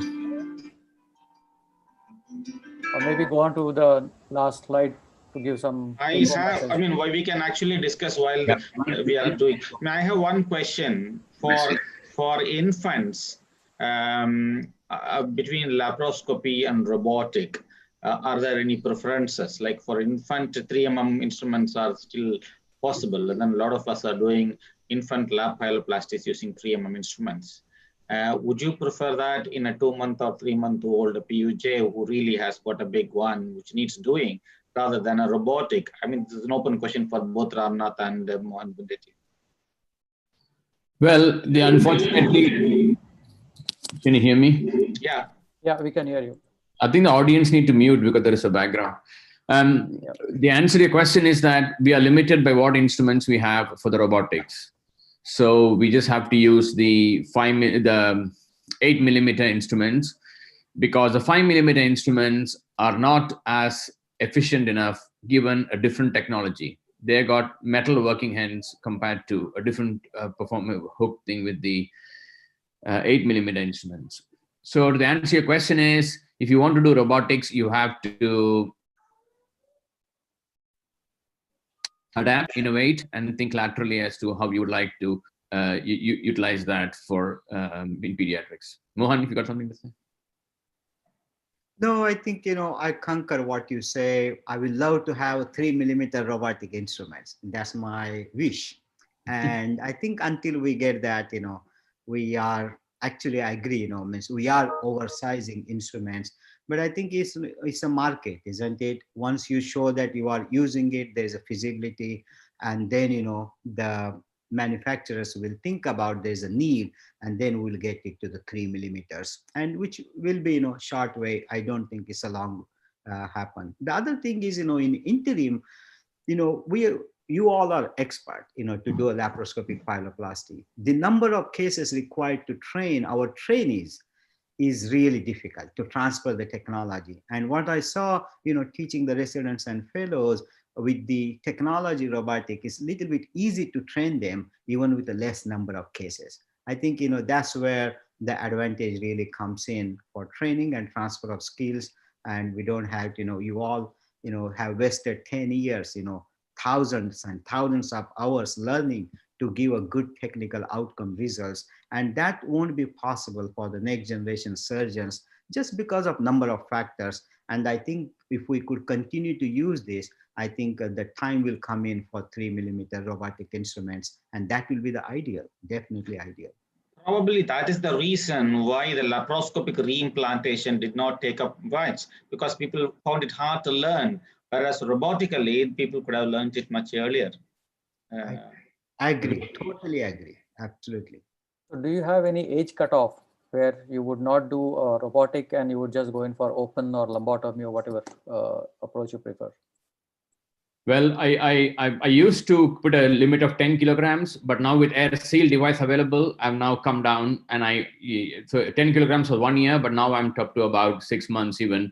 So we're getting down on the age by experience and time, but yeah, slowly we're getting there. It really doesn't matter which way we do it safely, that's what matters. So there is a question from audience. The Smith has asked whether the vascular hitch stitch which you are using a non-absorbable suture or is it an absorbable suture? Absorbable suture. What happens is adhesions are formed, and that's what happens. You don't use non-absorbable suture. I can see VBS here. So VBS, do you want to ask some questions? This vascular hitch actually is becoming, a little bit of a trend these days, but I do not know whether it is actually doable in all cases. You have pointed out, Ramnath, in your video in ESPU that, you have to select your cases properly. Otherwise, vascular hitch alone may fail? I mean, do you have any tips on what kind of cases where the vascular hitch can actually work? Well, as I said, I have done about 4 vascular hitch amongst all the experience. That says it all. Do you understand? So when you go inside, you have to be extremely careful as to which ones you want. If any doubt, do a pyeloplasty. But the important thing is to mobilize and then have a look as to how it feels. Most often, you can get an idea as to how the pelvic-ureteric junction looks. Unfortunately, there are no tricks preoperatively to 100% suggest whether it's a true pelvic-ureteric junction obstruction or vascular edge, except an MRI, which will show you the vascular edge. But you have to be very selective. Thankfully, by being extremely selective, I've not had to do a pyeloplasty in the vascular edge, which is a success. So again, in my introduction, I said very few cases in a proper, when you feel it is right, that's what matters. So Abraham Syrian has got a question. Yeah, go ahead, Ramesh. He wants to know what is the opinion on mal-rotated kidneys and intrarenal pelvis. How do you deal with it? Yeah, mal-rotated kidney is actually a very easy one, because the pelvis is, if rotated anteriorly, it's much simpler to do, believe me. It's posterior. Well, I don't think you get that many posteriorly rotated, mal-rotated kidneys. Vast majority of malrotation are anteriorly. So the pelvis is positioned anteriorly. So it's actually quite easy. And the other thing, if you have a pelvic kidney, it's very easy. Okay. Now coming back to intrarenal, that's a different channel. That's challenge. But actually, robotically, you can get very close to the hilum and therefore be able to do a reasonable job of a pyeloplasty. But the intrarenal ones are the more difficult ones. That is the biggest challenge for any pyeloplasty. What I meant by mal-rotated. Yeah, Syrian, yeah, please. No, what I meant by mal-rotated kidneys are kidneys where the pelvis is posterior. Yeah. That's the more difficult. The anterior is not a debatable thing at all. It's very easy. It's the posterior ones that are more difficult. So just curious to know what you normally do. I've not done any posterior. I've not done any posterior, Abraham, so I don't know. Yeah, so sure. Very lucky. Mon? So if you have diagnosed it pre-op, you should go by retroperitoneoscopy. It's right in front of you. Yeah, give it. Ravi Ramadwar would love the case. Absolutely. Ravi, one comment here. Ravi. Yeah. Ravi, it's not a problem of seeing the pelvis or the PUJ. See, I've shown in many laparoscopic videos, I can lift up the lower pole and then very easily reach the pelvis and the PUJ. Yeah. The problem is what you do there. See, even if you anastomosis there, you cut the pelvis and ureter and you enable to anastomosis, you can do it most of the times with your skills. But then the lower pole of the kidney is going to sit on the ureter and it's going to physically block the ureter just by its weight. So exactly.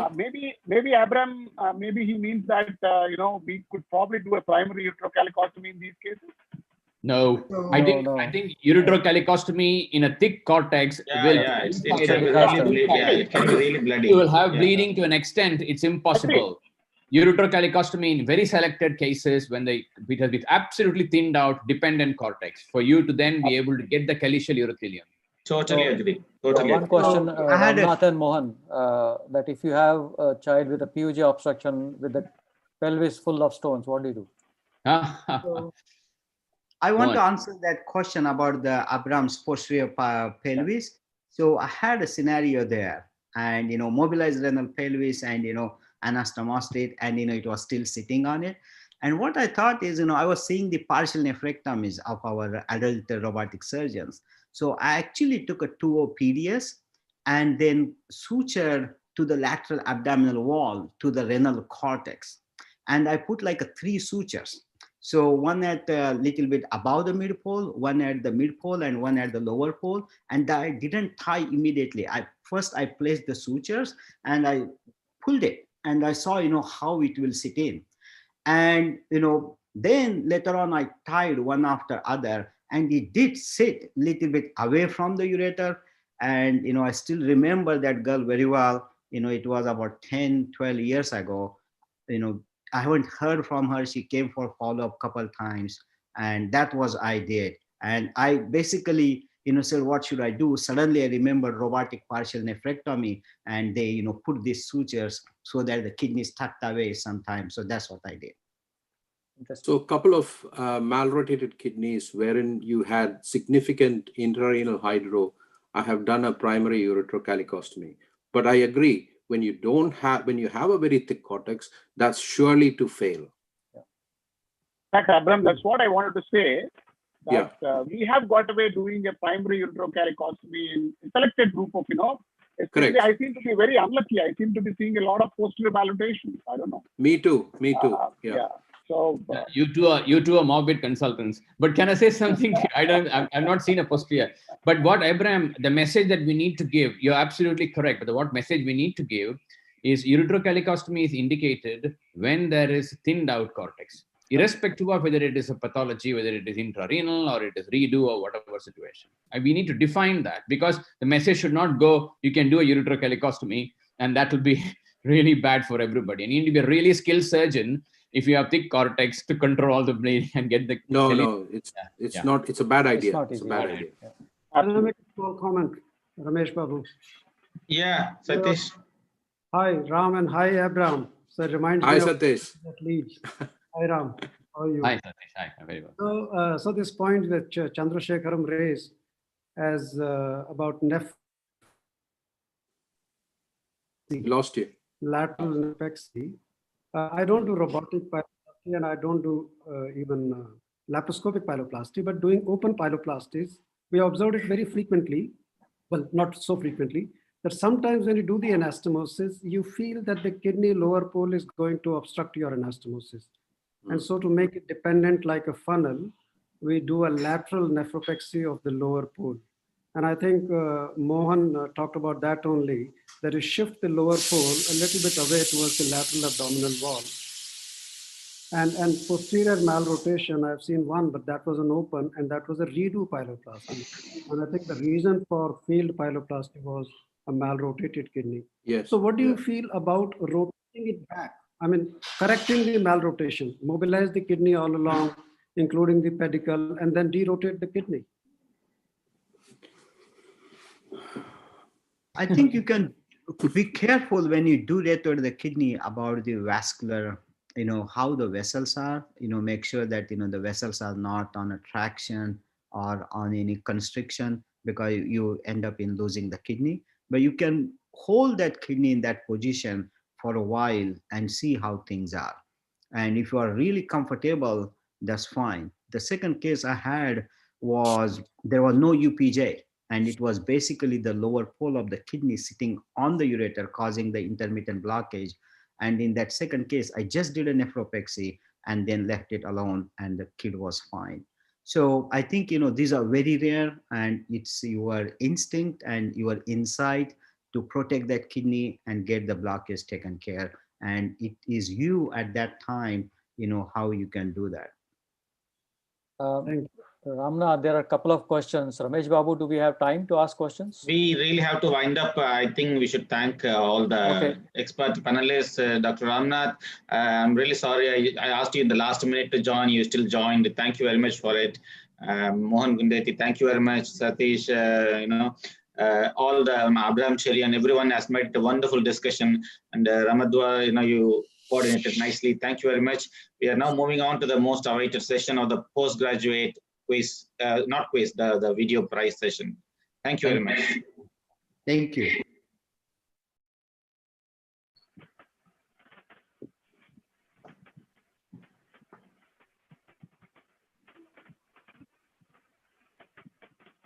Okay, we move on to the next and last session for the day, which is the video paper presentation by the trainees.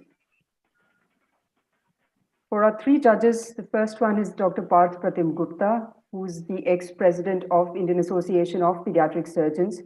He's also the ex-HOD of the Department of Surgery at Kolkata Medical College. He's been an overseas tutor and examiner for Royal College of Surgeons of Edinburgh, UK since 2000. He's a specialty board member in pediatric surgery and examiner for National Board of Examinations. Apart from his various other commendable positions that he's held, we all know that Sir has a definite passion for painting and playing golf. The other two judges are Dr. Subhashish Saha, who's a consultant pediatric surgery at AMRI and CMRI Kolkata. He's also the chairman-elect of the Society of Pediatric Urology for the coming session. We are glad to have on board Dr. Satish Agrawal, who is the chairman of pediatric surgery at Sir Gangaram Hospital, New Delhi. He's also the former director professor and head of the department pediatric surgery at Maulana Azad Medical College, New Delhi, with special interests in hypospadias, stricture urethra. We all know how wonderful a reconstructive surgeon he is, as well as he shares special interest in laparoscopy. Before I hand over the session, this is just for all the audiences that you can download your certificates at the button here, which I'm sure most of you would have done by now. And this link would be active even tomorrow. So with that, I hand it to you, sir. I've already checked that most of our presenters are already on board. There are two whom I'm not sure about, so I'll just call them out if that's okay. Vandana, have you joined in? Please say a yes or a no to that. Vandana from IGICH Bangalore. Ma'am, she's not there. She'll not be presenting. Okay, fine. And how about Aditya Manikar from AIMS Bhubaneswar? Yes, ma'am, I'm joined. All right, fine. So I've checked and the rest of the presenters are there with us, sir. May I just remind the judges once again that if you could please do the online scoring as the sessions go on. May I request our first presenter, Aishwarya Malla, to please start sharing your screen. These are all pre-recorded voice videos. If there is any problem during the video, voice can't be heard, they can talk it over, right? Virender, any marks, stratification? How many marks for what aspect of presentation? Sir, I had shared the scoring link with you. In case you, I can share it again if you want. Please do that. Yeah, so Aishwarya, don't start running your video. Just share your screen and hold on for a bit. Dr. Partha and Dr. Subhashish, are you good with the scoring links otherwise? Yeah. Okay. Do you have anything to say before we start, sir? No. Let's enjoy the session. All right. So just send me the scoring link. Sure, sir. I'll just WhatsApp it to you. At least just use your mobile for the scoring so that it will be easier for you. Yeah, I've sent it to you, sir. So maybe you can just open that link and score accordingly. Yes. May I just bring it to the notice of the judges that there are a couple of fallouts, last minute fallouts.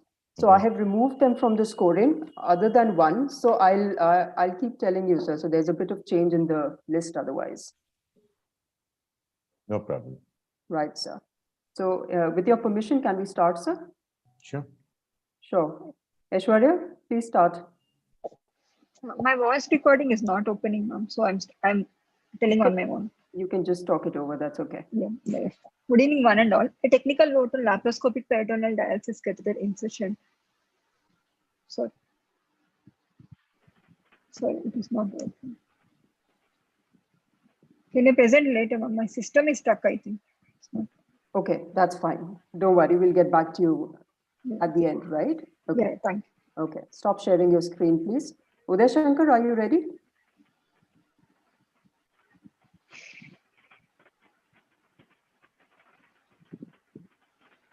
Dr. Uday?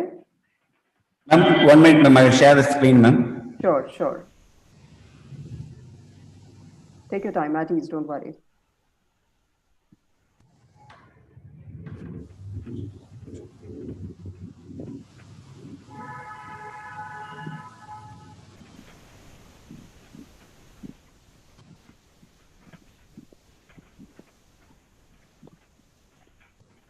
Oh, this is the exact reason we had the dry run day before, so as to acquaint all of you and to just, test whether it's running good for you.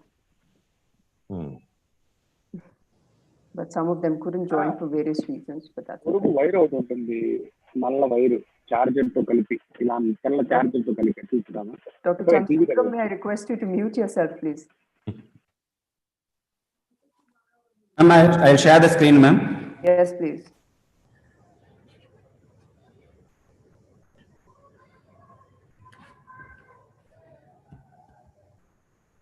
Yes, we can see that. Please open your presentation.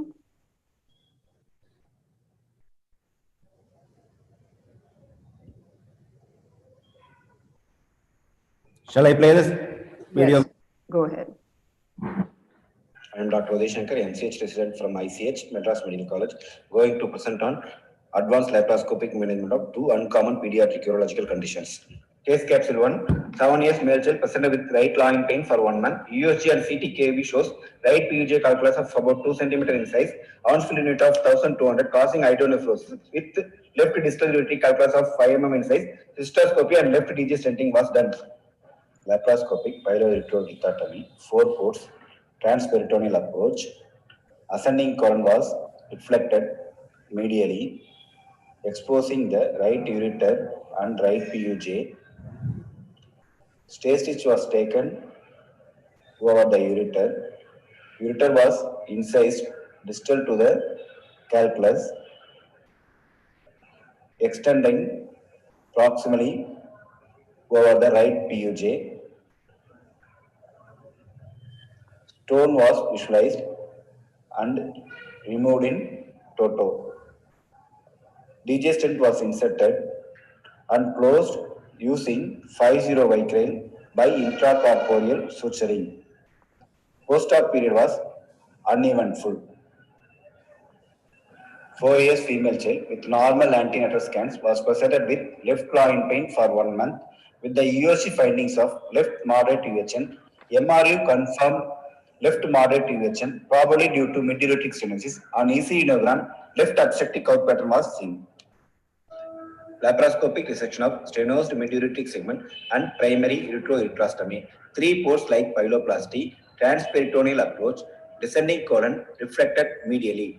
Left ureter exposed, showing the peristalsis which ends in the stenosed mid-ureteric segment. Ureterotomy was done till the stenosed mid-ureteric segment at the junction of mid and lower third of the ureter. This is the stenosed mid-ureteric segment. Distal ureter patency was checked. Ureteroureterostomy was done after excising the stenosed segment across the 3 French DJ stent using 50 vicryl by intracorporeal suturing without undue tension. Post-op period was uneventful. To conclude, laparoscopy is an excellent approach for uncommon pediatric urological conditions, as my video demonstrated.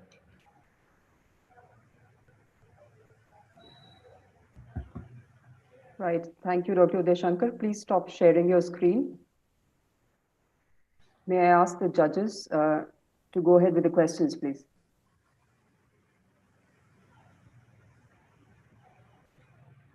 Well, Dr. Uday Shankar, can you hear me? Yes, sir. I am hearing you, sir. When you're doing a laparoscopic excision of the stenosed segment and not a structure. Yes, sir. Did I understand right? Yes, sir. It was a stenosis or a structure of the ureter? It is a stenosed segment, sir. And how did you confirm it pre and during your laparoscopic visualization? From the pre-op itself with the MRU, sir. And the MRU shows the mid-ureteric segment stenosis. The dye is not going below the mid-ureter stenotic segment. And you excise that segment? Yes, sir. We have excised the segment and primary ureterostomy was done. Thank you. Thank you, sir. Did you do an RGP in the second case or a pre-procedure stenting or anything like that? No, sir. We have not done any RGP because we pre-operatively confirmed the mid-ureteric stenosis, sir. In case of doubt in the diagnosis only, we can able to proceed with the RGP. But we pre-op diagnosis is difficult in congenital mid-ureteric stenosis, sir. But we can able to make out the diagnosis pre-operatively in this case. So we are not going for the RGP, sir.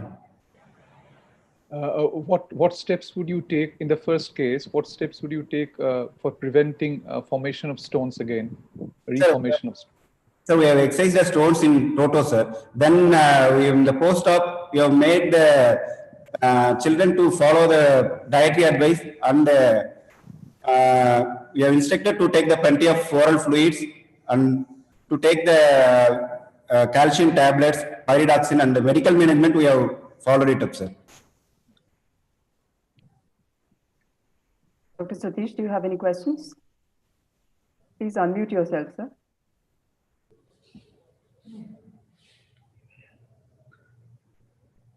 I have no question. I mean, Dr. Partha asked the same question that I was going to ask. Fine, sir. So there's one question by Dr. Dasmeet Singh. I'll just read it out for Dr. Uday. Why did you choose laparoscopic pyelolithotomy when lesser procedures are available like ESWL? So, this case is calculus is the right PUJ. So maybe we thought of the anatomical abnormality. In case of anatomical abnormality, in spite of ERS and SWL, we'll prefer to go for the laparoscopy to look for the anatomy. Fine. Thank you, Dr. Deshankar. Thank you. So our first presenter, Dr. Aishwarya Malla, is now ready with her presentation. Aishwarya, please share your screen. So this is paper 1, sir, lap peritoneal dialysis for scoring. Is my screen audible? Visible? Sorry. Is my screen visible? It's Not loaded, yet. but we can't see it yet. Yeah, now it's visible. Okay, right. Okay, I'm starting. Sure.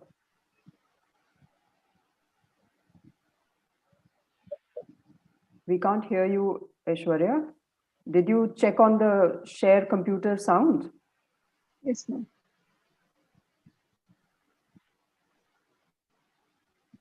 It's from computer sound. So you unshare. Were you there in the dry run session? Yes, ma'am. I was there in the prelims. Okay, so you know where to check it, right? Virendra, can't she voice over? She can, sir. She can. So if it's not working, Aishwarya, just please go ahead and speak it out. Yeah. Try sharing it once more, no worries. And then if it's not, the audio is still not running, please just speak it out, right? Okay. Is it audible now, ma'am? Sure. No, it's not. So just speak it over. That's okay. Okay. Good evening, one and all. A technical note on laparoscopic PD catheter insertion. Open catheter is associated with 1 minute, ma'am. I'm able to hear my voice. I'll open the other video. Sorry for the disturbance.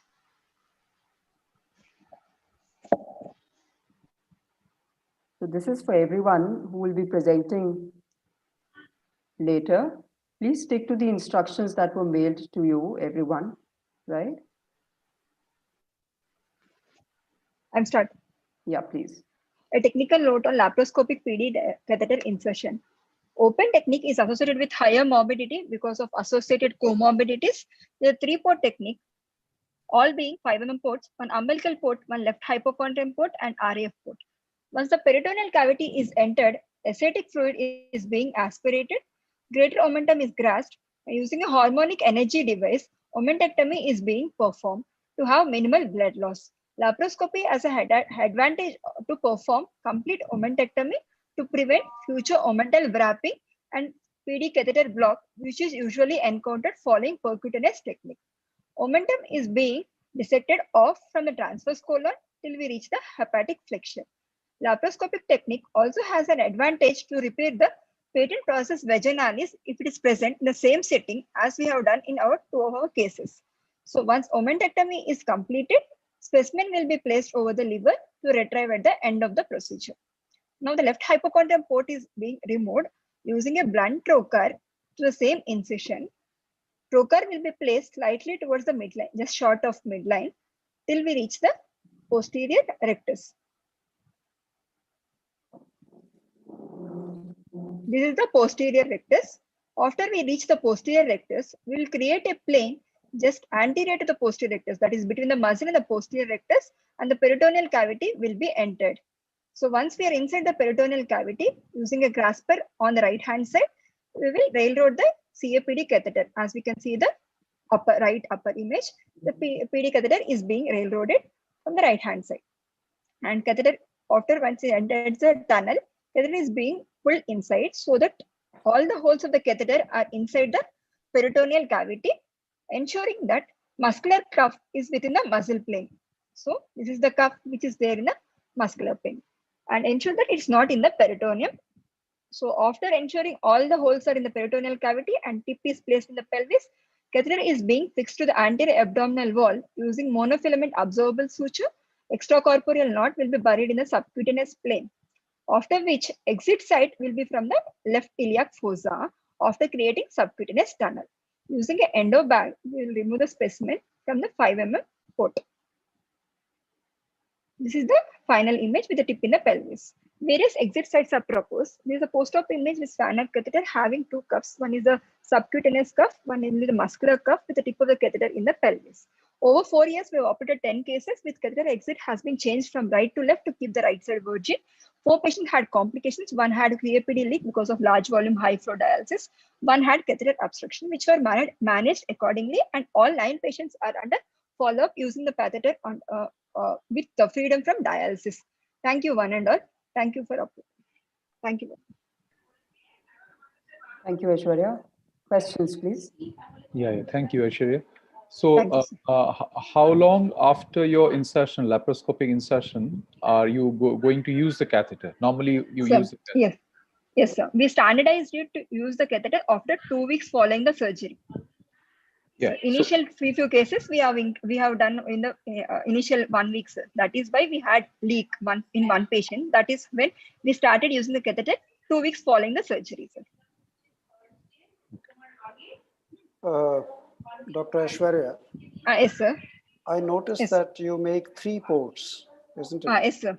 Yes, sir. So did you seal the other port sites? I mean, there was a hole in the peritoneum. Yes, or sir. did you think that not using it for 2 weeks will seal it off automatically? Yes, sir. The cuff is in the muscle plane, after which fibrosis will be there and cuff will be adhered to the muscular plane. So no, that's okay. I am asking about the other ports which you have removed. Have you closed them individually to prevent a leak? No, ports muscle plane will be created, but will be closed there. But peritoneum as such, we didn't close for any of the ports. All right. So did you think of just doing a partial omentectomy? I mean, why do a complete omentectomy? Where did you place the tip of the catheter? In the pelvis or somewhere else? In the pelvis, sir. Tip of the catheter in the pelvis, sir. So for that, you don't need to remove the entire omentum. I mean, you can do partial omentectomy. We used to do it, and we do it very often. You just do a partial omentectomy through an umbilical incision itself, and then through the same incision, you insert the catheter and create a tunnel, and then exit from either the left or the right. So you make only 2 incisions, one at the umbilicus and one either on the left or right. Yes, sir. This case, initially we never used to fix the catheter to the abdominal wall in the initial 3 cases, sir. After which we thought to fix the catheter because one patient post-op in the ultrasound catheter has been migrated, but patient didn't have any issues.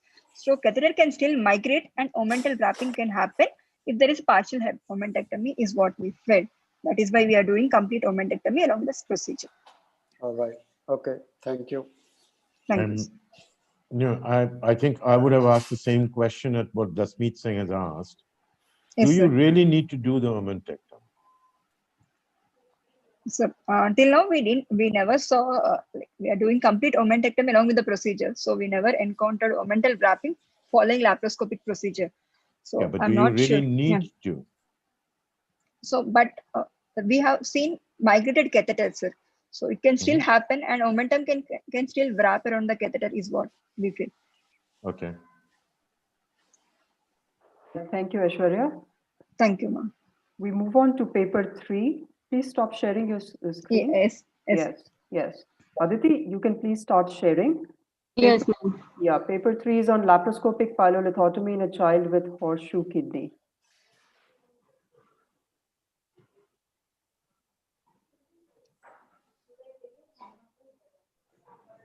Good afternoon, everyone. I am Dr. Aditi from KM Hospital, Mumbai, and I am presenting a case of laparoscopic pyelolithotomy in a 6-year-old girl child with horseshoe kidney. The patient presented to us with flank pain on the left side and burning micturition. On ultrasound, the patient had horseshoe kidney and 17 mm calculus at left pelviureteric junction.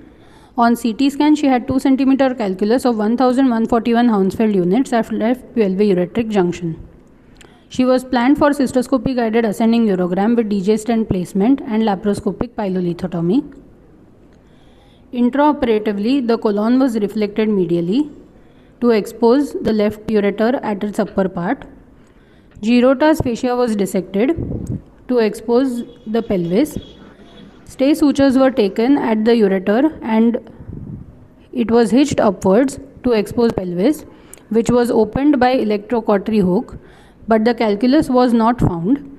Hence, it was decided intraoperatively to use real-time fluoroscopy to locate the calculus. Calculus was seen at the upper calyx and a grasper was guided under C-arm to hold the stone and it was retrieved in a single piece.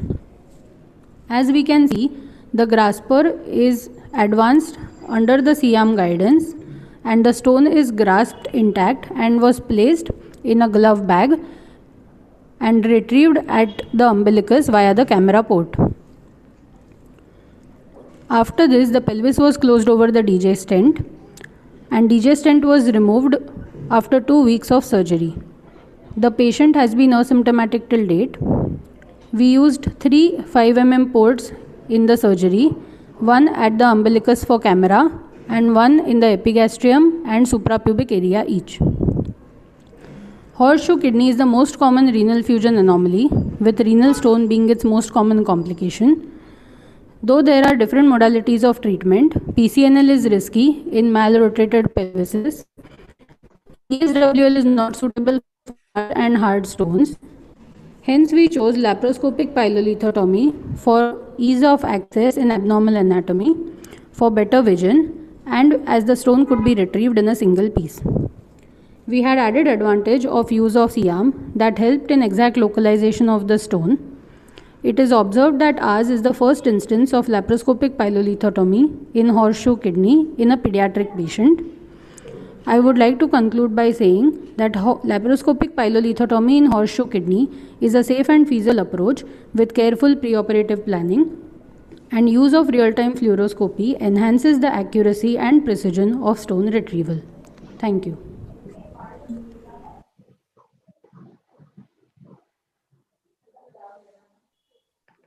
Thank you, Aditi. Questions, please, judges. Aditi, it was a nice idea and a good, nice presentation. So what would you have done in case you had failed to grasp it under fluoroscopic guidance? What would have been your next step? So we would have tried because we had already done a CT scan for this patient. No, I understand. And, so suppose you are looking at the stone on fluoroscopy that is there. You are trying to, but you could somehow, you couldn't just engage the grasper with the stone. So what would have been your next step? So we could have tried using a suction apparatus and flushed water through it so that the stone can be mobilized with the water within the pelvis so that it comes out a bit and then try to grasp it. Yeah, anything else? Yeah, you could have applied, used a flexible scope. Yes, sir. Yeah. Flexible. Yeah. Dr. Aditi. Yes, sir. This is a 6-year-old girl. Yes, sir. Isn't it? So, yes, sir. Did you consider non-invasive methods for stone removal, ESWL, and other things? So the calculus was of more than 1000 Hounsfield units, and it was of 2 centimeter size according to the CT scan. So if we would have used ESWL, it would have been difficult to retrieve the stone completely, and it would have been very painful for the patient in the post-procedure period. Okay, good. Thank you. Thank you, sir. Dr. Partha, any question? Very nice presentation, no questions. Thank you, sir. Thank you. Please stop sharing your screen. Yes, ma'am. Yeah, may I request all the presenters, before you start answering the questions, if you could just unshare your screen and put your video on so that we can also see you. Right, Vidya, can you please start sharing? The next presentation is by Dr. Vidya from Bangalore on inferior hitch stitch. Yes, ma'am. Yeah.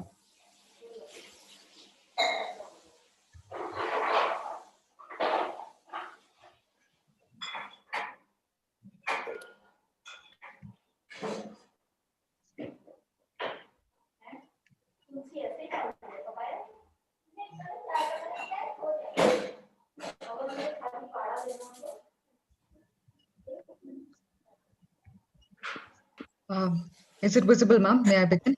Yes, please. Greetings from Indira Gandhi Institute of Child Health, Bangalore. We will be presenting a technical modification in laparoscopic pyeloplasty, the inferior hitch stitch. Pediatric laparoscopic pyeloplasty, despite its clear advantages, is yet to be widely adopted due to the steep and long learning curve. The technical challenges that we encounter as beginners include alignment, spatulation of the ureter, and intracorporeal suturing within a smaller available intraperitoneal space. Designed to address this is our modified technique of using an inferior hitch stitch. This hitch stitch goes through the lateral aspect of the ureter distal to the PUJO segment and the inferior aspect of the renal pelvis. The video that follows is of a 4-year-old boy with left PUJO. Via the transmesocolon approach, the left renal pelvis is exposed. A standard superior hitch is taken.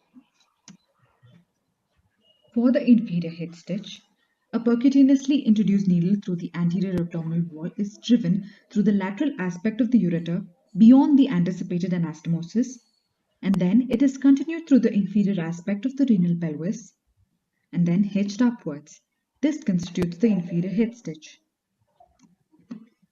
Subsequently, pylotomy and ureteric spatulation become easier with the alignment provided by the inferior hitch. The stabilization it provides prevents twisting and spiral cuts during spatulation. So we proceed with the pylotomy. The pelvis is divided completely, and then the ureter is spatulated. We then proceed with the anastomosis. The anastomosis begins at the heel. This first stitch becomes easy as the divided ends of the pelvis and the ureter are aligned side by side with the hitch stitch. We proceed with continuous suturing of the posterior wall. The approximation is tension-free with this alignment. We then insert a double J stent in an antegrade fashion. Anterior wall anastomosis is completed starting at the heel, and suturing, as you can see, is done without much manipulation. The redundant superior end of the divided segment may be excised at this point. This is how our anastomosis looks at completion.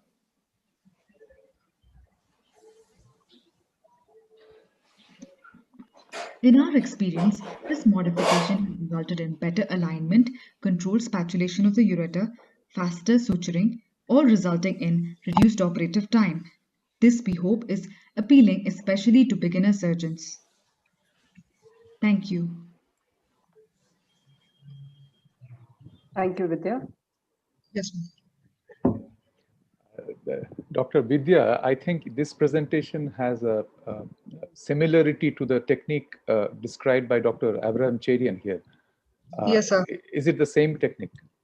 It is similar, sir. He describes a double stitch, a D stitch as he calls it. How is it different from Dr. Cherian's technique? It's a slight modification, sir. He takes the suture after the pylotomy, right, so that the first suture becomes easy. So this one is done slightly before, and it's done in a single shot. It is only a slight modification, sir.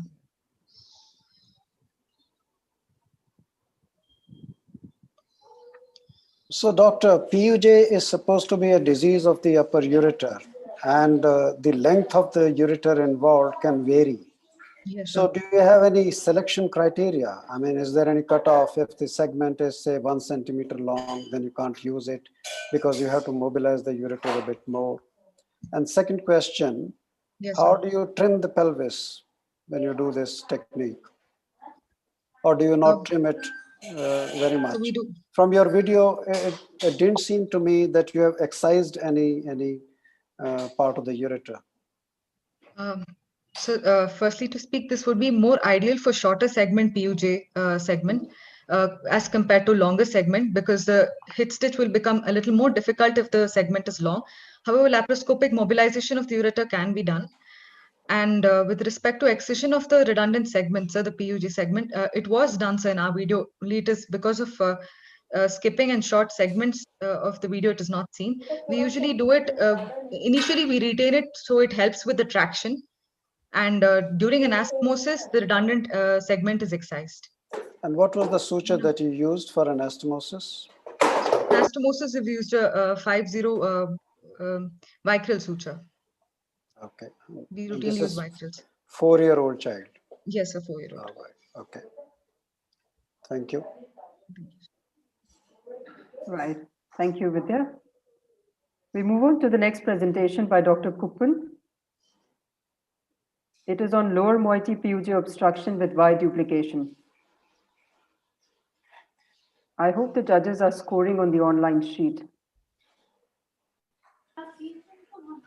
This is a presentation on a rare case of lower moiety pelvic-ureteric junction obstruction with Y duplication. A 11-month-old girl who had antenatal hydronephrosis presented with persistent hydronephrosis and UTI. Renogram showed obstruction and MCU was normal. We proceeded with CT urogram, which showed PUJ obstruction of lower moiety and ureter could not be seen fully. In view of this, child was taken up for surgery. Since we did not know the clear anatomy, we started with cystoscopy and RGP. Cystoscopy revealed a single ureteric orifice, and as you can see in RGP, there is pelvic-ureteric junction obstruction of lower moiety with short segment stenosis close to the Y duplication. So we went ahead with laparoscopy with 5 mm camera port and 3 mm working lateral ports. And we can see a classical Y duplication with PUJO of lower moiety. It was so low that PUJ was very close to the Y limb and no urine output was seen at the time of excision of PUJ. But once we open the pelvis, we can see the urine emptying out nicely. Now, the distal PUJ limb cannot be used because it was very close to Y junction. So we had to excise the stump of the PUJ segment and then splay open the ureter on the side of it. We performed a end-to-side anastomosing the end of the pelvis to the side of the ureter. So this is the laparoscopic pyloureterostomy. This is the end-to-side anastomosis being performed with 5-0 vicryl. We are now anastomosing the posterior layer of pelvis to the ureter using continuous sutures. Once posterior urethral wall was complete, we inserted a double J stent across the anastomosis into the ureter.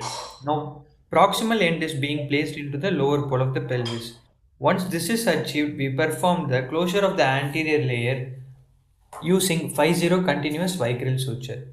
Once this is completed, we will have a reconstruction of Y junction where the pelvis enters the side of the upper pole ureter, which becomes a common ureter later on. So this is the anterior layer of pyloureterostomy being completed with 5-0 continuous vicryl suture. Patient was discharged on day 3 and there was no residual hydronephrosis. So far, only 16 cases have been reported of similar presentation, and laparoscopic pyloureterostomy is a valid option in PUJO with Y duplication. Thank you.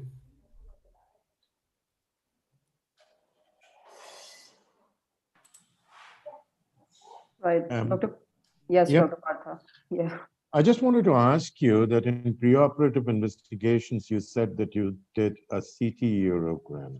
Yes, sir. And in the present day and age, would you still consider doing a CT urogram imparting so much of radiation when you have the other alternative in your hand, which is the MR urogram? For this case, usually we don't do a CT urogram, so we'll proceed with ultrasound. This case, the ultrasound was suspicious of duplex. That's why we proceeded with CT. Sir.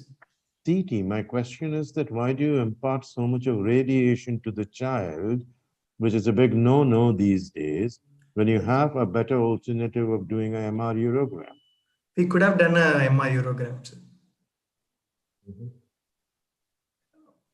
Okay. Any questions, Dr. Saha? No. No. Dr. Satish? No questions. Thank you. Thank Good you. video, though. Good video. Thank you, sir. Thank you, Dr. Kupan. Dr. Manish, may I request you to share your screen, please?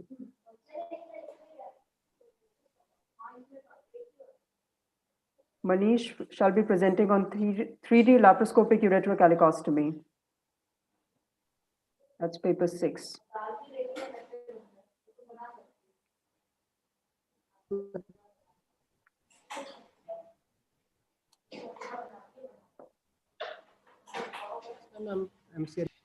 Yes, please. Should I start, ma'am? We can't see it yet, Manish. It's loading. Good evening, Yeah. everyone. Today, Okay. Start. Today I'm going to present a series of 3D laparoscopic anastomosis for uretropelvic reconstruction. This one was. Can you increase your audio volume, Manish? The It's volume seems to inaudible. be less. Yeah, Yeah. it's inaudible. Start again with a little raised voice. Dr. Manish, please put your Manish, are you listening to me? Was showing. Dr. Manish? Yes, ma'am. Yeah, please restart with your audio volume at full because the volume is very less and we can't really hear what you are trying to say. Is your computer volume at max? Ma'am, it is at max, ma'am. Okay. So in case it is not audible, you might have to speak. Let's just try once more. Please start. Good evening, everyone. Today I'm going to present a case series of 3D laparoscopic calicuretic analysis for uretropelvic reconstruction. Case 1 was 11-year-old boy presented with the history of post-traumatic PUJ disruption. Are you okay, sir, or do you want him to speak? Okay. Was showing 20% function in the right kidney, and descending urogram was showing abrupt cutoff at PUJ. In this video, we can see visualization of appendix from the position, access to the retroperitoneum, fibrotic pole was excised with the help of a harmonic scalpel. Approximately 20 cc of pus was aspirated and thorough wash was given. Proximal ureter was identified, antiseptic off as long as possible without injury to the gonadal. Approximately 2 centimeters of proximal fibrous ureter was excised.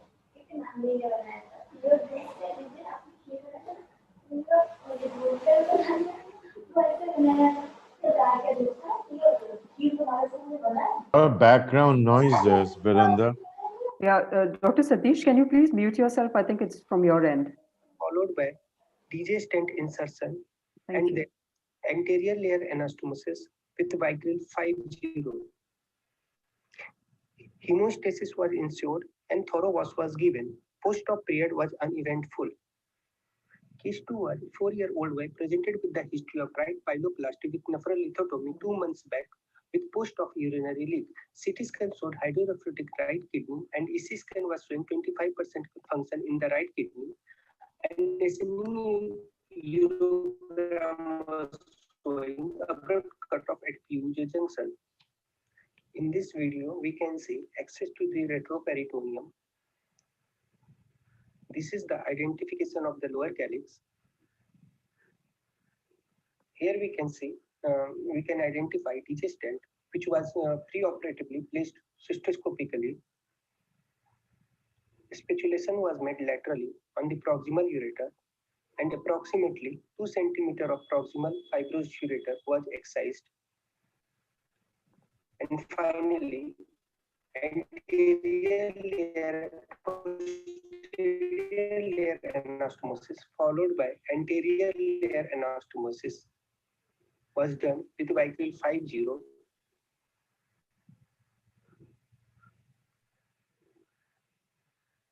This is the final anastomotic site. So we had an option of redo pyeloplasty, calicuretic anastomosis, and nephrectomy, but we went for calicuretic anal pelvis and experience of the first case. So take-home message is, it is a very safe and feasible salvage procedure for selected complicated cases with added advantage of 3D laparoscopy. Thank you. Well, doctor, can I ask you something? Virender? Yes, sir. Yeah, your first case, you said that you encountered some pus there. Yes, sir. Do you think you consider yourself lucky to have got away with this, pelvic whatever anastomosis it is, considering that you encountered pus? Sir, it was a minimal pus, sir. There's nothing called minimal pus or maximal pus. I'm asking you that if there is a pus there and you are doing a reconstructive surgery, do you think that you were lucky to get away with it? Yes, sir. Was there any other option?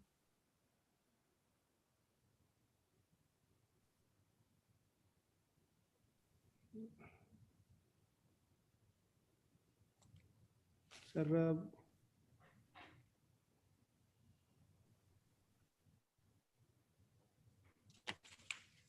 Okay. Subhashish and Since Satish. sir, Yes? yes, sir.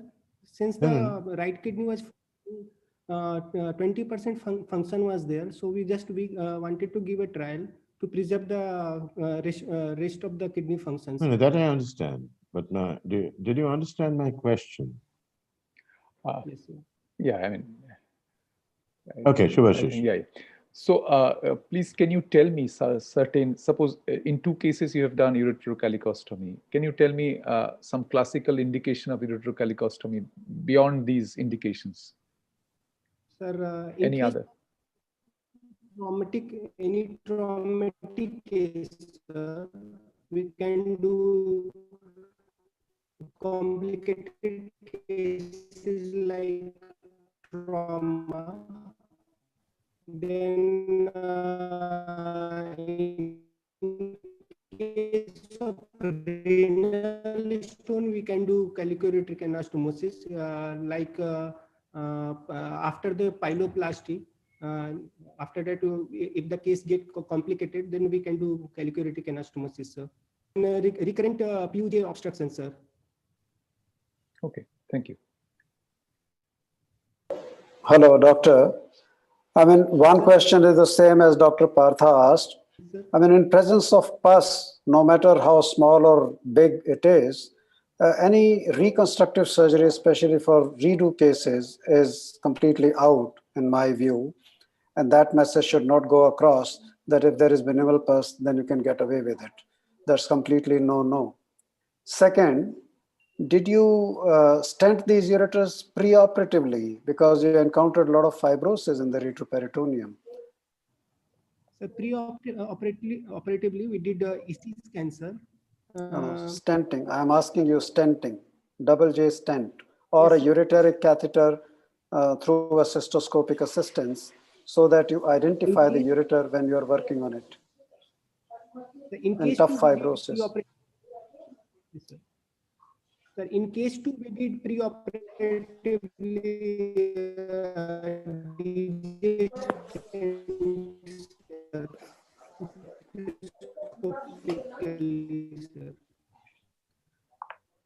Okay. Right.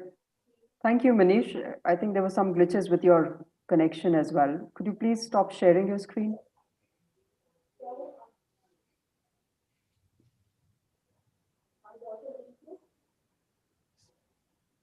Dr. Manish, can you hear me? Is that your screen?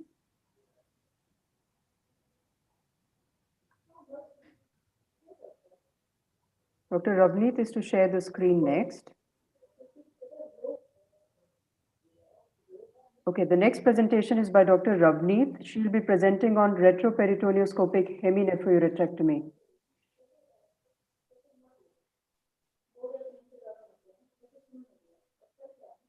Okay, ma'am, I'll start. Yes, please.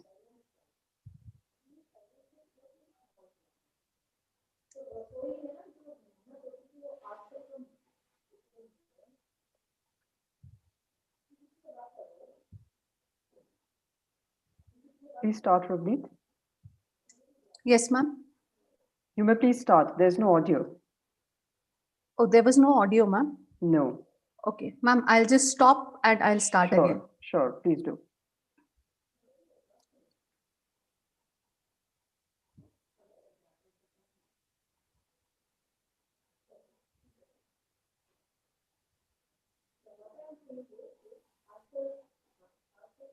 Patient 4 years girl. Yeah. Now can you hear me, ma'am? Yes, it's good. Please go ahead. Continence with some incontinence, clinically unremarkable. DMS is suggestive of left two-play system with poorly functioning upper moiety. Clinical diagnosis of upper pole non-functioning with ectopic ureter was made. Cystoscopy was done, which showed both ectopic and normal urethral opening, and RGP confirmed the same. Port was placed in the anterior, mid and posterior axillary line just below the 12th rib. Retroperitoneum space was entered by splitting the muscle initially using small retractors, then under vision space was created using Nemo. All fibers were divided using energy devices to avoid any ooze and keep the field clear. Kidney started coming into view and we separated it from the posterior and lateral aspect, not separating any anterior attachment to the peritoneum, because this acts like invisible port to keep the kidney in position and prevent it from falling backwards. Upper moiety pelvis was then identified by its size and because of the previously placed catheter in situ. It was gently separated from the lower moiety ureter, keeping close to the upper moiety adventitia to avoid any injury to the lower ureter. Once this was done, we searched for the main renal artery trunk. It was identified, and then upper moiety branches were seen separately from the lower moiety branches. They were carefully dissected, separated. Both renal artery and renal vessels were clipped and divided using the energy devices, as we can clearly see in the video.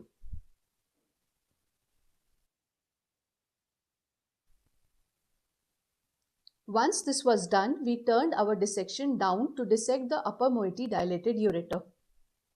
We can clearly appreciate we were close to the upper moiety adventitia to avoid any vasculature injury to the lower moiety.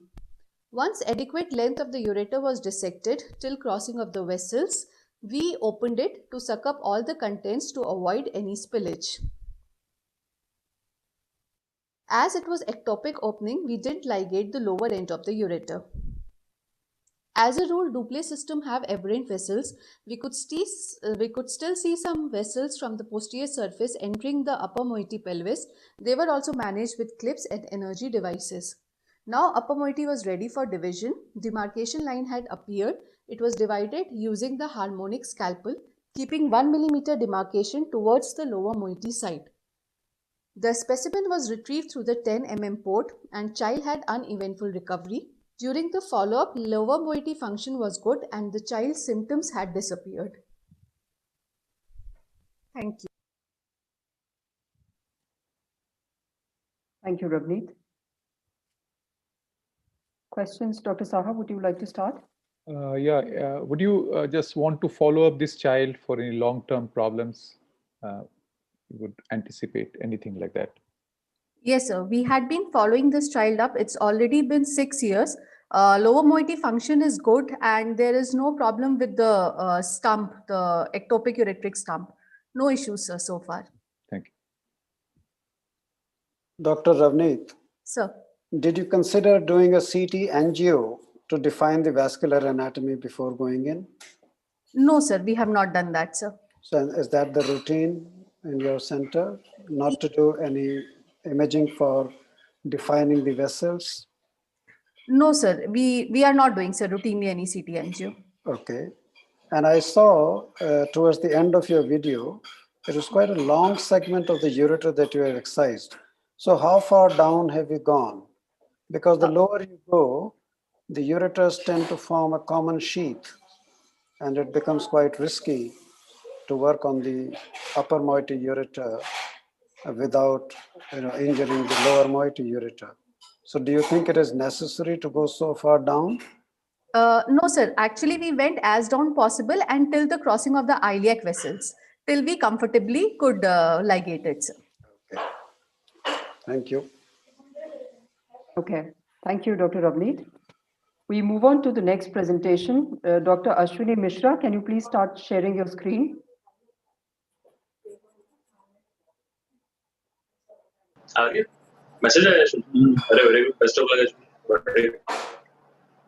Yeah.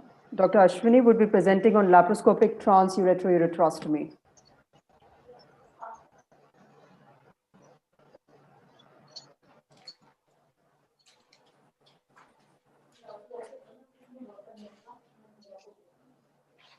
Is it visible, ma'am? Yeah, it's loading.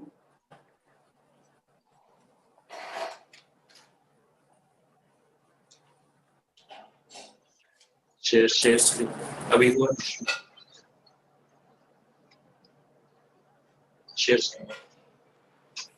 Sir. You are sharing. We can see your screen, Ashwini.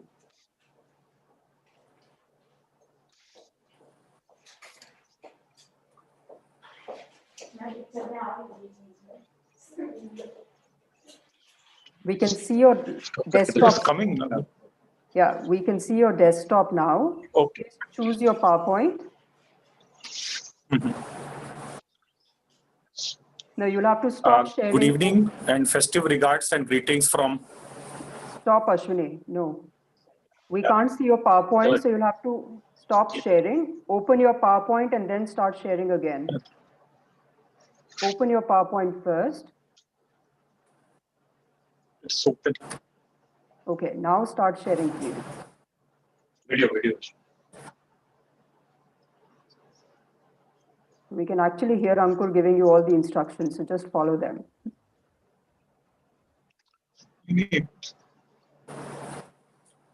Yeah, it's loading, so just wait a bit. It's done.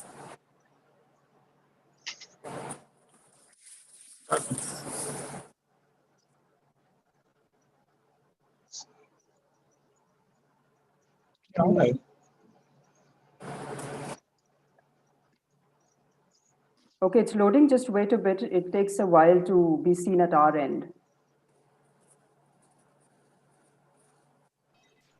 Did it work during the rehearsal? Yes. Yes, it did. On the very first time it worked. It's okay. We saw your PowerPoint the first time, but then somehow you jumped onto your desktop mode. Maybe you closed that.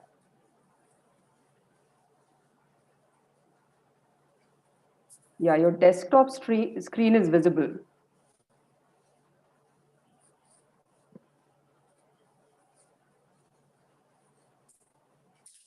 Okay, open the PowerPoint, you can see that. Yeah, fine. It's open. Yes, it's open. We can see your slide. Is it a PowerPoint or is it an MP4 file? It's a video presentation, sir. Yeah, it will be an MP4, but Ashwini, we can't see it. So maybe you take a while to sort it out. Just At least run the video and then you can yes, talk it. Okay. Is it visible now? It's loading again. So wait a while. If it doesn't work this time, we'll come back to you till you sort it out, Ashwini, okay? Or do you want us? Okay. It's visible, ma'am. It is visible now. Some network problem maybe, I don't know. I mean, it is so hazy. It's not at all clear. Yeah, it is scattering. So I can request Aditya to run it from the back end. Aditya, let our technical team do it. Yeah. So hold on, Ashwini. Some network issues are there.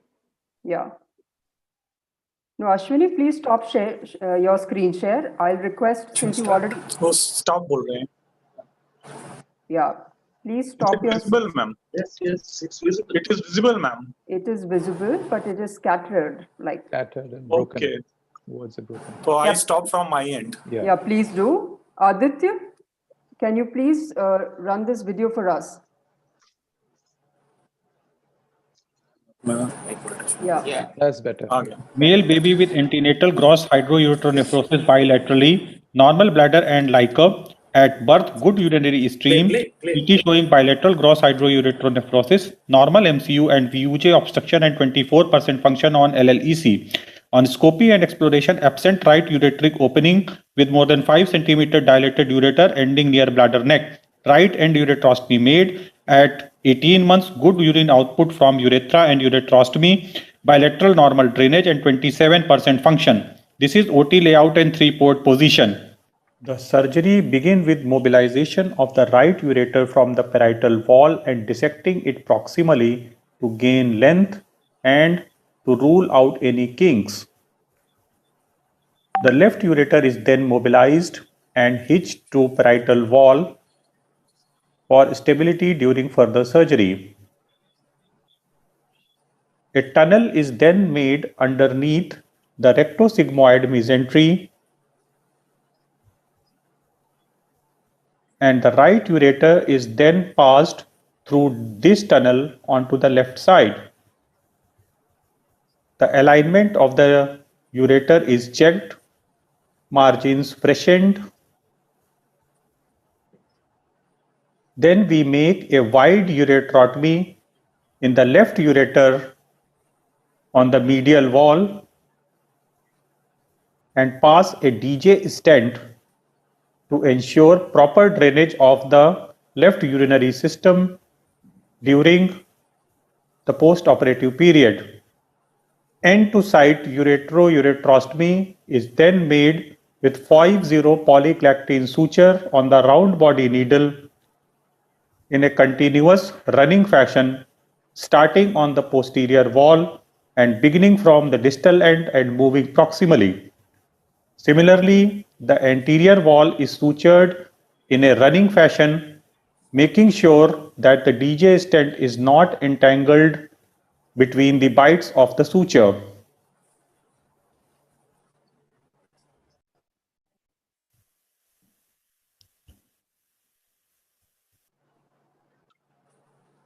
After completing the anastomosis, we check for any urinary leak and then close the peritoneal windows on the either side of the rectosigmoid.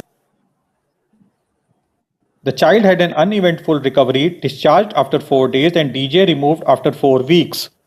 To conclude, in technically difficult ureteroneocystostomy of dilated ureter, laparoscopic transureterostomy presents a safe and effective option with advantages of minimal access surgery. Male baby with antenatal gross hydroureteronephrosis bilaterally, normal bladder and liquor. At birth, good urinary You can stream, please stop, usual Aditya. bilateral gross hydroureteronephrosis, normal Aditya, can you please stop obstruction running? and 24% function on LLEC. On scopy and exploration, absent right ureteric opening with more than 5 Aditya, can you cm please stop dilated ureter running? ending near bladder Can neck. you please stop Right it? end ureteroscopy made at 18 months, good urine output from urethra and ureteroscopy, bilateral normal drainage and 27% function. This is OT layout in three-port position.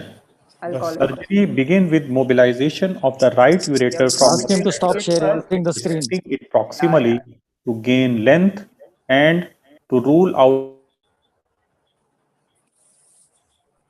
Well, Good evening and greetings from SGPGI Lucknow, and thanks very much for watching the video. yeah, quite a even. Hilarious. Can I ask you something? Yes, sir. Hello. Yeah. You said Yes. that you put in a DJ stand to Yes, the sir. left ureter. Yes, sir. Okay. And you did an end-to-side anastomosis of the right, quote-unquote, mega ureter, which by that time must have reduced in diameter to the Yes, left, sir. right? So why did you choose that instead of putting in the right side, whichever the ureter is remnant? Actually, sir, the right kidney was 27% functioning, and the left Okay, I'm not ureter talking that. was functioning well. So our aim was we have to protect the left urinary system at any cost. Anastomosis can result in edema and it may obstruct the left ureter. Therefore, the aim was to protect the left urinary system at any cost. So that is why the left system was preferentially stented. No, what I think Dr. Gupta was asking you was that maximum urinomas, urinary leaks, they occur because of the leakage from the anastomotic leaks. So the right ureter being the more dilated system. Yes, sir. I mean, why didn't you opt for putting 2 stents, one in the left ureter and the other on the right ureter? And that was the question. Sir, left ureter was not that much dilated to accommodate 2 stents, and as a safety measure, we have put the drain also.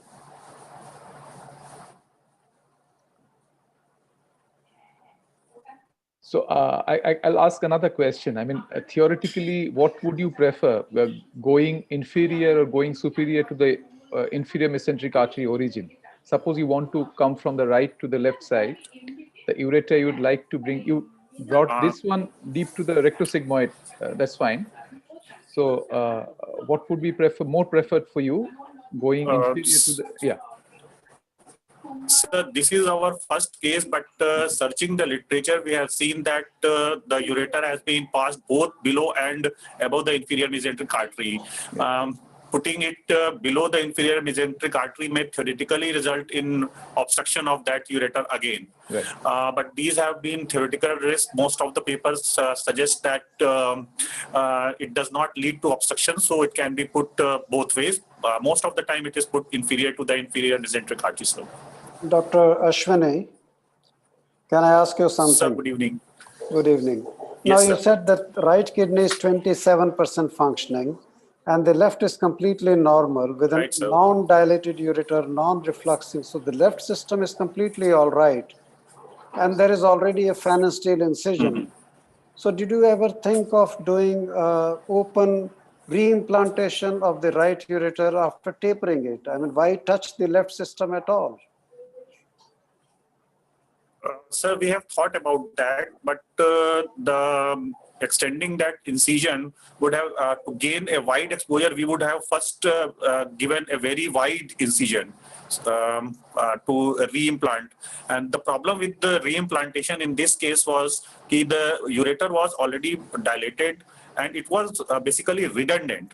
So even after tapering, we have our fears that this ureter might not have a good peristalsis to withstand the obstruction that is caused by making a ureteroneocystostomy.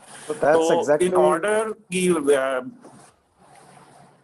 that's exactly so the ureter was what is redundant, tapering meant therefore we for. were not confident. So ureter was still very redundant. It was more than 5 centimeters dilated at the time of first surgery, and it was redundant. And it was not peristalsing well. Even after 18 months of the post-surgery, after first surgery. Therefore, we decided that it will be a passive conduit, but it will drain at least the system well. And if we made a ureteroneocystostomy, maybe a sort of iatrogenic obstruction may be created, and that may further jeopardize and may lead to obstruction, and the whatever function is left with us may get further compromised. Right, Ashwini, thank you. Okay. Yeah, you should try and keep And your answers short. Tapering is All right, difficult, Ashwini, thank you, thank you. Okay. Okay, we move on to the next presentation by Dr. Ajay Abraham. Can you please start sharing your screen? Good evening, madam. Good evening, Dr. Ajay. Dr. Ajay will be presenting on laparoscopic psoas hitch and transvesical ureteric reimplantation. Please start your screen share. Yes, ma'am. Yeah. Warm greetings from Amrita Institute of Medical Sciences, Cochin. I'll be presenting on a laparoscopic psoas hitch along with ureteric reimplantation. Good evening to one and all. Our patient is a 4-month-old male baby who came to us with right hydroureteronephrosis. MCU done was normal, and RGP done showed a long narrow segment in the ureter. So we proceeded with a laparoscopic psoas hitch along with ureteric reimplantation. The ureter was first identified and divided at the junction of the dilated and the narrow segment. It was then cut open to show that there were no ureteric valves.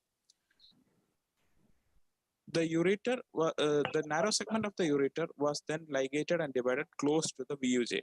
We then mobilized the bladder after filling it. Filling the bladder helps in identification as well as ease of mobilization. Both the lateral umbilical ligaments were cut and bladder was mobilized anteriorly as well as laterally.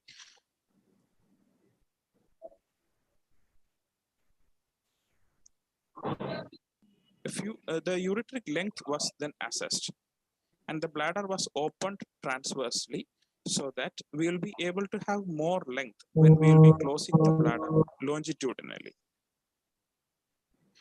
The psoas hitch was done by taking a few stitches of proline from the psoas fascia and muscle and driven through the bladder muscle. By this, we will be able to fix the bladder to the ipsilateral psoas.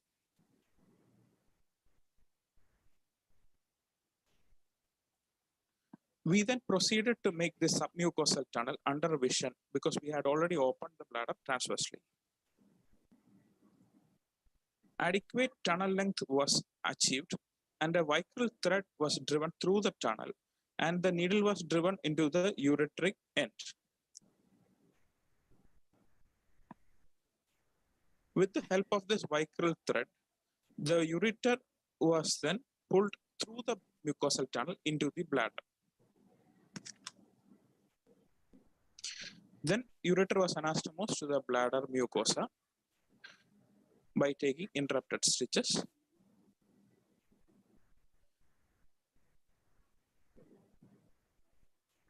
The bladder was then closed in layers. 3-0 catgut was used for continuous closure of the bladder mucosa, and the detrusor was then closed with 3-0 vicryl interrupted stitches.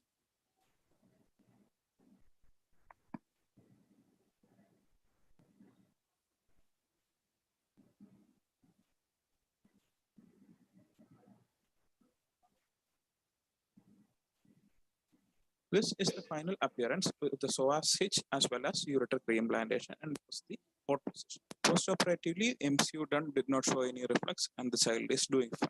Thank you. Thank you, Dr. Ajay. Questions? We can start from Dr. Satish if you have any. So this is like a modified Bovary because you divided the bladder transversely and then took a segment of the bladder up and you reimplanted the ureter into that segment. So did you think that the length of the ureter was a limiting factor? Yes, sir.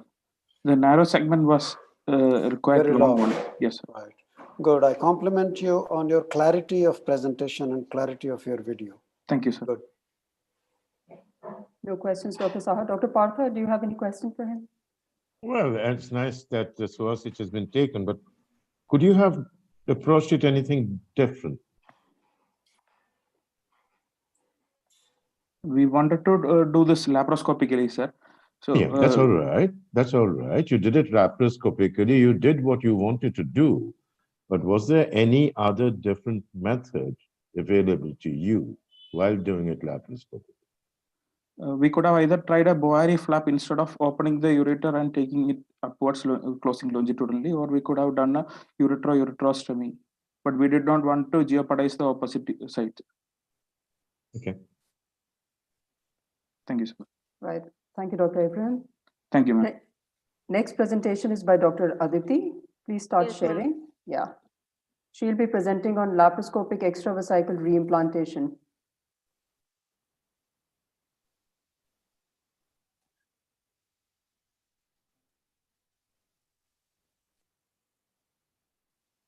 We can see your mobile screen, Aditi. Yes, ma'am.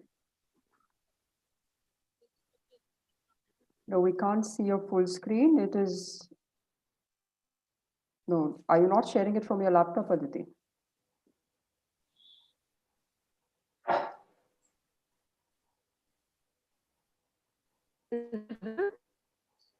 It's only half visible. The entire screen is not visible, so maybe you have to rotate. You are using your mobile, right? Rotate your screen. Yes, ma'am. Yeah, better. Please start the audio. Ma'am. It's not audible.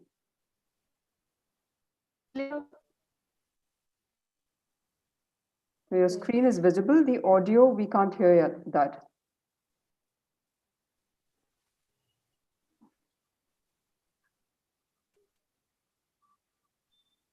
I think you did okay with your first presentation, but now you've changed systems, have you? Oh, yes, ma'am. There was some issue with the Wi-Fi. No worries. Try again once more. Yes, ma'am. Do you have a backup with Aditya? Yes, I do. You do? So do you want me to ask him to run it for you? Yes, please. The name is Okay. laparoscopic ureteric reimplantation. Yeah, Aditya? Please run this presentation number 13, laparoscopic extravesical reimplantation.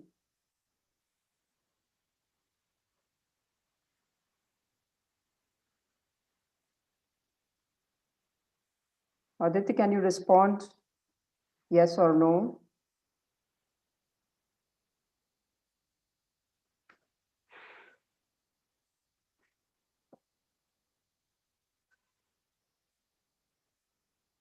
Okay. Yeah, it's loading. Network problems.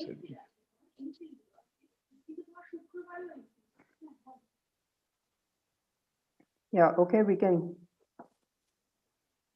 could momentarily see your screen. Yeah, I shut it off because I thought Mr. Aditya. Yeah, but we can now see your screen. So please unshare if you want him to run it for you.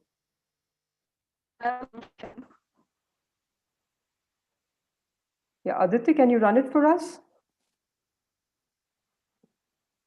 Or maybe we'll come back to you, Aditi. I'll request Aditi to run it for you while we move on to the next one. Dr. Praveen? Dr. Praveen Krishna, are you ready with your presentation? Please start your screen share. The judges kindly take note, this presentation would be on repair of extrophy bladder by rectus abdominis muscle. The presentation before that has withdrawn, so please don't score that one.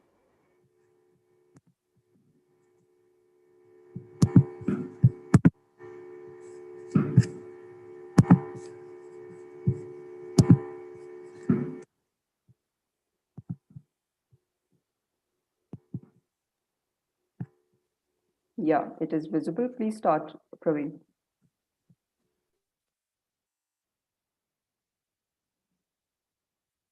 Good evening all.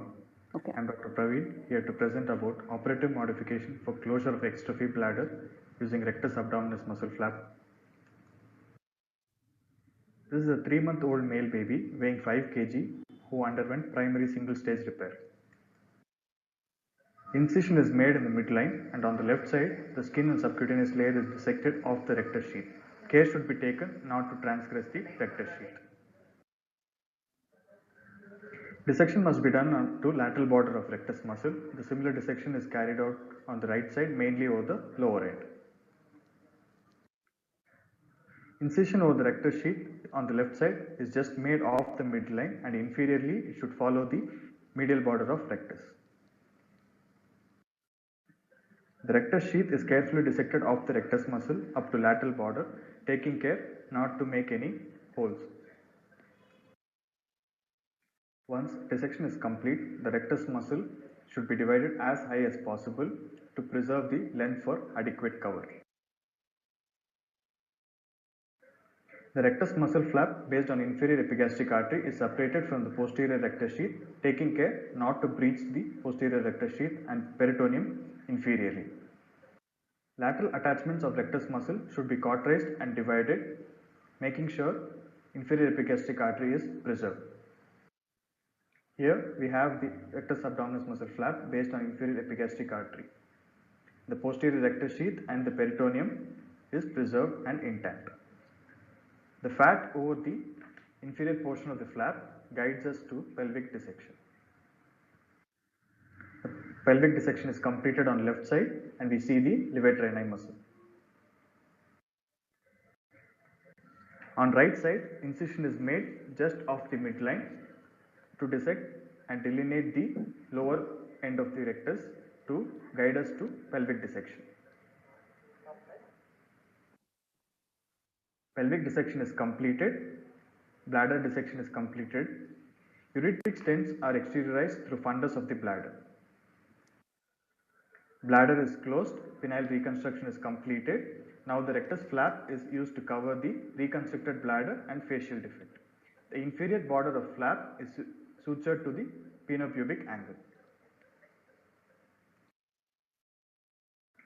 Once the flap cover is completed, the rectus sheath is approximated and the midline incision is approximated in layers to complete the reconstruction.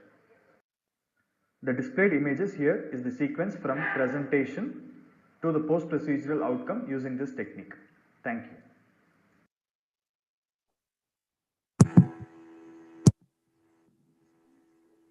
Thank you, Dr. Praveen. Any questions? Yeah. Yeah. You see, as Dr. Ramesh Babu just put it on the chat, I had the similar experience. Initially, it was fine, but this kid developed a huge hernia inguinal on the left side, which required a mesh and contain. What's your opinion about it? Post-operatively, on 2 patients we had at the end of 1 year of post-follow-up, and we had to repair in those cases. And of late, we have been doing inguinal hernia anatomy in certain cases in primary surgery itself. In order I to didn't avoid. get you. I didn't get you. I mean, what do you mean by primary surgery while you were concentrating on closure of the extrophy? Yes, sir. Yes, sir. What kind of primary surgery would you do to prevent a hernia? When we were exposing that area in order to prevent the future hernia, we would be doing it the primary itself, sir. Okay. No, you were not clear about preventing a hernia.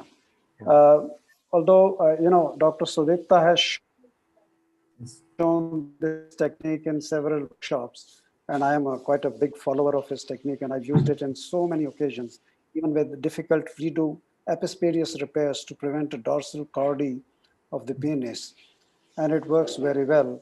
Dr. Partha, I haven't seen any hernias. I must have done at least 20, 25 by now for extrophy as well as several other indications like traumatic loss of muscles in that area and several other indications. It works very well. What I want to say, Satish, is that the posterior rectus sheath, there's nothing there, So that's a potential really weak area. Maybe upfront we can keep a mesh before to prevent a hernia happening there. I don't know. I mean, what is the right? Because that area is. Ramesh, the thing is that you have an intact anterior rectus sheath. And second, even if you don't have a very good posterior rectus sheath below the arcuate line, the defect that it leads is quite a wide one. So it can, at best have a cosmetically displeasing appearance, but there is no risk of kind of, obstruction or strangulation in this hernia. This is not like an inguinal hernia where, the gut comes out from a small. Rakesh Joshi also has said that big hernias have developed ventral hernias. So one has to wait for the time and get the follow-up correct. It will come eventually. That's a real concern. I mean. Okay. Right. Dr. Serene, you had posted a comment, so do you want to speak it out? My experience is similar to Satish, and we've done quite a few and got away without any problem. Right, sir. Thank you. Yeah, so we move on to our previous presentation. Aditya? Yes, ma'am. Aditya would be sharing your video for you. Yes, ma'am. Yes, okay. Thank you. Let us be on board. So this presentation is the previous one, laparoscopic extravesical reimplantation.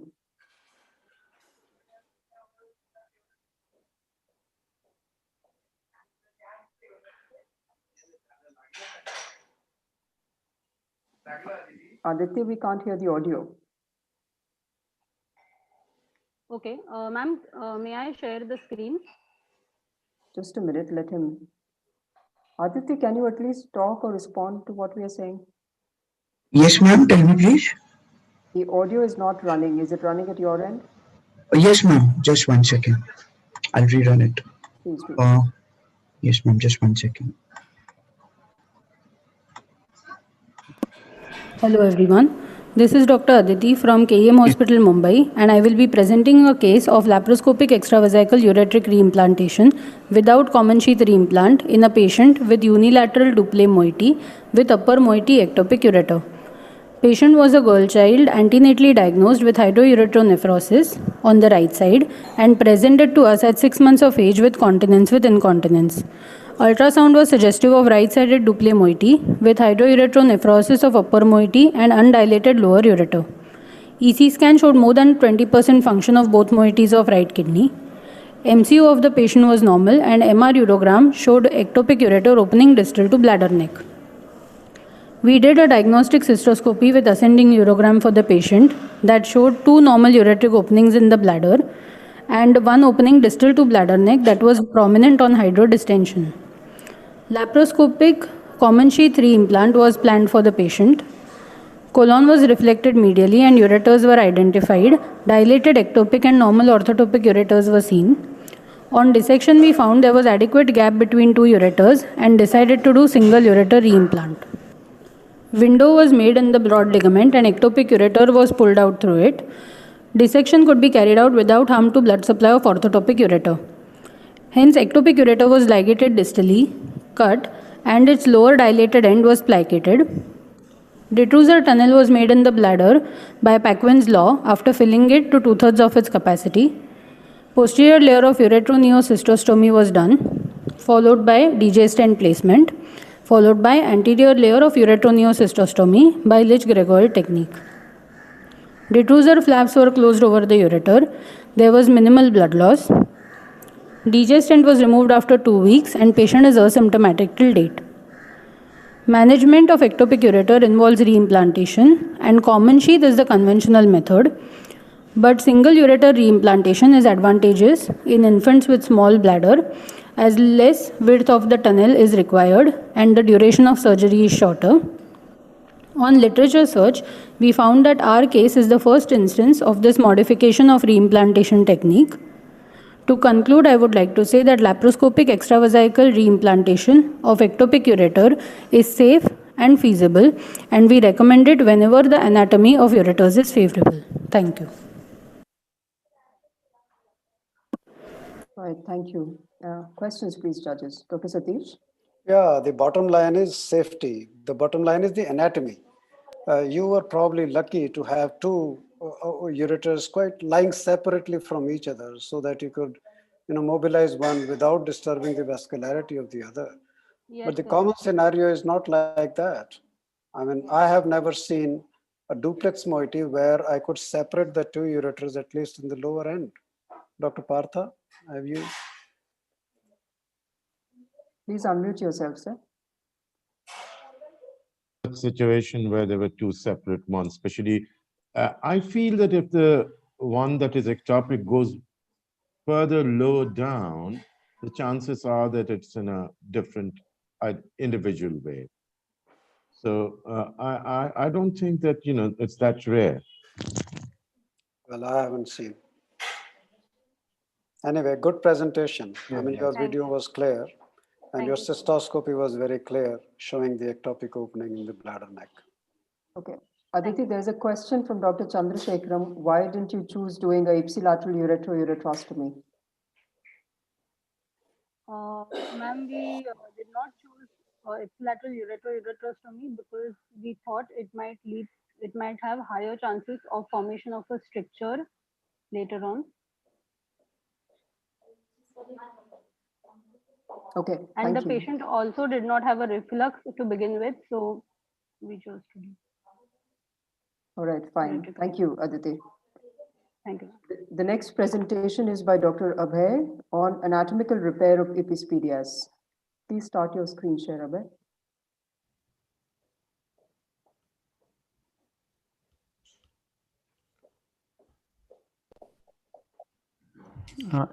Is my screen visible now? It's visible. Please start. Yes.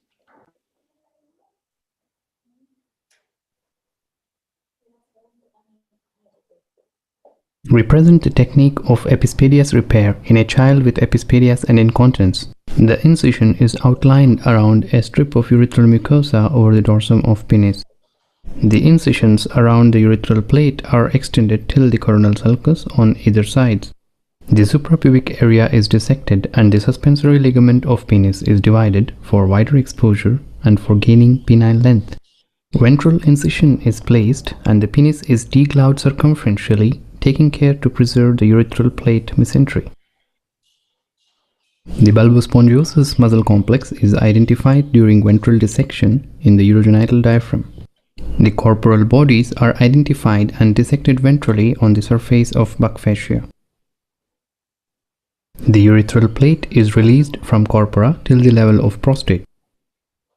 Vessel loops are placed around the corporal bodies after complete ureterocorporal disassembly.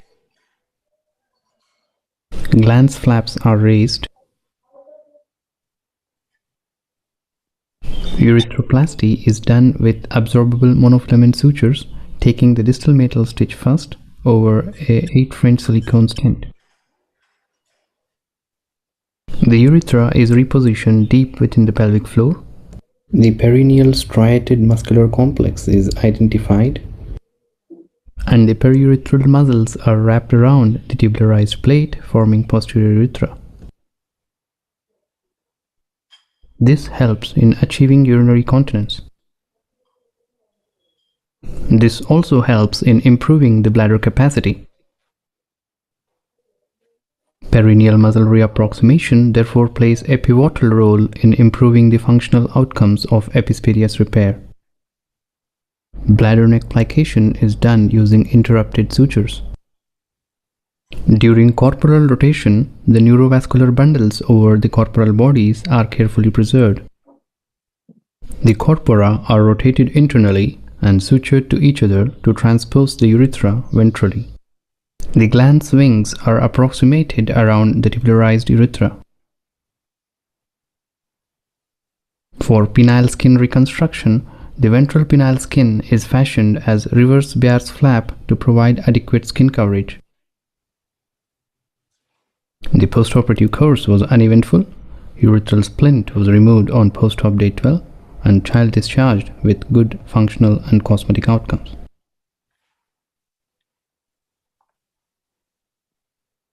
Thank you, Abhay. Dr. Satish, would you like to start with the questions? I mean, now it's a very nice video, nice presentation, and very clear anatomical delineation of all the structures. Very nice. Thank you, sir. Dr. Partha? No questions. Thank Okay. you. Dr. Saha? I mean, this was a very nice video. I mean, how many cases have you done and what are the results? I mean, long term. Yes, sir. Over past 15 years, approximately 120, sir. Dr. Rakesh or Kuriel, do you have any comments or questions? Yeah. Dr. Rakesh Joshi. Yes, that's what I was just typing it. Yeah, Actually, just ask. internal rotation can lead to a persistent chordy later on. This is what we have found, that now we have started doing external rotation of corpora. So the penis looks straight and away from the abdominal wall. Yes, sir. So there is a description that the proximal corpora may be rotated slightly externally and the distal corpora may be rotated internally. So this is also described in literature. But here we have been rotating it mainly internally in the distal part.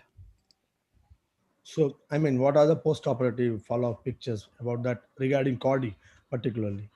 Yes, sir. Actually, this particular patient, he didn't have a significant chordy, but post-operatively he had means no chordy, sir. He had very good cosmetic and functional outcomes. His uroflowmetry was also good. There was no fistula, and the glans appearance was also conical and nice. Any post-operative reflux you are getting after doing that, tightening at the bladder neck area? No, sir. Means very rarely it is seen, but in this patient it was not there. Can I ask you something? Yes, sir. It's nice when you draw a picture of, overlapping the muscles, as you've shown in your, schematic diagram, how easy it is to identify them in real life. Yes, sir. It is definitely difficult. That's why initial dissection, we try to remove the any scar tissue suprapubically, so that this muscle identification becomes easier later on. Case. You had a fresh case. So yes, yes. My idea of asking you is that what are the landmarks that you would suggest to wrap up at the blood and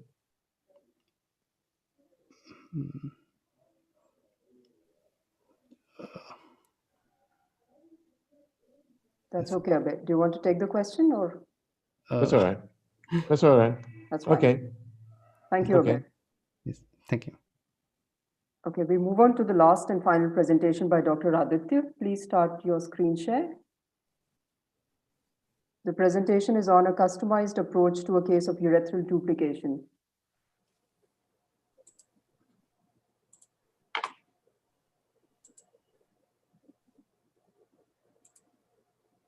Good evening, respected judges and delegates. I am Dr. Aditya Manikar from AIMS.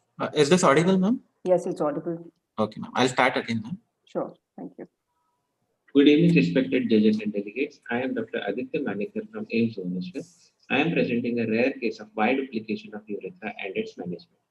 Urethral duplication is a rare congenital anomaly, and wide duplication accounts for 6 to 13% of all urethral duplications. This anomaly has varying presentations leading to varying managements. The surgical reconstruction is always a challenging job, the aim being achievement of continence along with a good cosmesis. F-Man in 1976 classified the urethral duplication in 3 types, as we are seeing it.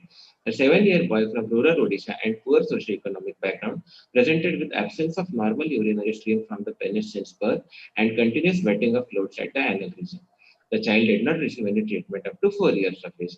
At 4 years, the child was investigated and was diagnosed with the wide duplication of urethra on MRI, which showed a sinus tract arising from posterior bladder wall to reach the right anterior pararectal area.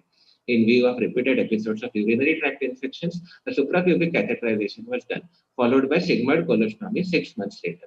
At 7 years, he was investigated further. He underwent an examination under anesthesia with a cystoscopy, where diagnosis and morphology of the duplication were confirmed. This was followed by a contrast study showing filling up of the bladder and a thin anterior urethra. The child underwent a perineal urethrostomy in a prone jackknife position, where the urethra was dissected off the anus and was placed in the center of the perineal muscle complex in order to achieve a sphincter action. Post-operatively, the neourethrostomy was 3 cm away from the anal opening. Presently, the child is with a continent perineal urethrostomy. The parents have been provided with further options of a urethroplasty along with a stomach closure. They are, however, satisfied with the current status of the child and are on regular follow-up.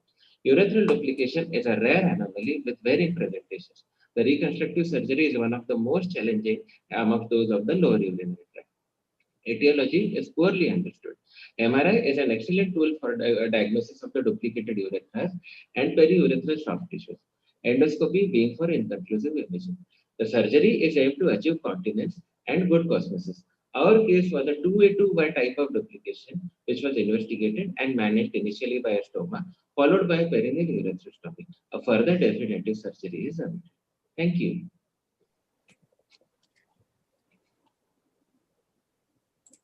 Thank you, Aditya. Dr. Saha, question, please. Yeah, what would be your choice if the parents consent for completion, I mean, urethroplasty? What would be your choice of the procedure? So we would construct a complete urethroplasty up to the tip of the penis, along with the closure of the sigmoid stoma. Okay, I mean, what would be the preferred options for the urethroplasty? We can use the localized tissue and create a tubularization and create a neo-urethra up to the tip of the penis. Yeah, often it's very difficult to go up to the tip of the penis. I mean, the entire length. We sometimes it will be a long suture line along with complications like fistula, and post-operatively the child may have strictures also. Yeah. Okay. A word of caution. The local scrotal skin should never be used for reconstruction of urethra.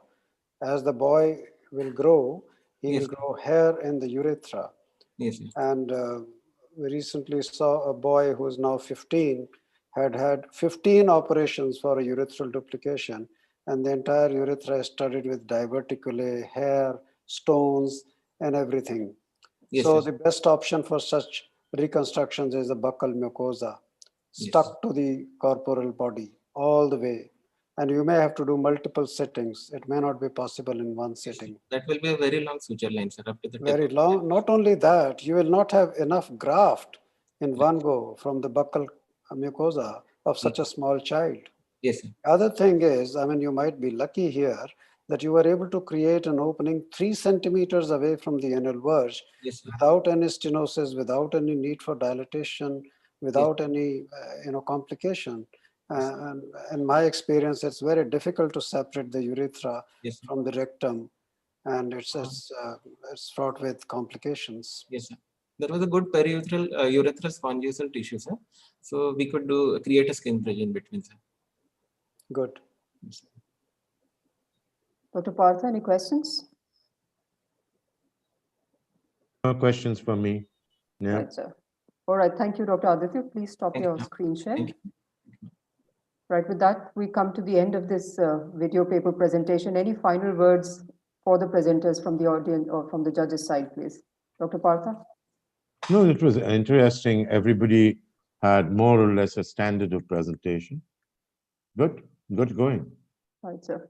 Dr. Saha? Yeah, lovely presentation. I mean, all the videos and nicely edited videos were nicely put. Well done. Dr. Satish? Please unmute yourself, sir. Please unmute. It was a very good mix of laparoscopic as well as open surgery, and we saw some very clear open surgery videos, especially the one with the epispadias repair and the one that Dr. Sudipta's group showed on rectus abdominis flap, and some wonderful laparoscopic videos as well. So congratulations, good show. So thank you, everyone. The result as to who the winner is would be declared in the valedictory function tomorrow. So all of you did well. Thank you. And Virender, I have sent you all the scores. I've been sending it. Right, sir. I'll check them out. Yes. Yes, sir. Every Yes. score has been sent immediately after the presentation was over. That's great, sir. Thank you so much. Okay. Thank you, Virender. It was a wonderfully conducted session. Very nicely done indeed. And I thank you very much for moderating this so elegantly. I thank all the judges, Dr. Satish, Subhashish, and Partha sir. It's nice to have you all scoring for these PGs. As you said, the PGs did a great job. When we said that whether they can present something within 3 minutes, that was a challenge for them basically. And then to get it in a video format and do an audio overlay also, it's a lot of learning actually. I mean, you have to learn a lot of soft skills in addition to your, learning pediatric surgery, and they've all done justice. I mean, they've proven that they can do it, and the technical, how I do it technique, that's what they are essentially showing, and it actually turned out to be a very good session. So this kind of sessions we can actually have in future also, like small videos of 3 minutes edited, with voiceover, without voiceover. Of course, we still have to master the voiceover technique, but it's really an enjoyable session today. Yes, absolutely. Absolutely. And overall, it has been a wonderful day of learning. And the first day of this program has gone really well. Thanks to everybody, including the IPCA team and the backend team. By this time, we would have taken you in a bus for the venue of the banquet normally. Yeah, so I request you to walk slowly to the fridge, check out the beer, and then shake the legs a bit, and then drink it, and then enjoy the dinner. So please do join us again at 3 p.m. tomorrow. The PGs who are participating in the quiz, please join by around 2:30. Dr. Ravi Kanoja will be ready to fire away the questions at the sharp at 3 o'clock. So please join well before. And I mean, do they have to join Virender, or do they? No, so in the WhatsApp group, Dr. Ravi Kanoja would be sharing the link so that they can open the link in their own systems. Okay, so they really don't have to join, but he'll be reading out the questions, right? No, Dr. Ramesh. Yeah, please announce a little bit about it. Yeah. Yeah, I think they should join on Zoom also. So probably they should have 2 devices. Okay. So one to join on Zoom, where we can actually see them that they are attempting the quiz on their phone or their tablet. All right. Okay, that way, because see, the problem with online quiz is that I know what you all mean. sorts of Google search. Yeah, so that way we will be able to see them that they are sitting on their chair, attempting the quiz on their device and not discussing it amongst themselves. So that is why, and they will receive the link on the WhatsApp group. Yeah. Okay. All right. Yeah. Any other comments, Virender, for tomorrow? No, I think so. Yeah. We'll be good tomorrow. No other comments. So we'll join at 2:30, and then we'll go live at 3 o'clock. Yeah. Thank you, Great. everybody. Great. Thank you. Great. It was a pleasure, Ramesh. It was good, Virendra. Thank you. Thank you. Thank you. Great show. Great Yeah. show. Thank Wonderful. you. Thank you all. Thank you. I enjoyed it. Okay. Good night. Thank you. Bye. Have a good Good evening, night. everyone. Bye-bye.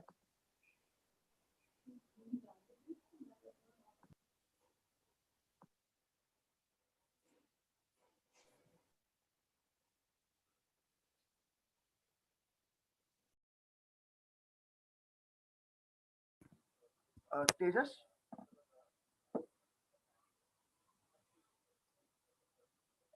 Hello, Tejas?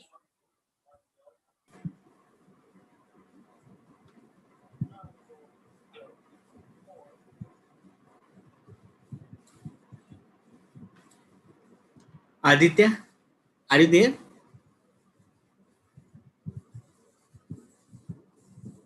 Aditya? Yes, Vipin. Yes, Vipin. Aditya, thank you very much. Most welcome, Vipin. I'll just close it. I'll close the session. Yeah, you can close it down. Okay. Thanks.